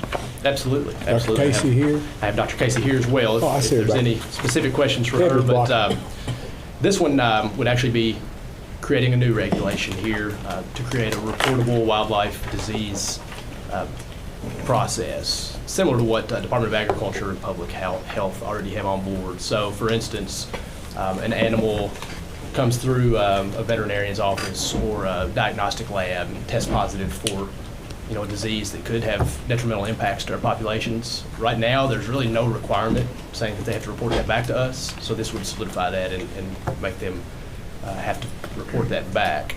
Now, should this get advanced, we'll come with a recommended list of reportable diseases. This isn't going to be every disease. This isn't going to be the big stuff that really could have an impact, on population level. Dr. Casey, anything you want to add to that, or anything? We don't get to see you much, so is there anything you want to? No, I think Ben covered it. I mean, it's really just about having some type of mechanism for reporting wildlife diseases that have relevant population level impacts. We have like these cases that go through, and I hear about them, but this would solidify, like you said, a process to make sure that we aren't. Just more statistical Helps with updates. situational awareness. Sure. Yeah. Sure. Okay. No comments from anybody about that? Suggestions for anything? Okay. Then the next item it would be to create a new special big game permit to enhance agency fundraising efforts. Brian, that's I think that's yours, and that's NB3, gentlemen. That'll be on page 25. Yes, sir. Thank you, Mr. Chairman. Members, good to see you again. So essentially, what this is seeking to do is create an opportunity for us as a department to use a very limited number of big game permits for agency fundraising. We've very successfully, with many partnering organizations, used the special commission permits for nonprofits to fundraise. And of course, we sell applications and normal permits at standard rates to hunters to big game hunt deer and turkey and bear and elk. But you may know from other states, states have increasingly over the last couple of decades, but more so in the last few years, states have gotten on board with various kinds of raffles or lotteries or drawings to enhance their agency revenue portfolios. Yeah, Super Tag is one big one out west. It's almost like a franchise. Many of the western states use that terminology for a cluster of permits for various hard-to-get big game permits. And so essentially the idea is to create, again, a very limited number of big game permits for all species except for elk, unless you all wanted to make that permit or those permits for elk bonus as well. But there'd be bonus for deer, bear, and turkey.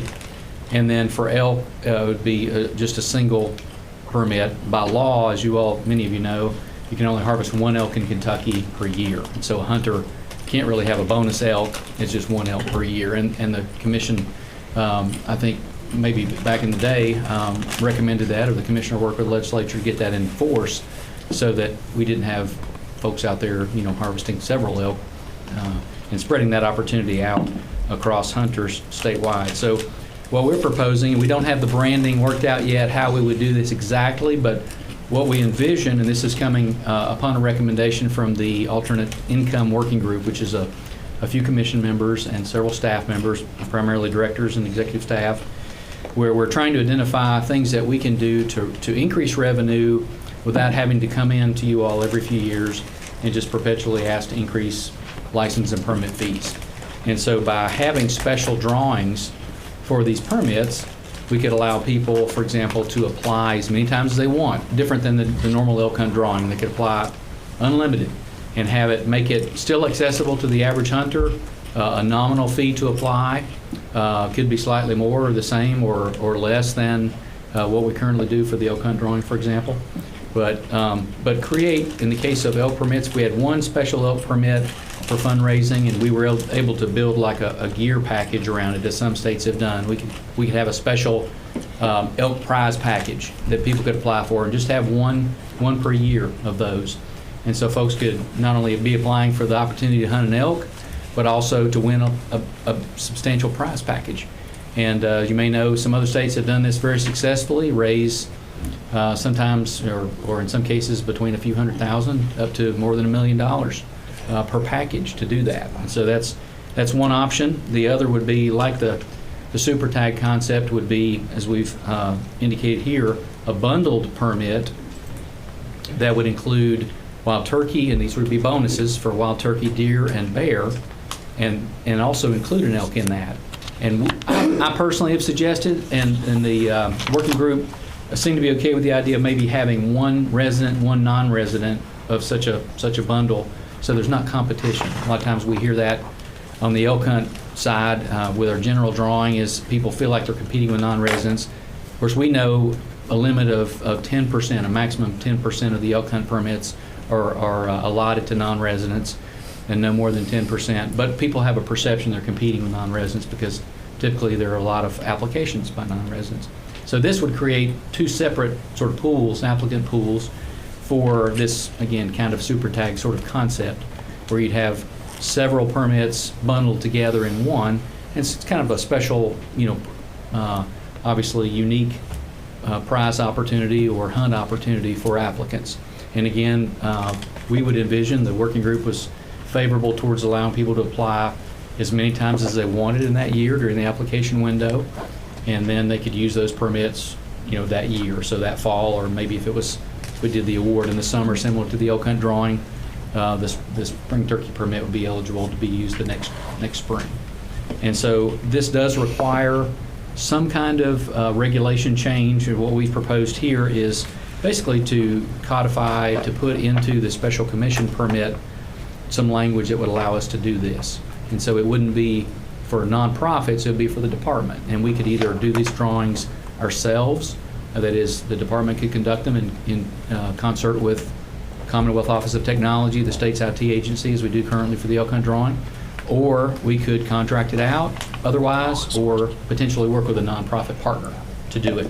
For example, to get sponsorships for the elk hunting package with gear, that kind of thing. So allow us some flexibility and figure out, we might have to experiment, 2 or 3 years, figure out whether it's best to do it internally, or if we come out better with a marketing company or a private nonprofit, whatever the case may be. But again, states have, this is a significant revenue source for many western states that have a lot of very limited big game permits. And then some of our neighboring states, Tennessee has had great success with doing the elk hunt package and some other similar packages. So essentially what we're doing is we want to introduce this to you all. Dr. Kleiner, I'll defer to you as far as a discussion. It's a new business item. Welcome your feedback, whether here or by email, or questions for myself or other members of the working group. Paul, did you want to say something? I just was going to say, since we've asked Dr. Hast and Robinson to look at the season dates and the tag numbers, work in concert with them and try to have an overall ideal or an overall package. And being here when the drawing was done different ways, I wouldn't touch the department doing the drawing with a 10-foot pole. I think that needs to be independent and separate, and don't even think about that. Like we currently do with IT, the state's IT agency, do it externally and have it audited, even by a third party. Understood. That's a good point. So, Mr. Horn, are you suggesting that we defer moving to the next step until you've got all the numbers from elk, or do you want to go ahead and think about going ahead and moving it automatically to a discussion item? Because are you sure when you're going to get the other elk information that you? Well, we've asked for the other elk information to be at the next meeting as action, as a discussion item. So I'm just saying that they need to work in unison and have this part of their discussion for the overall view of elk, and not fragment it and have it in pieces. So then you don't object to moving it on to a discussion, it just needs as to long be as a it's in discussion coordination. It's incorporated with the other items we discussed earlier. Okay. That sounds good. Well received. We did just, for you all to know, we did confer with programs, make sure the program coordinators were all in support, and given the very limited number of permits, they didn't have any concern with impact, obviously, on population. Talking about a few tags, maybe three permits for elk, and then a couple of bonus permits for the other species. So, Commissioner Swallows? So there's two packages here, and as I understand it, and one is specific to elk and the other includes a combination. yes, sir. The bonus package. Yes, sir. And again, an idea, and again, it's your discretion as the commission to set the parameters here. I personally would recommend, again, a non-resident permit and a resident permit on the big game super tag kind of a concept, so there's not a perceived, if we had this super tag sort of a bundle and non-residents win because of volume of applications or whatever, just in a random drawing, it could sour some residents, and we want to be understandably sensitive to that. And so that's the reason for the suggestion to consider maybe a complement of a non-resident and a resident package. There's a sponsored gift on that first one there, one elk permit plus sponsored prizes.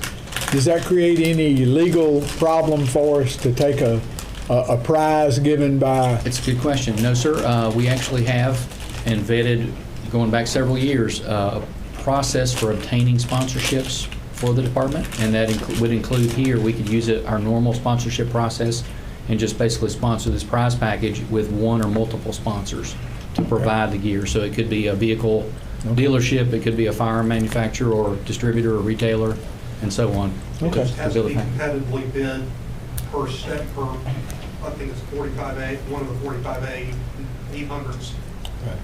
So we'd make it publicly accessible for people to I just don't want the commission to get into one of those accepting a gift or however it is, can't accept a gift.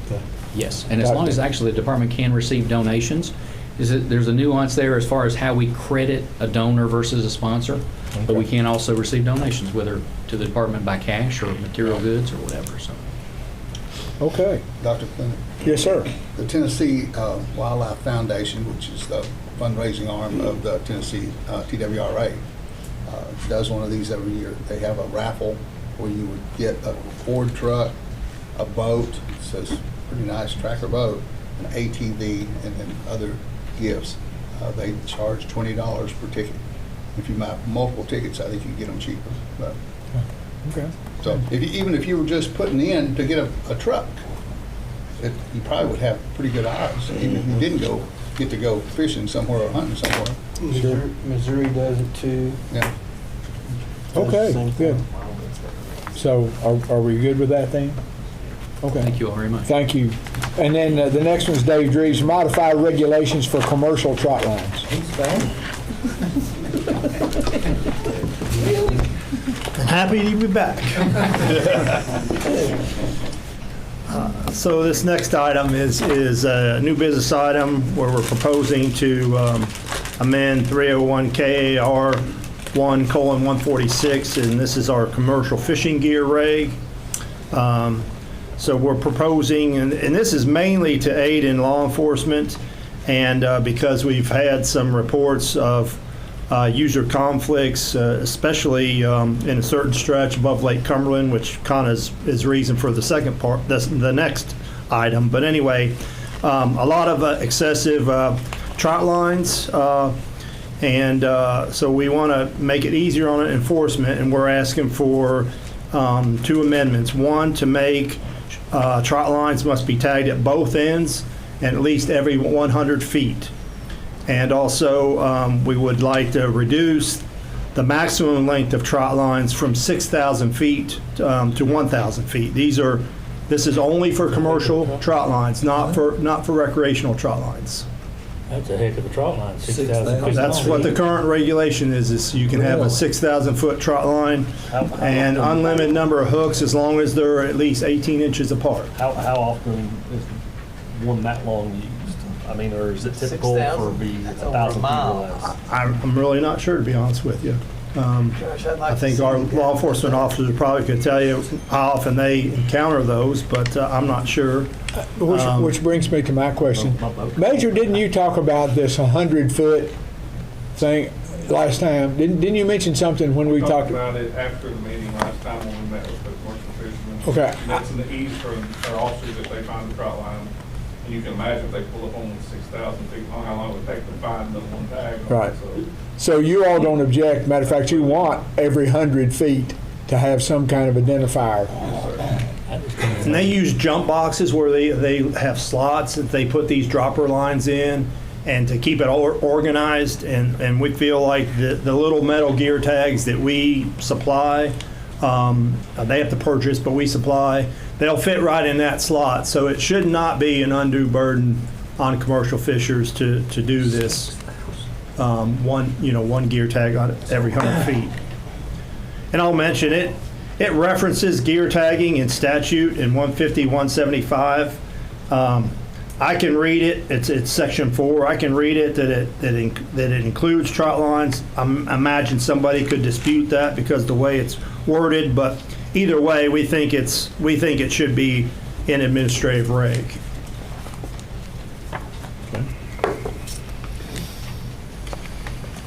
Okay with that, everybody? I have a question. Go ahead.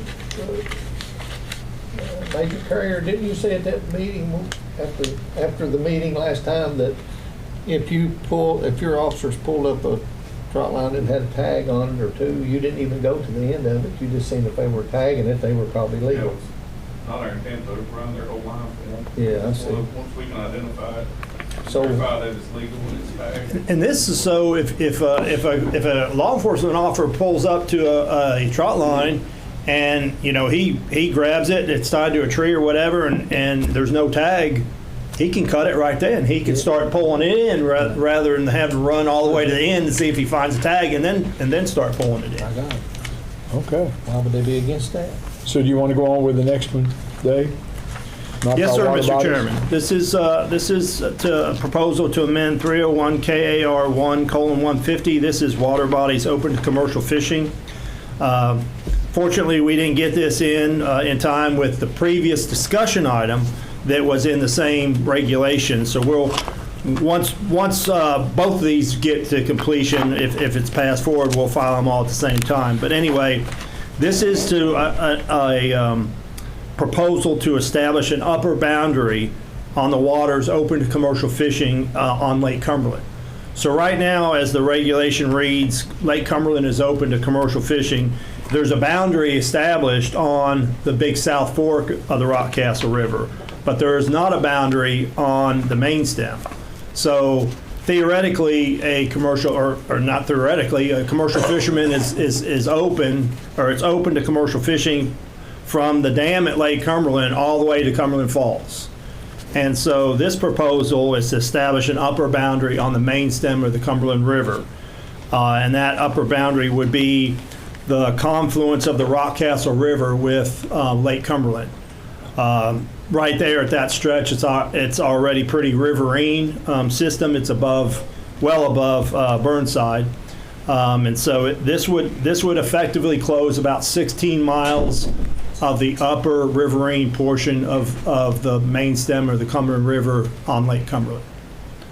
And again, this is the area where we're encountering our officers and our fisheries staff has been received complaints about a lot of excessive trot lines, and there's a potential to unduly harvest more paddlefish than maybe what we are comfortable with. And so just to eliminate the hazards of trot lines stretch all the way across the river, sometimes hanging above the water, the lake level, so that they're above the surface. We've also been told that trot lines are left there as kind of like a placeholder, like this is my spot, so I just leave my trot line there all the time. And again, this is just for commercial trot lines that we're talking about. And so it would basically close, it's not closing just trot line fishing, it's closing all commercial fishing, but the one I hear about most is trot lining. How many miles was it? It's about 16 miles of the upper end of Lake Cumberland, from the Cumberland Falls to the mouth of Rockcastle River is the two boundaries that we would be a closure. Okay. No other comments about that? Then we will move on to modify special regulations for bass at Grayson Lake. Okay, this is amending 301 KAR1:201. That's the reg where we have all our, basically our sport fishing rod and reel size and creel limits. And so we've received a recommendation from our Northeastern program coordinator, Tom Timmerman, to add a protective slot limit of 12 to 15 inches for largemouth bass and smallmouth bass at Grayson Lake.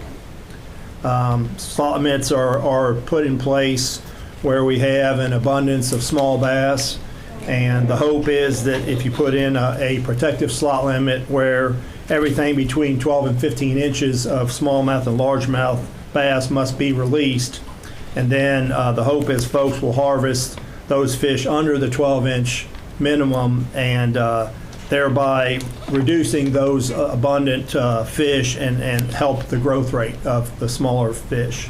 So that's the purpose for that proposal. The second proposal in this regulation is we have a list of lakes where we have a 12-inch minimum size limit for channel catfish. Most of those lakes are waters that we stock with channel catfish. At one time, we felt the need to protect those and have a 12-inch minimum size limit. I've conferred with staff. We feel like it's not necessary to maintain that regulation. For simplicity, we'd like to remove that regulation. It's also very difficult to communicate that to our sportsmen because of the number of those water bodies. They're in a table at the front of the special reg section, and we just like to do away with the 12-inch minimum size limit on channel catfish. So there'd be no size limit. Are we good on that? The slot, on the protective slot, 12 to 15 on bass, but it's got a 6-fish daily limit. And did I hear you say keep the fish under 12 inches? We would like people to keep and harvest fish under 12 inches. Obviously, no more than 6 per person per day. Okay, I thought that was 12 inches was the minimum across the board. So that's right. So this is a special regulation, and so we have the statewide regulation, which you're referring to as a 12-inch minimum size limit, 6-fish daily limit. And then we have a group of lakes or areas, water bodies, where we have special regulations. And this would be one of those special regulations. Yes, go ahead. Yeah, like for instance, Elmer Davis Lake has got the same slot limit as well. And from a fisherman standpoint, it's really weird for me to keep black bass, but after talking with some of the biologists, you know, those smaller fish are really need to be called out of there. And so I was just down there fishing Tuesday night, and I caught 4 like 10-inch bass, and they went in the basket with my bluegill, and they fried up real nice. And that's what we need. It's just weird because as a bass fisherman, you want to let them go, you want them to grow and get bigger, but it's just hard to comprehend the fact that if you take them out and you let that slot limit grow, then what will happen down the road is you'll start catching more of the bigger bass, and there'll be less competition for food. So it's just something I think a lot of people, especially bass fishermen, don't do.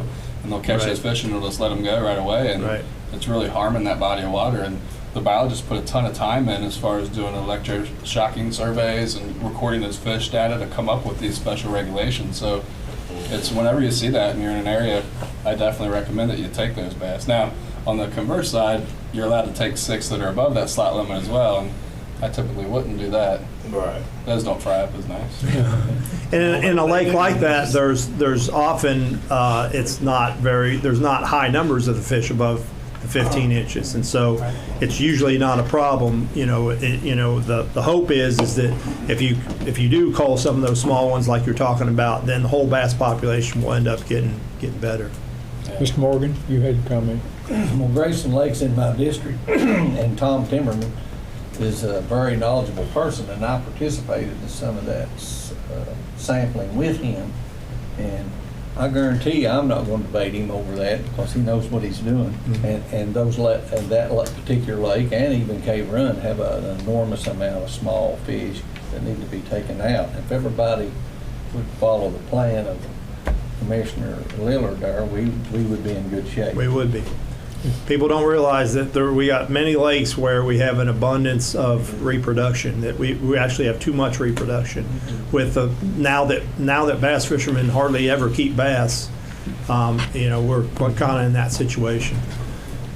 Well, thank you. I believe that caught us up to date on new business from you, so thank you, David. Thank you, gentlemen. Thank you, David. Now, prior to going into closed session, of course, we have to state the reasons to go in, and legal's going to do that for us.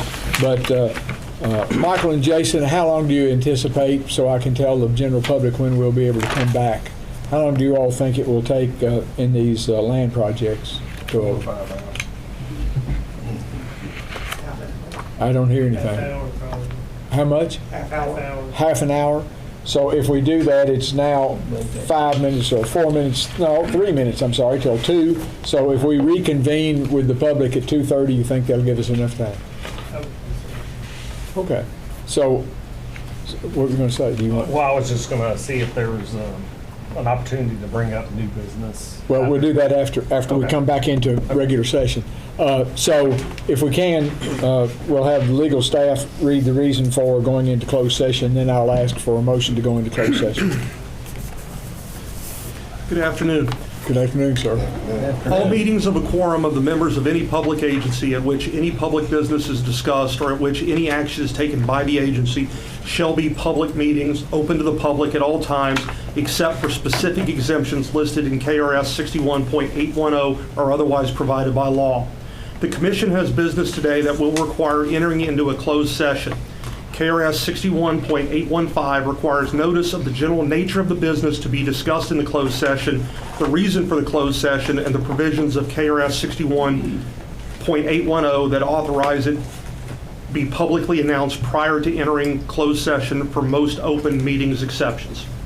In the proposed closed session today, the Commission shall discuss the potential disposition of 2 parcels and acquisition of 2 parcels of land via swaps. One of the properties may eventually be traded to a government agency in exchange for property to be purchased by that government agency from private third-party owners, provided multiple contingencies can be satisfied. Another property may be traded to a private party in exchange for the acquisition of another piece of property owned by that private party. Per KRS 61.810, discussions shall occur in the closed session to protect the state's interest in the acquisition of these parcels of land. Thank you. So, gentlemen, I'll entertain a motion to go into closed session. I have a motion and a second to go into that. Any discussion about that? All in favor of going into closed session, signify by saying aye. Aye. Opposed, no. Ayes have it. We will rejoin the public and reopen our meeting to the public at 2:30 p.m. Otherwise, we'll be in closed session until that time. Thank you for your patience.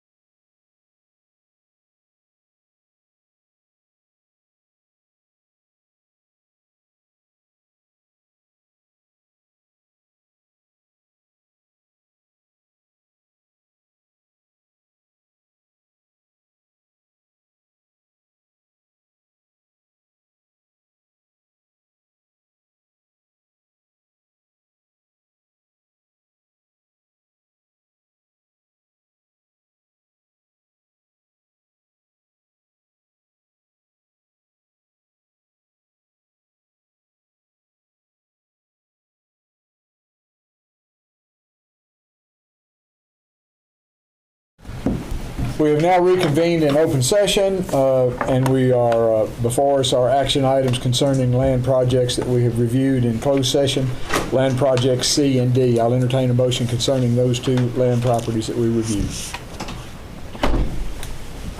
I'll make the motion to accept C and D as proposed. I have a motion that we accept C and D as proposed to continue in the acquisition of those properties. Second. And we have a second from Commissioner Cecil.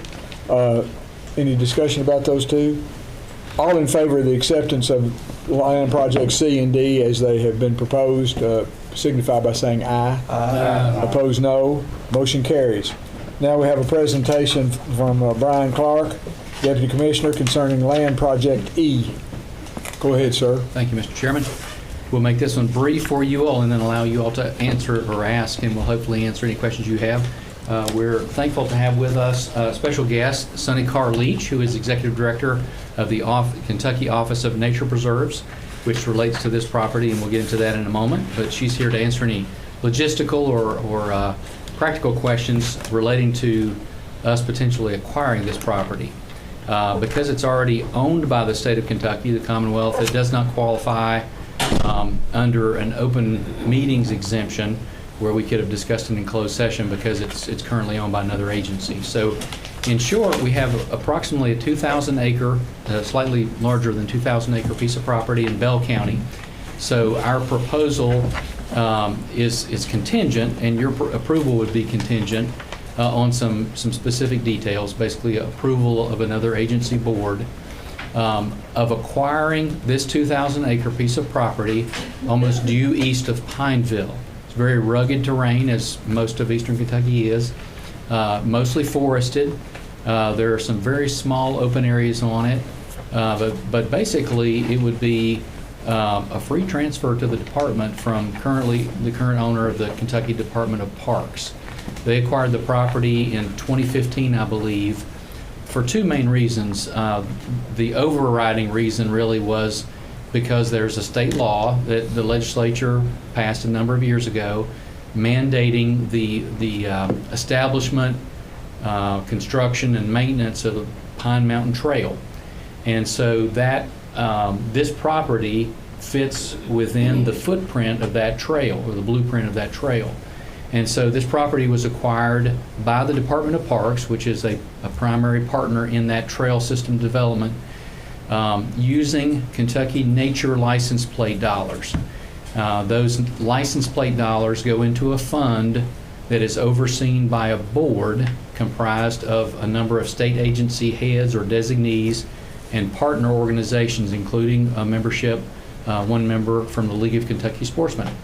But the department has a membership or one spot on that, or seat on that board, along with the Department of Parks, which I believe is the current chair. So I believe Commissioner Meyer is currently chairing that board. And they make decisions as funds are available for recipient agencies or partners to use those funds to acquire public land in Kentucky. So the nature license plate monies, whenever someone buys a nature license plate, those funds go into a pool, a grant pool, and then those grant funds are used, divvied out according to approval by the board, based on proposals from agencies like Fish and Wildlife and Parks and others, to acquire public land for public use and conservation. And so hence the nature, the heritage land, it's contributing to the natural heritage of the state. So this property was acquired for primarily for continuing the development of the Pine Mountain Trail, and then also because it's a significant conservation piece. 2,000 acres undeveloped, provides elk habitat, provides neotropical migrant songbird habitat, a lot of other important wildlife habitat and for plants in Kentucky. We have not done, I personally don't know, Sonny may actually know, whether there are some state listed or species of greatest conservation need on this property, but there may well be, which would provide opportunity for us to obtain some additional grants beyond what we might use this property for in terms of land acquisition and other things in the future. But essentially, Parks is willing as a partner to us to transfer this land to us, fee simple, that is ownership, without a cost to the agency, with the proviso that we set aside a right-of-way or an easement for the Pine Mountain Trail. And the law requires a minimum easement or right-of-way corridor width of 100 feet. And Parks is agreeable to that minimum, and so we would basically work with them to either have that surveyed and laid out, or agree to when the trail, as the trail is developed, we would have that done at the time. And so that would be placed in the deed. It would be a deed requirement. The proviso that I mentioned earlier, the caveat would be, this is pending, this transfer from Parks to Kentucky Fish and Wildlife would be pending approval or action by the Heritage Land Board. And that's why we have Executive Director Leach with us here today, is in case you all have any questions about that process. The next step, if you all approve this contingent upon that board's approval of the transfer, then they would act on this at their next meeting in July. And so representatives from the department as well as Department of Parks would be present at their board meeting to make a presentation on this, answer any questions the board may have about how we would manage it, which essentially would be to conserve it in the future. Our intended management would be basically controlling any exotic species issues that might be occurring there, if we ever had an environmental issue, to address it. But basically, it would be primarily low management level. And we just allow public access to it for elk hunting. 2,000 acres in the elk zone. It would be a great boon for us, along with people to go in and bird watch and enjoy it otherwise, hike and hunt for deer and bear, whatever else may be the case. But it does represent for us as a fee simple transfer to the department. Again, we could use this land as match, the value of it, to acquire other land, and so it could represent our state match towards a federal grant to acquire another piece of property in the region, for example. So it actually is a tremendous opportunity for us in concert, working together with State Parks, Office of Nature Preserves, and the Heritage Land Board. Again, given if a majority of the board agrees to the transfer and we move forward with it. We're still working on a few logistics, so we'll try to answer your questions if you all have any. Commissioner Holmes, you're first. Are there any liabilities associated with the acreage? Any gas wells, gas lines? Good question. There are, I believe the total was there were 16 wells or sites that had been used in the past.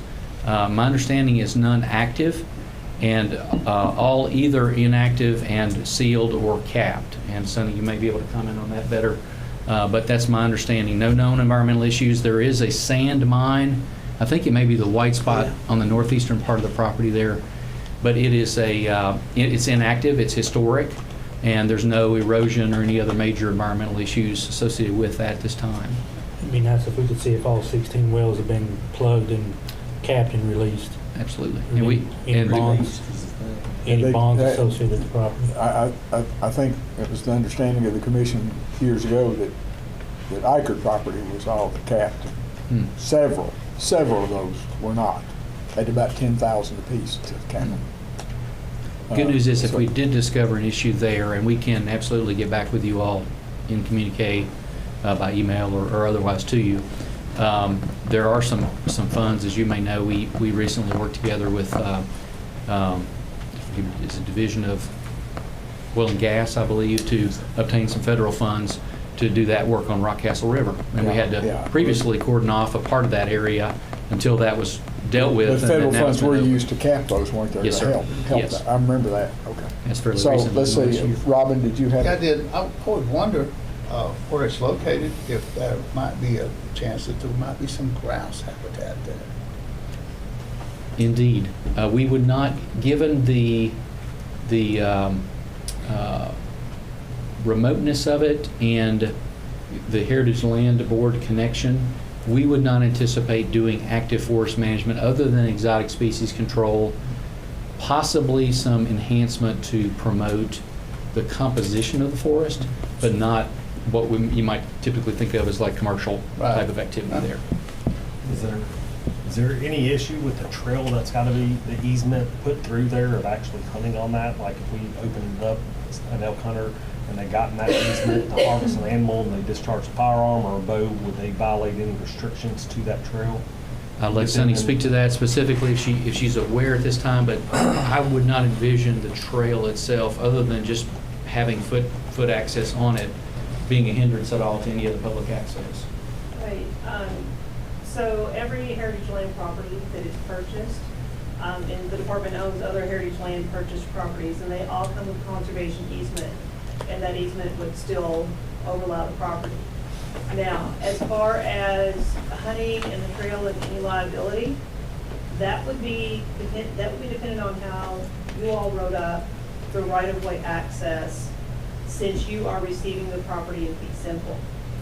And, you know, there may be some caveats in finance that come up that they might want to have in there in terms of language. But again, I think that's between the two parties. As long as the conservation easement that's in existence is honored, then the trail itself is between yourselves and parks of how you want to identify and address any concerns there. Is the easement only on the right-of-way, or is it on the entire parcel of land? The easement is on the entire parcel of land because of the funds it was purchased with. I'd like to see the language of that easement. Absolutely. Other questions concerning this, the 2,040 acre project? Would this be our first transaction with the nature?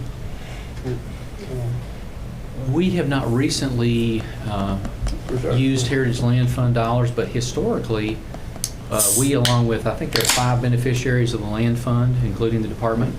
And so essentially, historically, the dollars are divvied out across the agencies, and we can accrue those over time, build up funds to be able to use them as part of a land acquisition, in other words, to pay for property. And so historically, we have used the Heritage Land Fund as, for example, as the state match, or to buy properties outright.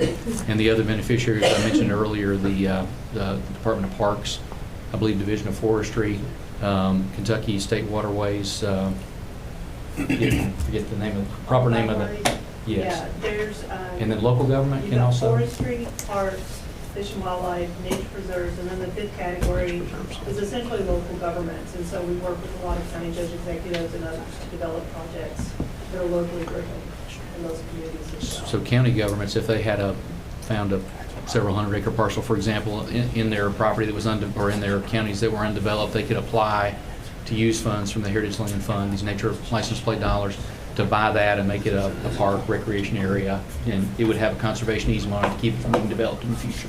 And the department does have properties in the state that have had heritage lands money tied to them, and they do have an easement, and those are functional with the constituents.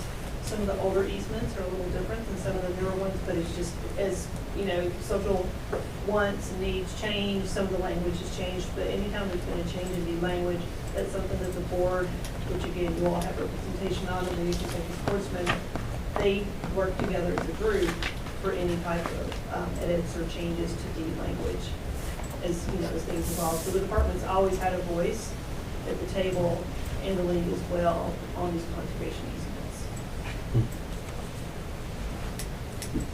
Other comments or questions? It's a nice project. It is. So our request would be if you all approve contingent upon, as is written in the, I believe maybe it's not written in the agenda, but approve for the transfer or for the department to receive the property contingent on the approval of the Heritage Land Fund Board. That would be our request. And given their meeting is in July, if you wanted to make it some other contingency, that's okay, but the Heritage Land Board would want to know that we're going to receive it before they take action on it, basically, which is why we put this on the agenda fairly quickly. It's when the opportunity arose for us to be able to do this. But parks, the reason it doesn't really fit for parks, it's not a typical situation where they could develop amenities on it, like structures and roads and the typical park access that they would seek to do. But the main impetus, as I mentioned earlier, was the establishment or protecting this as a piece or a part of the footprint for that mountain trail. How long will it take to get a copy of the easement and know the status of those 16 wells? Should be able to do that pretty quickly, like early next week. I mean, we could do that if you all would not feel comfortable.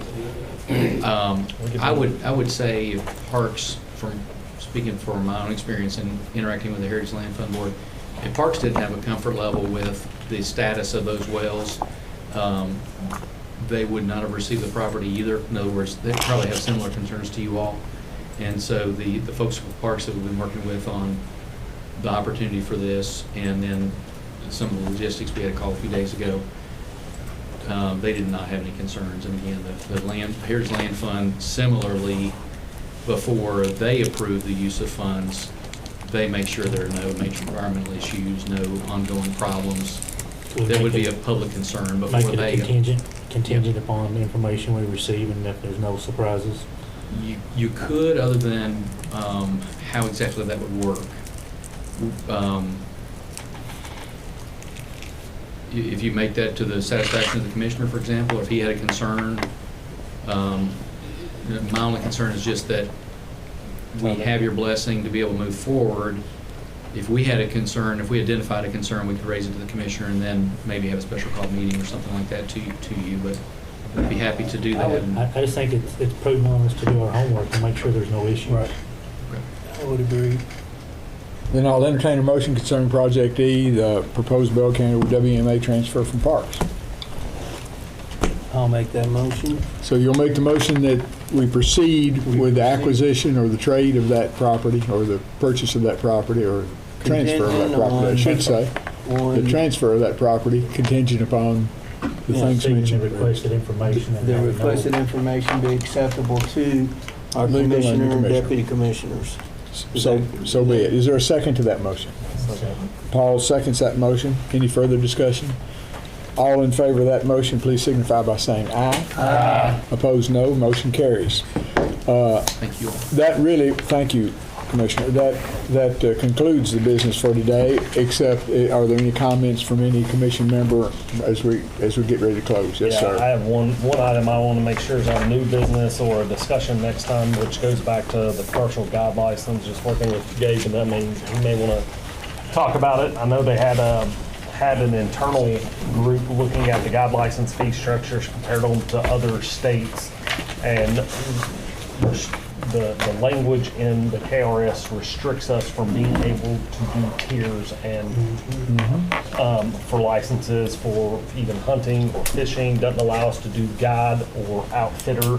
So I make a motion, or I'll recommend we have on our discussion items some sort of language for next meeting where the commission can make a motion and pass a recommendation to the state legislatures to change that to allow us more flexibility to establish a tier and different guide or outfitter license structures for the department. Can I get a legal opinion on that? Mr. Porter, did you hear what he said that he would like for the commission to do, to appeal to the legislature to...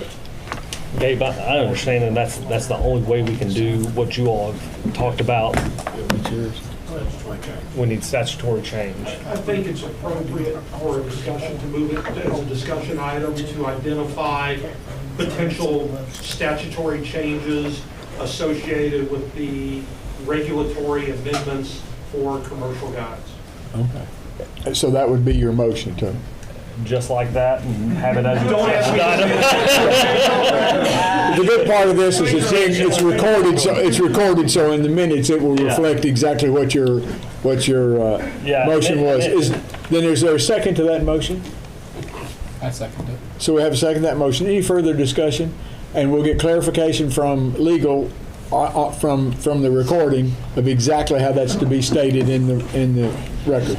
All in favor of that motion signify by aye. Aye. Opposed, no. Then that motion also carries. Now I'll entertain a motion to adjourn for today. No, I had one thing. Remember, new business. I tried, you all. Let the record show that I tried. Okay, Mr. Morgan, Mr. Secretary. I would like the Wildlife Department to look into reestablishing a limit on the number of coons that can be taken, and that they look it over and advise us at the next meeting on new business. So that's not going to require a motion, but will Wildlife acknowledge that request for the record? For the record, Wildlife acknowledges your request, and will you get back with Mr. Morgan with what you find between now and next time? No, we want it on the new business. Yeah, it'll be new business. Okay, yeah, it would be new business. Okay. Okay, again, I'll entertain a motion to adjourn today. I'll make that. I have a motion to adjourn, and that was seconded by the commissioner. We won't have, and it's seconded now by Paul Horn. All in favor, or if there's no discussion, all in favor signify by aye. Aye. Opposed, no. Meeting is adjourned. Amen. Make sure as well.